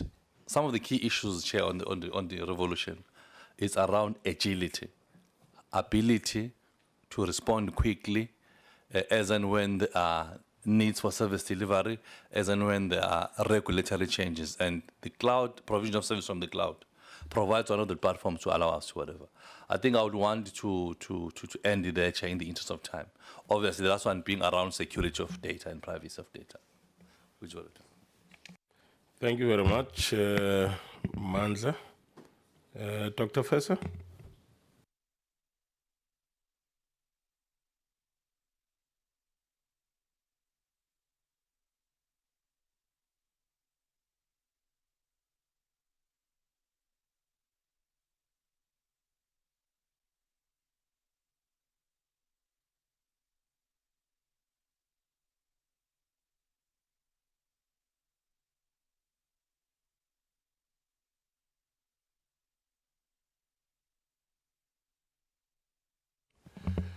Thank you, Chairperson, Honourable Deputy Speaker and Deputy Chairperson of the NCOP and members. There is a presentation that has been submitted. So in the presentation, we just wanted to highlight the fact that we focused a lot on the technical aspects today. And in the Japanese model, there is the society model, the Society 5.0. And I think that is where the DST sees the big gap, and that needs to be addressed, is on the socio and the economical impacts. So to help us address that, we have contracted the Human Sciences Research Council to develop a map of the capabilities in the country around the fourth industrial revolution, but also to help develop the DST's RDI action plan around this. So that will obviously then help in the coordination from the science and the RDI perspective. Chairperson, I also just wanted to highlight, we spoke a lot about SMMEs and market barriers to entry.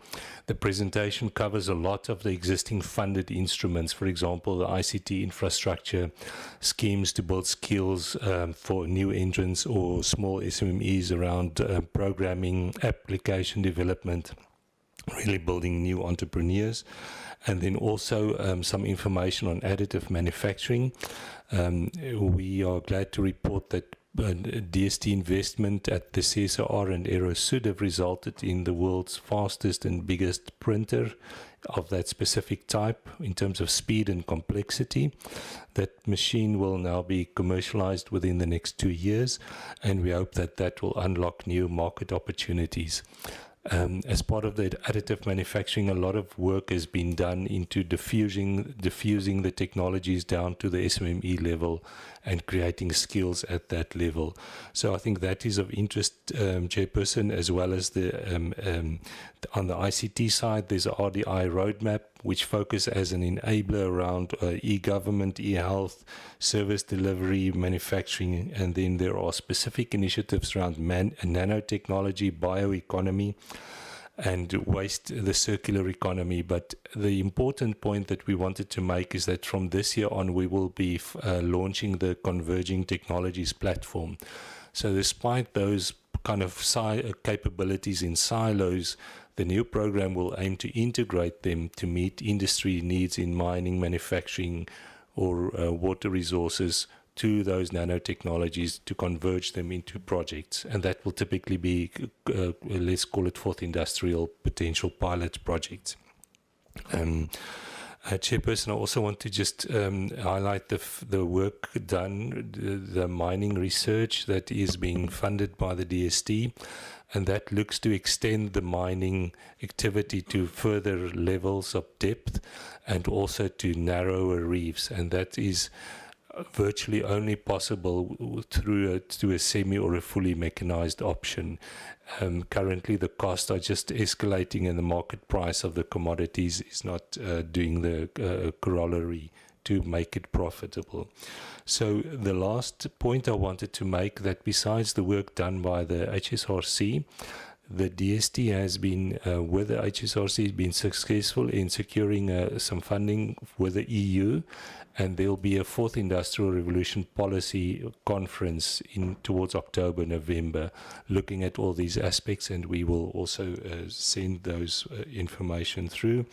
And then obviously leveraging the international and local linkages at sector and national level, as was mentioned by Minister Patel as well. Thank you, Chairperson. That summarizes from the DST.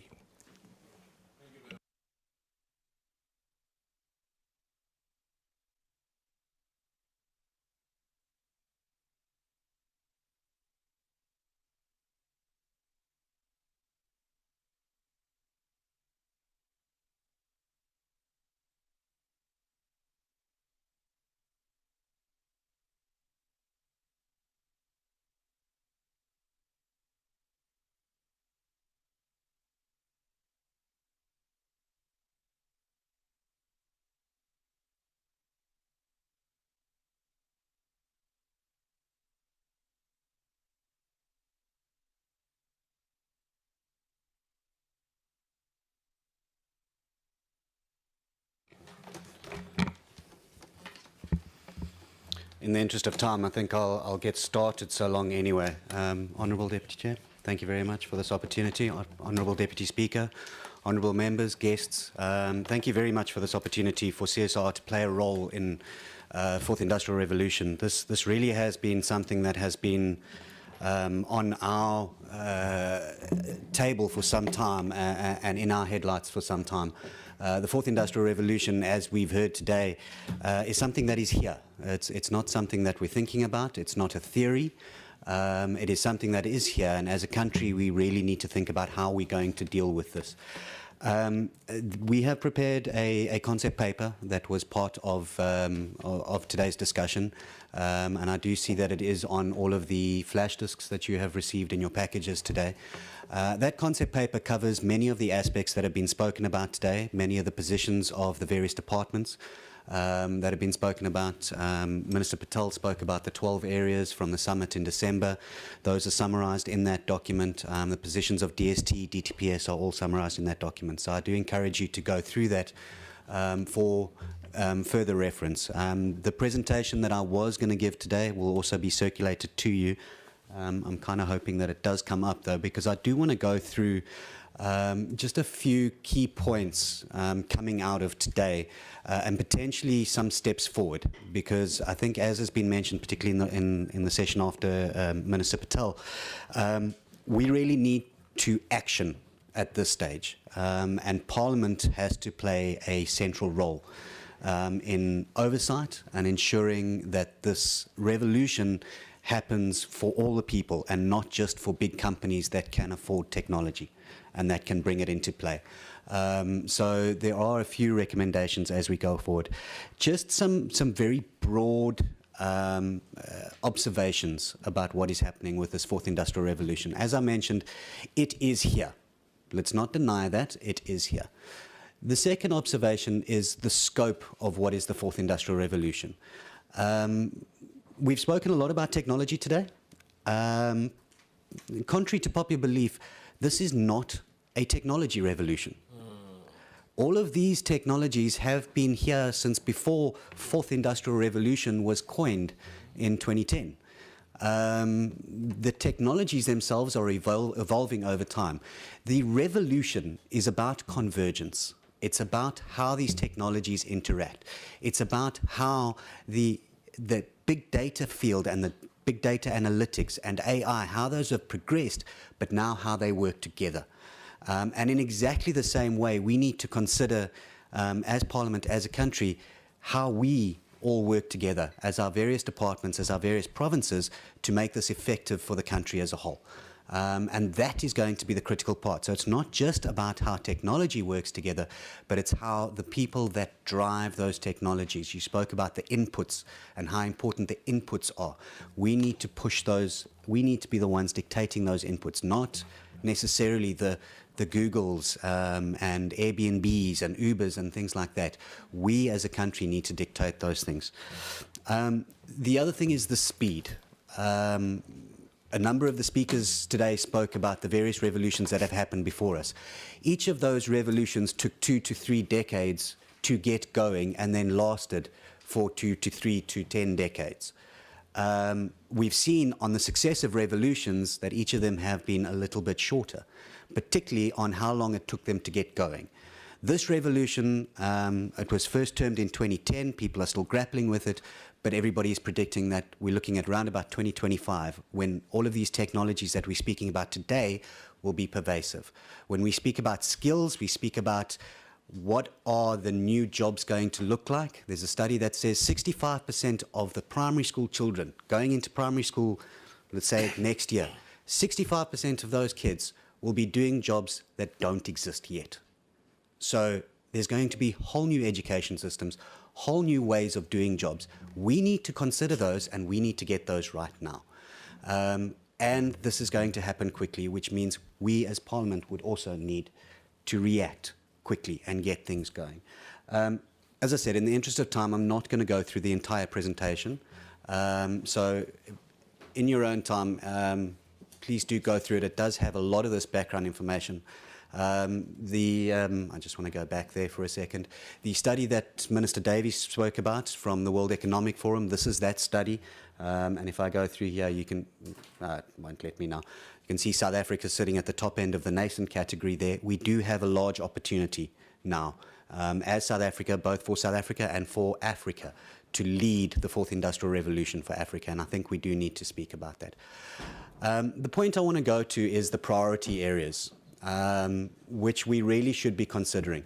And yes, we have spoken about technology, and this is driven by technology. So obviously science, technology, and innovation is a priority area.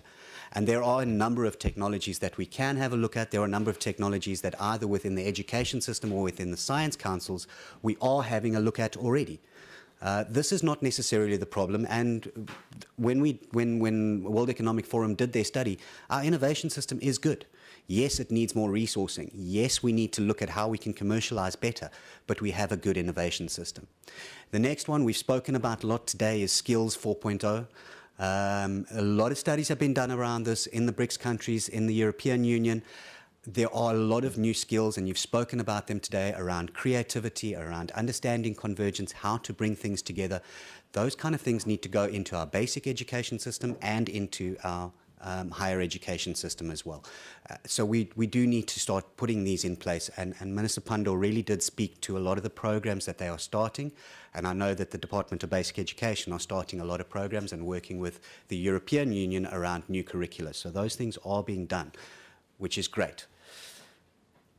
The other thing that I do want to speak about, and we've touched on it here and there today, is the adoption for inclusive growth. The government's focus on radical economic transformation must not be forgotten in this fourth industrial revolution. We can't just think about the technology. We've got to think about how is this technology broadly accessible to everybody. Not necessarily to have it, to own it, but at least to benefit from it. We have to think what systems need to come into place for new technologies and how these things go forward. We also need to think about how do we ensure that people are not marginalized by technology? And that is a real risk for the fourth industrial revolution. If, as a government, we do not jump onto this and make the plans, the technology will move. It will move, and it will move quickly. And if we do not make the plans to make sure that that is accessible to a lot of people, we're going to have the issue where we're going to marginalize people further. And it won't be us, it will be the technology itself, because it will happen. We cannot deny that. So the last set of things that I want to go through are the key things that are going to need to be in place. And these are, in some forms, they're really generic, but you need to be reminded of what needs to be in place. We've spoken about a conducive and supportive policy environment, and many of you have mentioned today how important various policies and legislative instruments are going to be. That needs to be in place, and that's part of what today's workshop will be initiating.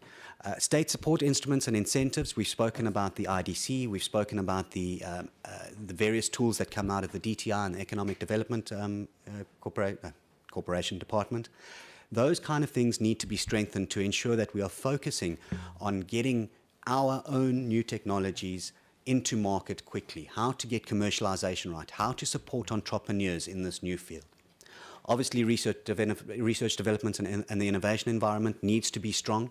And then, very importantly, public-private partnership models and instruments. And there are going to be a variety of these across different sectors.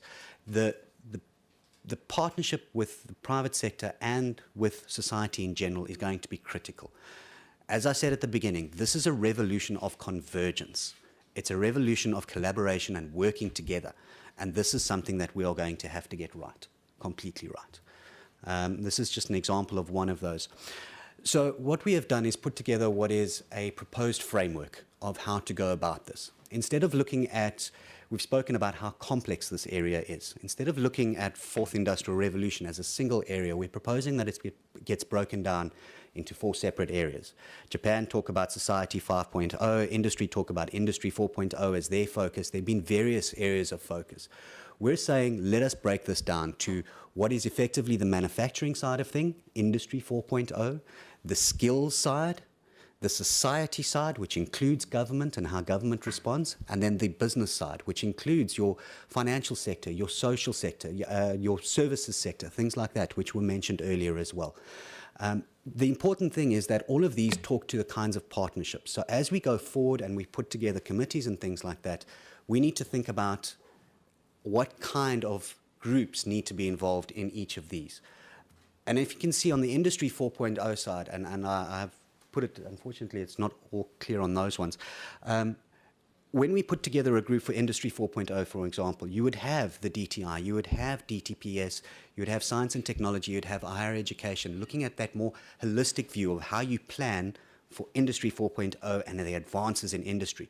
But importantly, you would also have the private sector. So in this case, it would be the manufacturing sector and research and development. In a similar way, under Skills 4.0, Department of Higher Education, Department of Science and Technology, Labour, basic education, all would need to be involved in the discussions as they go forward. And again, now we're talking about the education system, educators themselves, NGOs that are involved in education and ensuring that skills are there and jobs are there. Those people need to be involved in the discussion. I could go on and on. The same sort of thing applies for the business sector and then for the society sector. So what we're proposing is very soon now, if we want to get to the Indaba with any sort of a framework or something to properly discuss, we need to start looking at what we can do in terms of the various different committees that can be put together. So the Presidential Council, Advisory Council, that process is going already. DTPS have put together terms of reference for that. You've got the Interministerial Commission that has already started. So that has to be formally established and kicked off. We're proposing that under that we have 4 subcommittees around industry, skills, business and society, and that those get populated with, as I said, the people that we spoke about before. And that body needs to speak to the strategy for the country, the implementation plans, the policy, the legislation that we need to speak about. And ultimately we take that and ratify or at least discuss it within the National Indaba towards the end of October, November. And that would be followed then by more broader engagement with the provinces, with different sectors themselves. And we continue then in a loop through the Presidential Advisory Council. So that's broadly a wrap-up of today, and I think some suggested way forward. Thank you, Chair. No, thank you very much. I take it that we are all now not relieved, but at least miwewe tifat, you know, because You would remember when we started with the hardcore issues. And there was that tension, you know, are we gonna make it? Is it possible? Where are we? If you can remember what the speaker said and what the minister, Naledi Pandor, said, rhetoric versus content. The speaker also concurring with the Honorable Naledi to say, hey, this thing, you know, it's too. And then as we moved, I think we started easing. We started relaxing a little bit.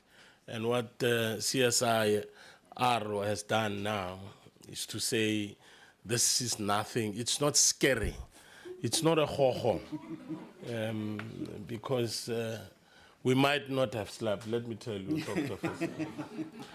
We might not have slept tonight because initially it was like this ho-ho, you know, something that we really don't see succeeding or even getting anywhere closer to it.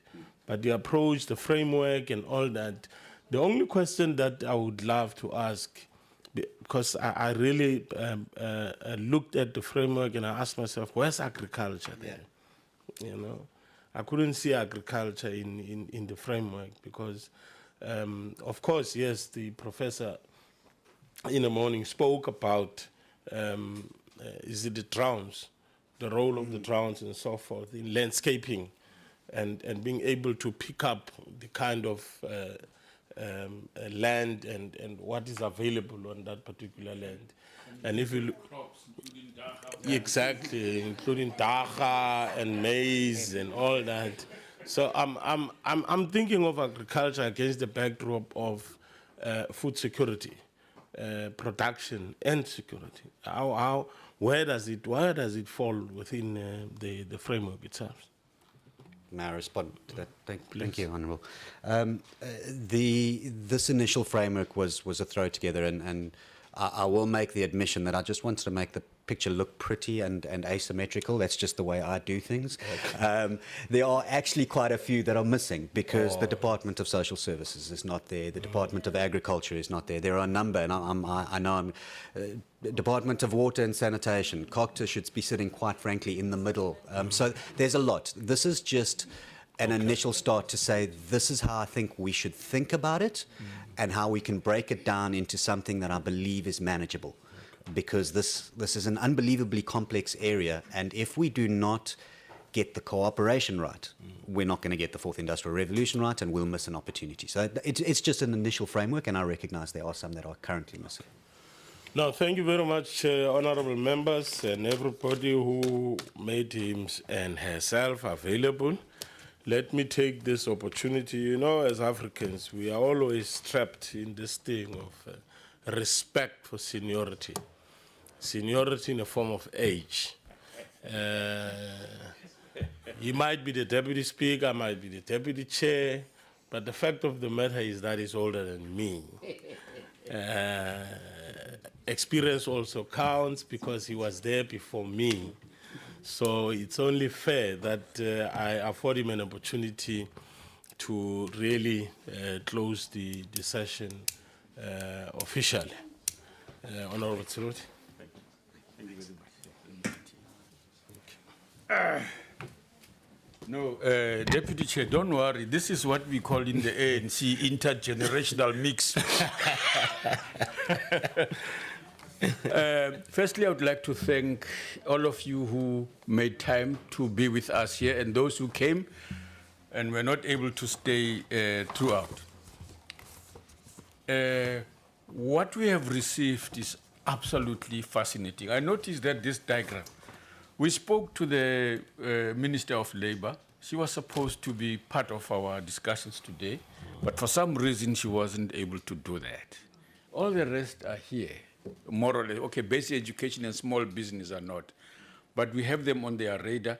The Minister of Basic Education, in her input to the State of the Nation address, 3/4 or a significant part of her speech was on this area that we are discussing here today and how they are responding to it. So we really thank you for that. Obviously, I anticipated that you come from a public entity, and so you are in government, and you'll talk about government in your way forward. And the legislative sector in your head does not exist there. That one is our job, don't worry. Location influences your views. So for us MPs, our job is to have a little brief moment to reflect on what happened so that we map how we are going to organizationally pull ourselves together, both here in Parliament, and then because we also operate inside the legislative sector, how we take what is happening here there in the limited time we have, okay?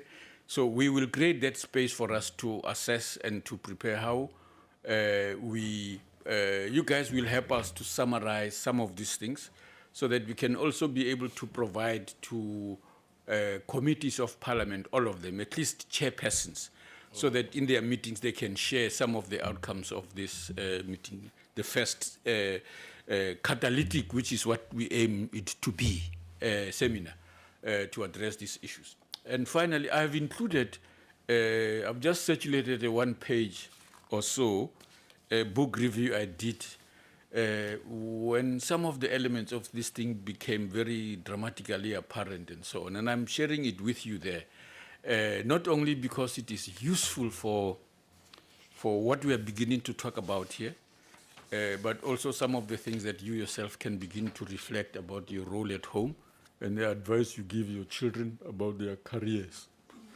It has a very interesting immediate impact on our staff. Now, I was thinking about, you see, what you have done here. I noticed that when we have a mind map, there must be at least one person out of the 700 you have at CSIR who do mind maps, right?